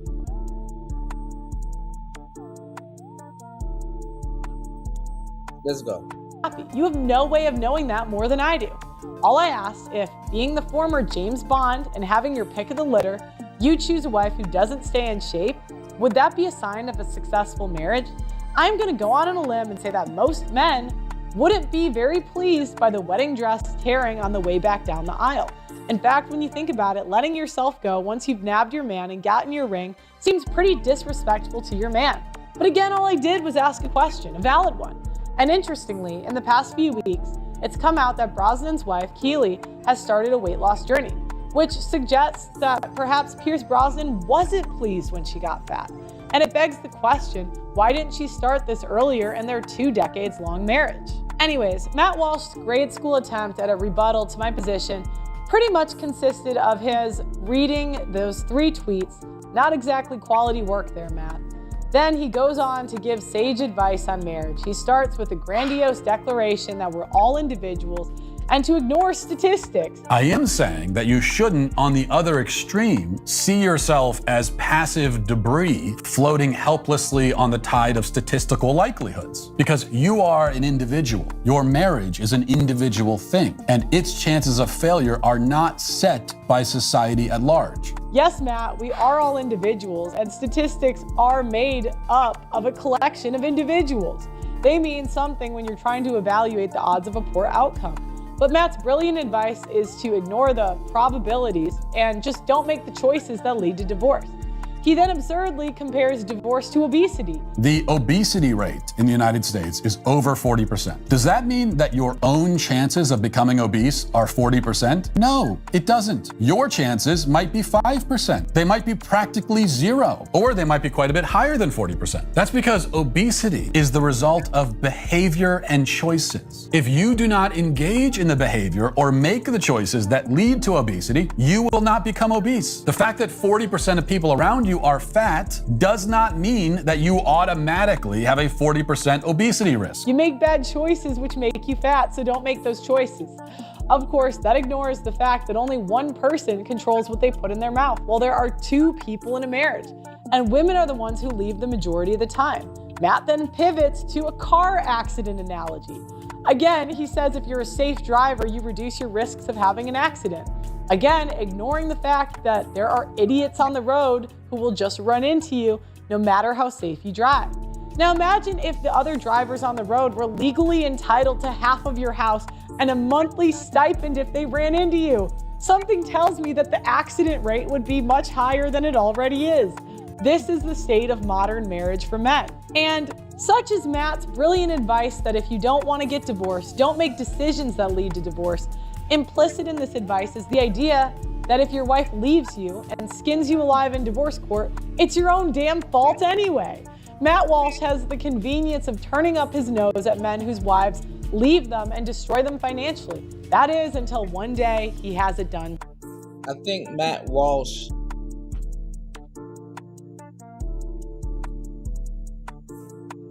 hold on, guys.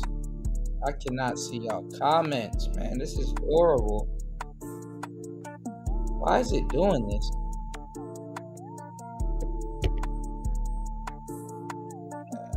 Nothing is going right today. Please support the show. Let's do this. What's going on, Gail? I can't see you guys' comments on my dashboard, so I have to keep switching over. Good to see you.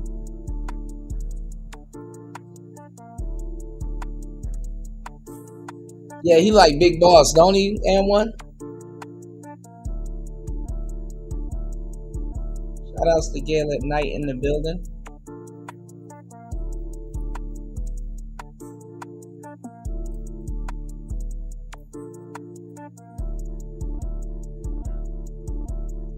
But yeah, oh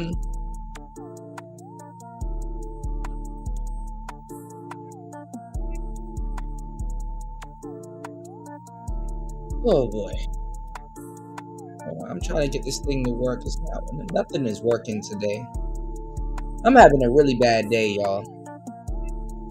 I'm having a really bad day. Please hit the like button. Thank you so much.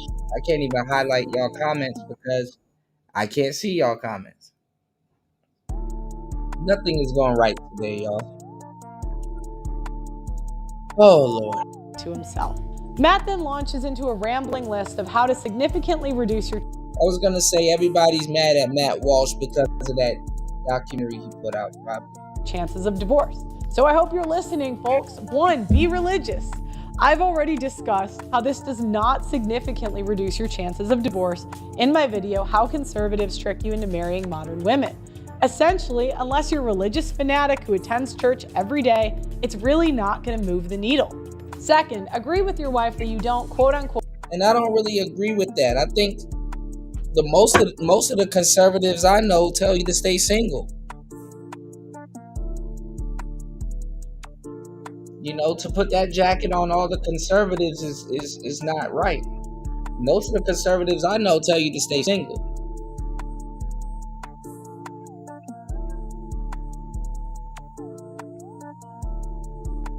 And they definitely don't tell you to get with modern women.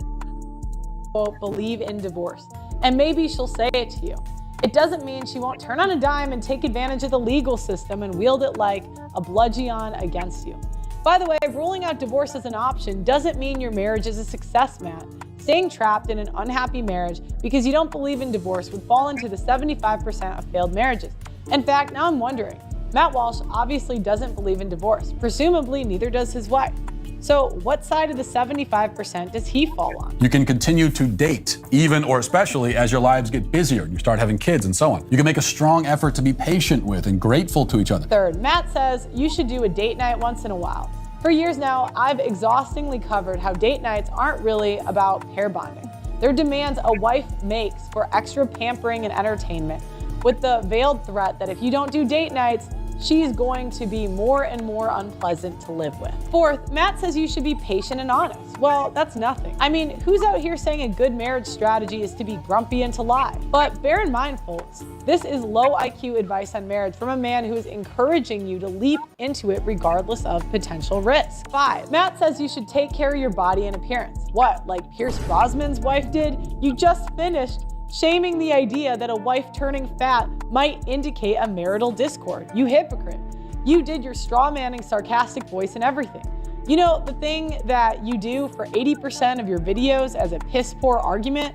Anyways, bear in mind that these two things are highlighted by Matt in the exact same video. And that's it. That's Matt's brilliant advice as you walk into a horrible deal. In this light, He said, conservatives preach marriage and family. Yeah, when it works.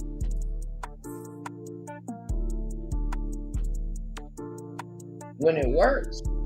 They're not preaching modern marriage. They're not preaching this modern shit.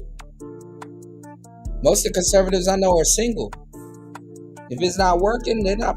Hell no. it's hardly surprising that the conservative movement at large does not trust or respect the Daily Wire. They call it the fake TradCon headquarters. People have all sorts of suspicions about special interests, controlled oppositions, and a rigid, cutthroat, money-grubbing business ethic or lack thereof. There certainly have been way too many scandals over business contracts at the Daily Wire to ignore. And these are the people asking you, as men, to trust their advice. Throw caution into the wind and just man up and get married. Well, folks, this is very much an instance where you'd be very wise to examine the source. Buyer beware. Don't risk the destruction of your life and finances just because some cuck losers at the Daily Wire insisted it was a good idea. Thanks for watching, and if you liked this video, leave a comment and let me know your experience. Hey, y'all know this man? No, I don't know him. I saw him. Hold on, guys. All right, looks like give me 1 second. Something down, news coming down the pipeline. Looks like Cardi B is getting her Negro or Negress wake up call. Let's go.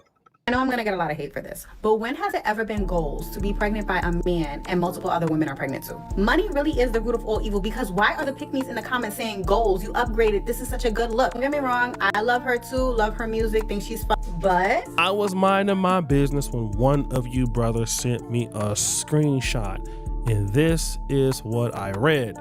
Congrats. A paternity test has confirmed that Stefan Diggs is the father of IG model Eileen Lil Paris' baby girl.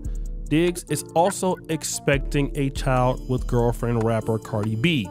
He now has 4 kids on the way with 4 different women. There's nothing more special than true love. But what is really so interesting is that a lot of ladies are starting to really figure out that something is really wrong with Cardi B's relationship with Stefan Diggs. Baby, there's no nicer way to say this. He don't like you. It's a new babe popping up with a baby every other day. I mean, that's enough right there. The energy during the interview was mad weird. Stefan is literally Offset in rearranged letters. The same person, different font. I hate to say it. Cardi, you're funny and you're probably a good woman, but the men you choose and your self-worth, bottom of the barrel. Yeah, Borica, wake up. Not Borica, wake up.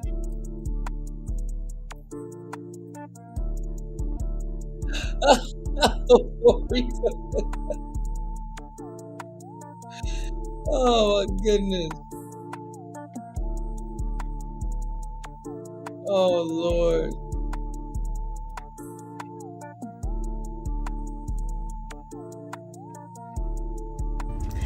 Bottom of the barrel. You literally divorced your husband for cheating. And here he is. Baby just coming out the wazoo. Now, according to this lady, Stefan Diggs doesn't really like Cardi B all that much. And, you know, women have that intuition that something isn't right. And she's not the only one to say that. Was it just one of those situations where she just needed to hit the skins with somebody else because she was just trying to get over Offset? Speaking of Offset, Offset is trying to get half of everything that Cardi B owns in this settlement. Through the grapevine, she offered him $10 million and he said, no, I want everything because I helped you to build your brand. A bandit, if I ever did see one. But anyways, back to her, Stefan. So at this point, Cardi B is pregnant and Stefan Diggs is doing his thing. Now, again, when you look at Offset, here's a guy that all these ladies was so excited about, you know, as far as her not dealing with him anymore. And the reason why is because, you know, Cardi B deserves better. And this is something that a lot of women talk about. They always mention the fact that, number one, they're not selling for less. Number two, they need all of what a man can have. And then obviously, number three, all of these demands are coming about. And that leads us to the main arguments in the manosphere. I have a question for you men who actually believe this. Do you want us all to be inbred? I feel like y'all want us to be inbred because it doesn't make sense. If only like a small percentage of men were getting all the women, like we would all be more directly related, right? Now, let's get down to the 80-20 rule because this guy is bringing up something that we've been talking about for the last decade. Do 80% of the women want 20% of the men? He believes that this is just not true because if it was true, we would all be the same biologically. So this is just trash because 80% of the women clearly don't want 20% of the top men because it just doesn't happen that way. But when you look at Cardi B's situation, it sure does seem that this is the case. Cardi B, who is, for the love of God, always talking about how she needs her peace, she needs to be loved, she needs to be respected. She went through all these issues with Offset, and you know, it was just more than just cheating. And to be fair, you know, they had, you know, their little 3, SUMs with other women and stuff like that. But she has no problem allowing Stefan Diggs to go out and father other children. So is it that Cardi B looks at Stefan Diggs as being in the top 20% and she didn't look at Offset as being in the top 20%? I'd have to say yes. And let me get back to this whole 80-20 rule. Just because 80% of the women want 20% of the men, it doesn't mean that they're going to get them. I also wanted to get into Stanford University, but that didn't mean that I was going to get in, right? And again, just because you are a woman and you want a high earning man, it doesn't mean that you're going to get his loyalty. And then this is where the rubber meets the road. A lot of women, and I would even say Cardi B, she could be in a relationship with somebody that liked her. The problem is, as the one woman said, Cardi B has a bad taste in men and she picks trash men. And the reason why Cardi B picks trash men, because, well, you are literally what you eat. This is not to say that Cardi B is a bad person, but her values clearly match up with Stefan Diggs. And the reason why we know that is because she was dealing with Offset before Stefan Diggs. Basically, she's getting the same man over and over again. And if it's not Stefan Diggs, it'll be somebody else. And so this whole idea that she should be doing better, she should get somebody who likes her. Well, who's going to deal with Cardi B that actually has something to lose? I mean, no one. Stefan Diggs will deal with her a little bit. He's not going to be there all the time and taking care of her kids. And obviously she knows that. And the reality is that she don't need him to do that because she's so attracted to him. That's all she wants. Now I think she's more attracted to Stefan Diggs than Offset. And what this will show a lot of men is that, look, if you're the husband, you might have to do a lot more work. I mean, she knew what she was getting herself into. I mean, Offset's not going to get the same deal that she'll give Stefan Diggs. She don't have an attach to him other than the kid. And she'll spend the rest of her days, if it's a boy or whatever, raising him and teaching him how to play football, I guess. As the husband. And the guy who she's really attracted to is going to get a lot of leeway. Guess what? It really don't even matter. I used to have that same issue, you know, when I would break up with an ex-girlfriend, or I was trying to talk to a female and she wanted to give, you know, her love or loyalty to a guy who had less or who was doing less for her. I would take it personal. Don't take it personal, because clearly Stefan Diggs is not getting anything from Cardi B. He obviously don't value her at all. And basically what Cardi B just showed to the entire market is that she's not worth, you know, being taken seriously. And women don't understand when they do stuff like this, they are not really making it better for them. I mean, all around what men see is, oh, okay, you were married, you got pregnant by a guy while you're married, that guy don't take you seriously, and he got other chicks, you know, pregnant, and you still with him. And even if we are not that guy, we are not that guy on that same level, it doesn't matter. You know, men are gonna look at you as, okay, you're not serious. So if you ever decide to break up with him and then try to change it up or flip it up, like all of a sudden now you deserve to be treated like a queen, guess what's gonna happen? All you're gonna get is this. That's all you're gonna get. You're gonna just get a lot of cheek clapping, because that's kind of what you put out there.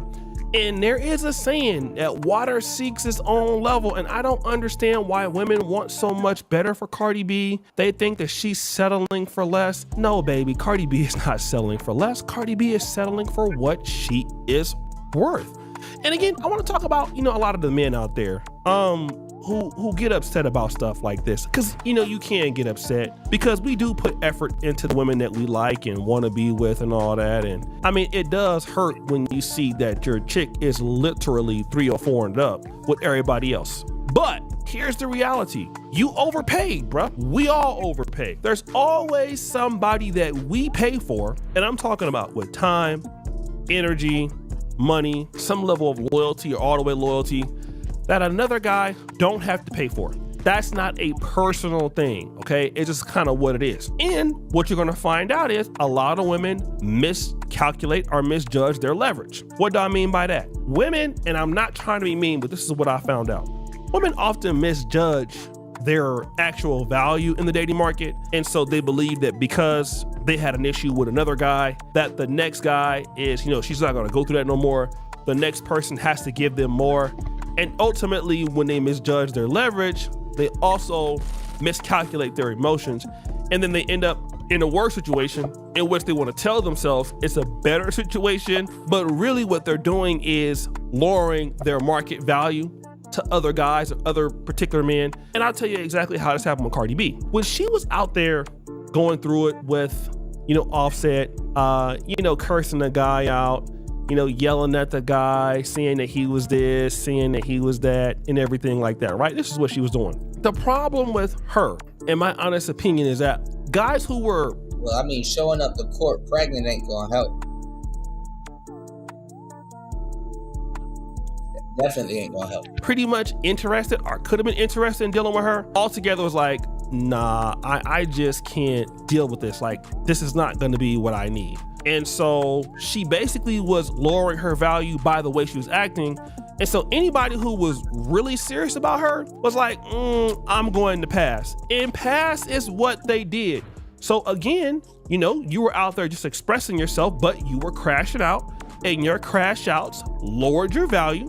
And so other dudes in the market said, look, here's what we can do. You still want to be at this level because you can't get nobody else to rapper how to take you seriously. You already got 3 kids by this dude. You're still married. Here's what we can do now. you can be a side chick to me because you like me, right? I mean, I'm Stefan, Diggs. I'm definitely not gonna change my ways for you. All these chicks want me and you want me too. So if you want to deal with me, then hey, look, you need to come on board and just let me go ahead and run through them. And you don't really deserve more because you was with Offset and he had a gambling problem. And the way you've been crashing out on the internet, don't nobody else want to put up with your ass, but hey, I'll put up with you. And they'll tell you all the time, like, no, they're not gonna deal with that. They deserve better. But the problem is that better never comes, because in order for you to do better, you actually have to be better.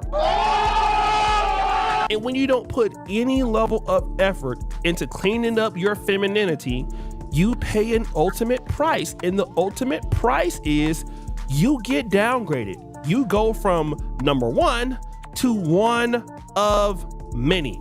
And all you are is a part-time Tuesday or Wednesday booty clapper. And you can tell yourself all day that you deserve more. But if you don't want to change, if you don't want to do better, guess what? You really don't deserve more. And I know that's hard for a lot of ladies to deal with. I get it. It's not a nice thing to say. But the reality is, the truth is where it's at. And there's nothing that you can do about it. If you wanted to do something about it, then what you would do is change your behavior, but you don't change your behavior. So then you have to suffer the consequence. Every human alive right now, if you want more, you're gonna have to do more. You can't just give whatever you want to somebody and expect to get more. Because if that was working, you wouldn't have been with Offset in the first place. So Cardi B, congratulations. You are a permanent side chick. You have went from being a married lady to having a booty clappish situation. I think you have done an amazing job. So guys, what do you think? It's your boy O'Shea Duke Jackson back at it again with another episode of The Celebrity Drunk. All right, listen guys, nothing is going right today. I'm having a really bad day. You guys can please hit the like button on the way in. I can't see everything, so I'm gonna do one last segment for you guys. Let's go. Give me 1 second.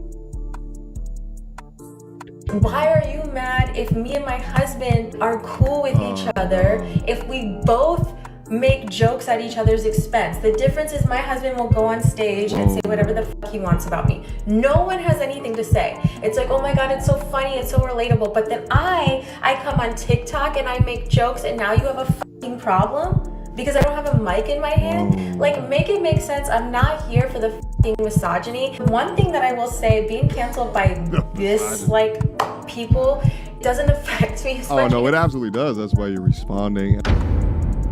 The beef between Myron Gaines of the Fresh and Fit podcast and comedian Akash Singh has reached an entirely new level. Within this video, I'm gonna give you guys what's been happening over the last couple of days. It's been a battle up on Twitter, and for some reason, Akash's wife continues to respond, further embarrassing this man. You guys ever see a woman outside of the club instigating a fight between her boyfriend and some other guy, and she just won't shut the hell up? It's kind of like that situation, and she's stoking the flames, probably unbeknownst to her. Nevertheless, let's get into how this started. 4 or 5 days ago, after first discovering that Akash Singh's wife had a podcast, I uploaded this video entitled "Comedian's Wife Sparks Outrage After Saying Real Men Should Never Go 50-50. A couple of hours later, Myron Gaines actually wrote down in my comment section and he said, "Time to cook." And he did not just cook. This man went scorched earth. He then took it to his ex account and wrote, "I'm never wrong about these women." Stupid ass Akash Singh tried to lecture me about women years ago with his equally retarded co-host, Andrew Schultz. Here's his stupid ass wife making a mockery of him and herself on a podcast, and then link the original piece of content that I commentated over. I'm about to cook them like curry when I get back to Miami. To which Akash responded, "My man out here getting triggered by jokes, how ironic. But don't worry about me, Myron. I got no issue putting a bitch in her place, for example," and then link this old flagrant podcast. Let's listen to a little bit of it to see what he said. What I find corny is my preference is not my women. Now, I thought it was I'm not dating my women, period, which is the corniest human being outside of a criminal to me, period.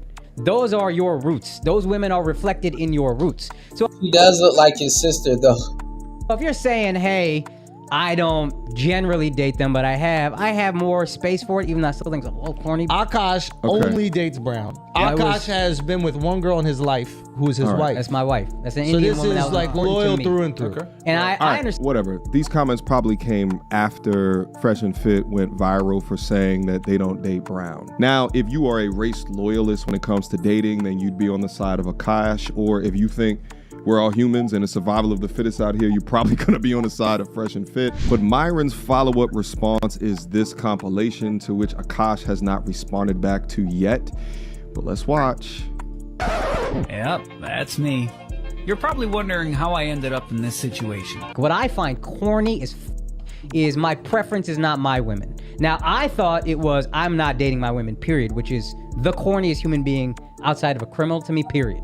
Akash only dates brown. Akash has been with one girl in his life who is his wife. That's my wife. That's an So Indian this woman that is was like important to loyal me. through and through. Sometimes I get so painfully nostalgic for college. So I was popping my pussy and living my best life in these white boy frat houses. I'm actively trying to have an orgy because, and you haven't seen Nav yet, but wait till you fucking see him. His body goes crazy. His face card always slays, never declines. What? And it's kind of weird because I'm talking about your husband. I just know that Nav's dick is like at least 10 inches. Okay, I have two butthole stories. So one time I met this guy on Tinder and I made the dumb mistake of letting him sleep over, like not really wanting to fucking hook up. And Girl, this is why you don't let your woman go on social media, man.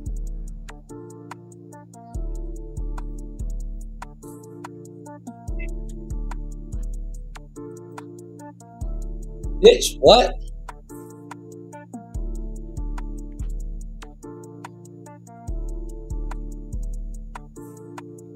I like woke up in the morning and like my asshole was a little sore. Oh my god! And I remember that he what kind of do you watch when you use a vibrator?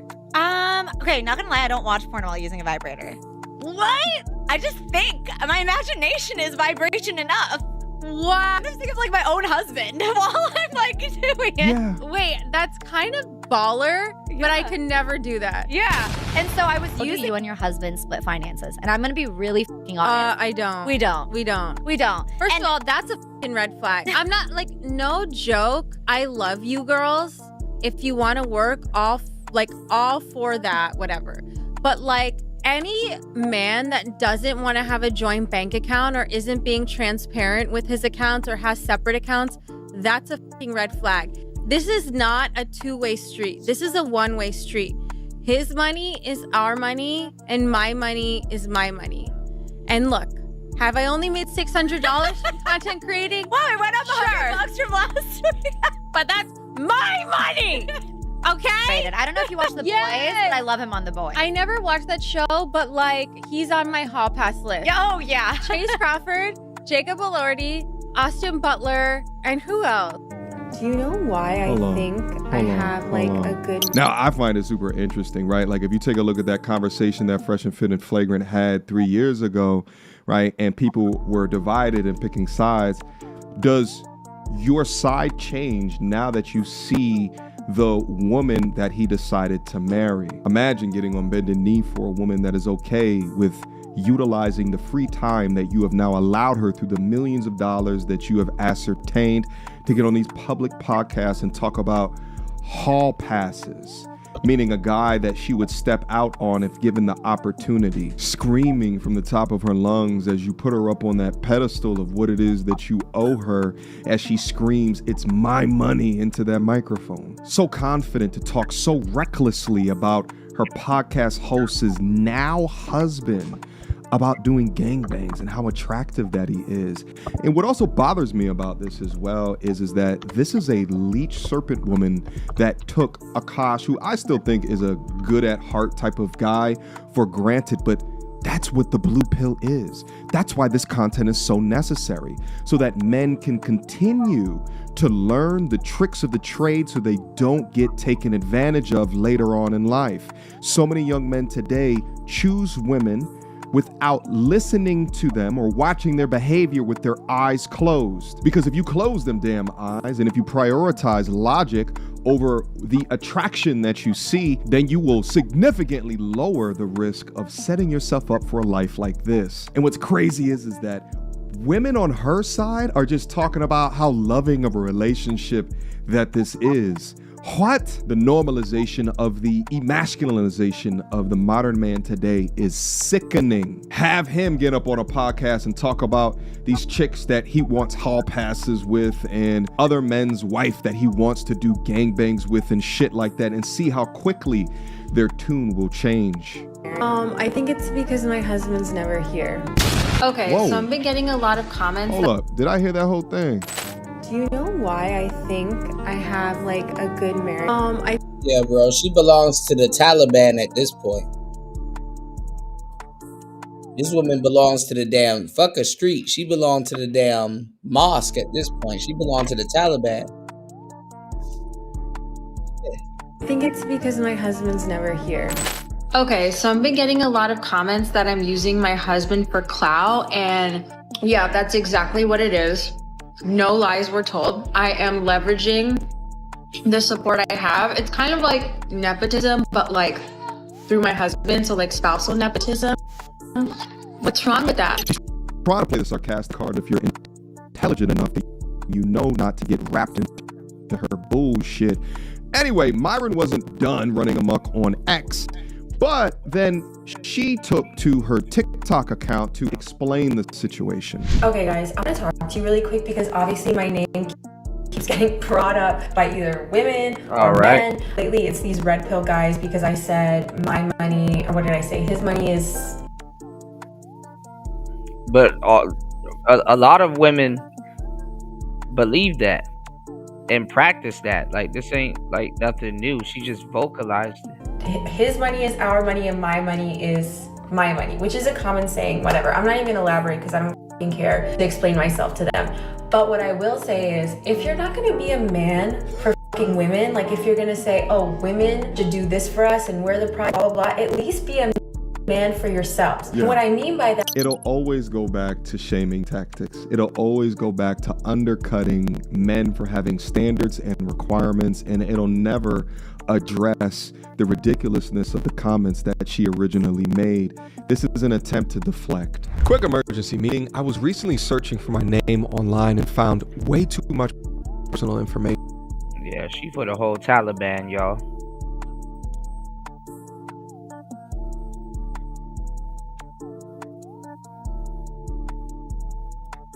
Against Akash's will. Akash hasn't even responded to Myra. She pretty though. Since the compilation, but she's responding. I could definitely see Akash calling on the phone like, can you please just stop? No, bitch. It's my money. So it's. Yeah, I mean, that's kind of what happens when you have foreigners that come to the U.S. and then they, a lot of them get into comedy.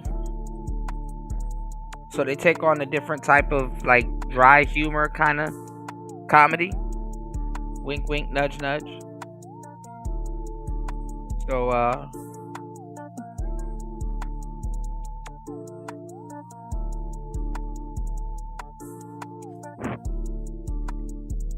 doesn't sound or look right. My podcast, I do what I want. so I just watched Don't Worry Darling finally on Netflix. It's like that movie from 2 or 3 years ago that everyone was talking about. What? Spoiler alert.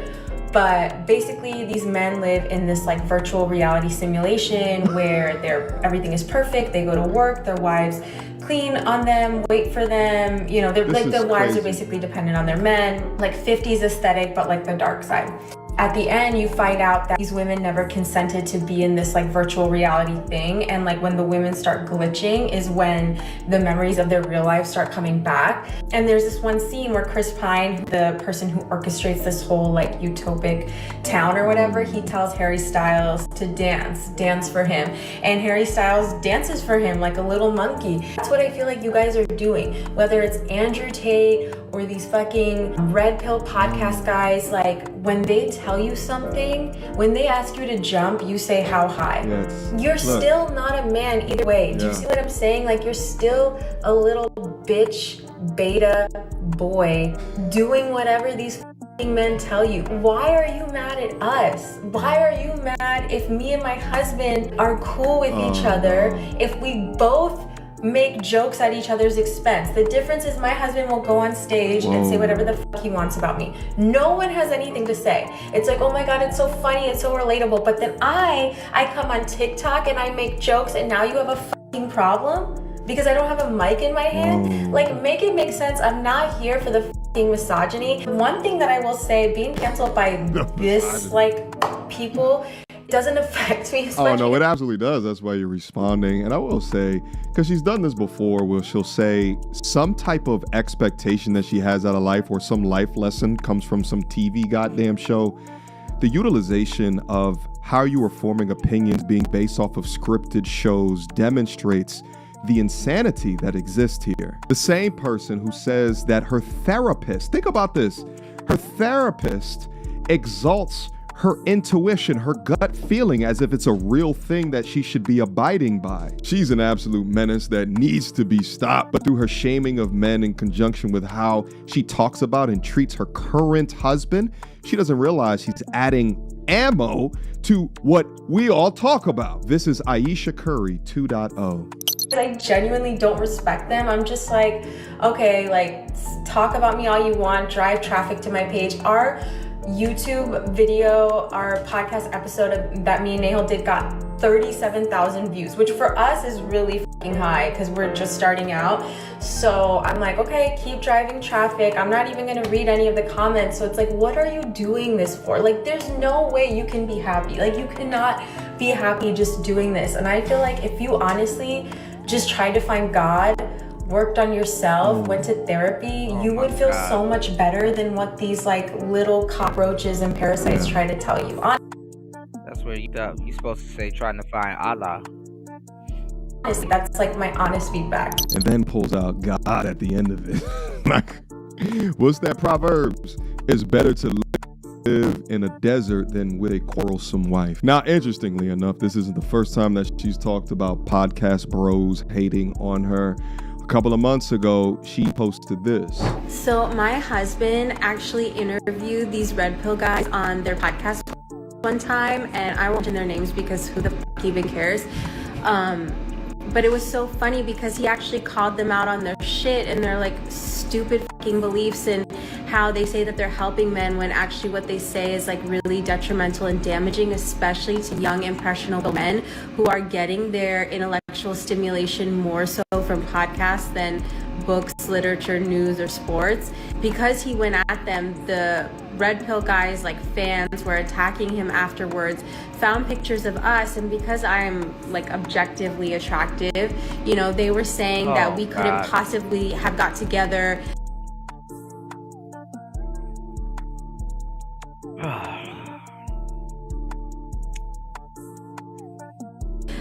In a natural kind of way, or like in the wild, like it must have been an arranged marriage. Like that's where that whole arranged marriage rumor started, or just like making up all sorts of stuff when it wasn't even true. And I can tell you, like, if you're a young guy listening to this, you don't have to be super tall, you don't have to be tall, you don't have to be rich, you don't have to be spending hours at the gym. He wasn't at the peak of his career when we got together at all. He was really like in the early stages. So it just goes to show you that like that narrative is really dangerous. And I don't mean to laugh, but I'm just laughing because like it just like broke their brain trying to understand like someone that they consider pretty or attractive could be someone that respects women and likes women and like doesn't believe in their beliefs. Like it just like broke their brain. So it just goes to show you that you can actually be nice, a gentleman, like do acts of service and buy gifts and do all this stuff for your... And then we get you at the end of it. This is exactly what the majority of men do not want. Women who feed their egos by getting on the internet, calling themselves objectively attractive while trying to gaslight us in regards to your decision to say yes to him getting down on bended knee. Well, she's talking crazy about her husband on the internet. Then at the same time, she's saying that her husband is listening to a bunch of dumbasses. But she's insulting her husband on the internet. And her husband already got her. That's her husband. So it's not really helping her claim at this point. But anyway. Shout outs to everybody here. I guess you guys ain't really rocking with the show like that. I'm gonna wrap it up after this. On the next show, I guess, we're gonna be talking about Donald Trump's health, government reopening, and we might go into a little bit of conspiracy theory with this whole Epstein files thing. Alright, please support the show. Having a fucked up day today, alright? Give me 2 minutes real quick. Let me fix this thing. Give me 1 second, guys. Akash talked about how he wasn't attractive in high school and he was a virgin. Let me see what you guys are saying. He said, I hate how most of these women take to their pod or TikTok to call out or project anti-podcast rhetoric. Right, while podcasting. You know? Yeah, she really said that, LT, man. Hopefully we do get that 2K, man.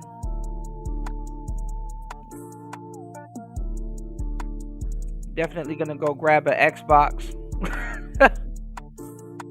If I can receive it, I'm definitely gonna go grab an Xbox and put the rest away into Bitcoin and just not look back. Lord knows I need it. Player talk. Let's get it. 31 years of age, and when he talks, you could tell that he is grateful that through his life contributions, he was able to attract a woman that he finds very attractive. The content in the space helps guide men to form standards and requirements to demand respect. And because he wasn't privy to that information, he allows you to continuously disrespect him publicly. She acts like he wasn't successful, but she previously admitted that she met him after he was on the Brilliant Idiots podcast with Andrew Schultz. So although you were able to trick him, the content in the space guides young men to understand what it is. That in fact, you could be setting yourself up for an extremely transactional relationship. So although you scoff at men informing other men about the game, about human nature, about hypergamy, about the benefits of prenups, about how transactional a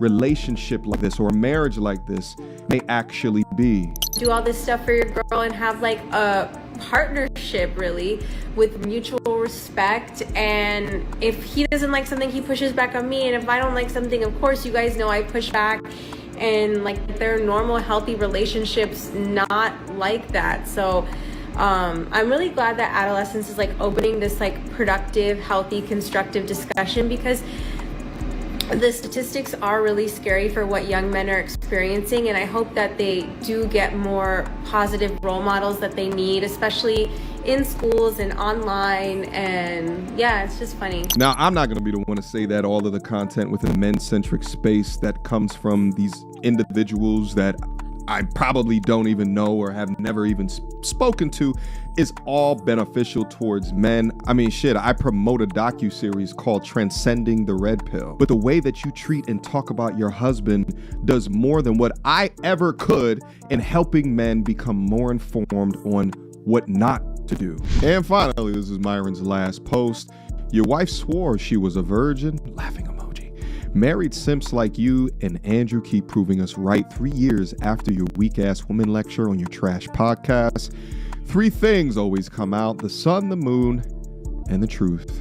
I'm just gonna really just start it off here. Before you got in here, I was asking Akash about like, right, his first time, like, you know, with you, not as much, but like, how did it go with other women, talking about never having a blowjob, what the f? So, he's 34. How old are you? 20. Why are you letting other women ask your man those type of questions? Why are you letting You know what? 5. Okay, so like gap. you meet 9 him. years. Yeah. He's never had sex, and he's older than you. Were you like, ew? Yeah. It's funny because like the guy that I was kind of with right before him was also a virgin, and Stole her from a black dude. What's up? I stole her from a black dude. The black man was a virgin? I know. yeah, right? yeah.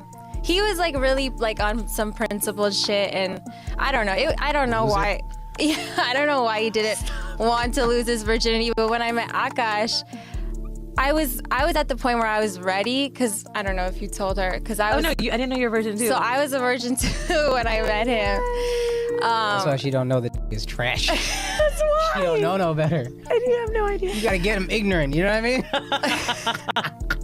mean? No, so I felt like I was like at a place where I was ready, and then I found out he was a virgin, and then I was like, great. Like, do I have to wait again? But I think like we just connected very well. That it was kind of, it went without saying that we wanted to. How did you guys meet? Show. She had a The fat ass and I chased her down. Wait, you met at one of his shows? No, we were at the Hoboken Comedy Festival. And Andrew different. My wife also hadn't had any sexual partners, so that helped us connect a lot more. Now, let me ask you this: And do I- you believe her? If you've seen her, then it's hard to believe. I remember I was just like, what?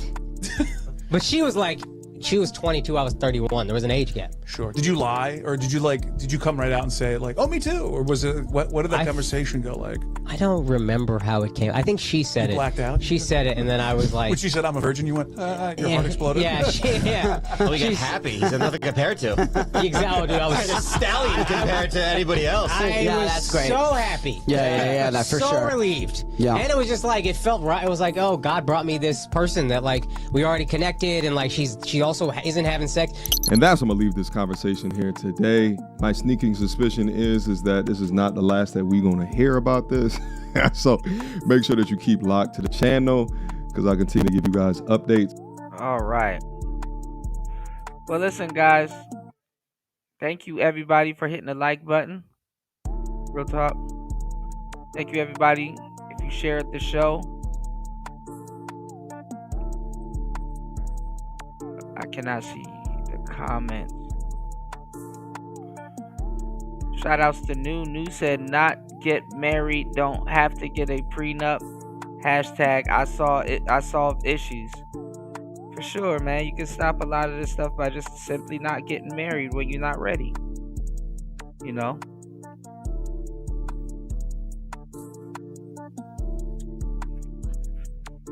LT Man said, Brad Gatlick House gave us a huge Easter egg at the crypto summit.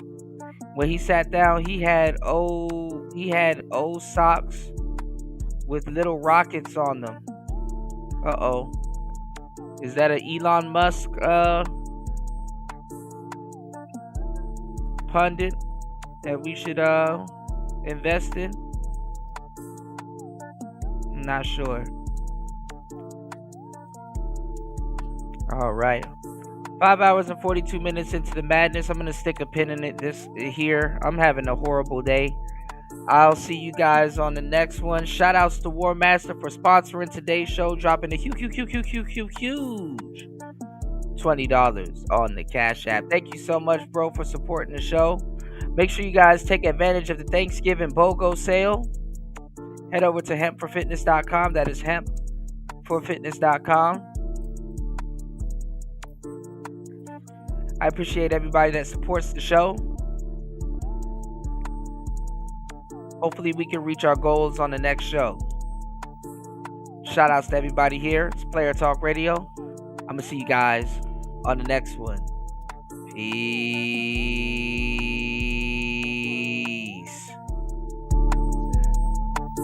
Please support the show on air, off air. You support Player Talk Radio because you care. Peace.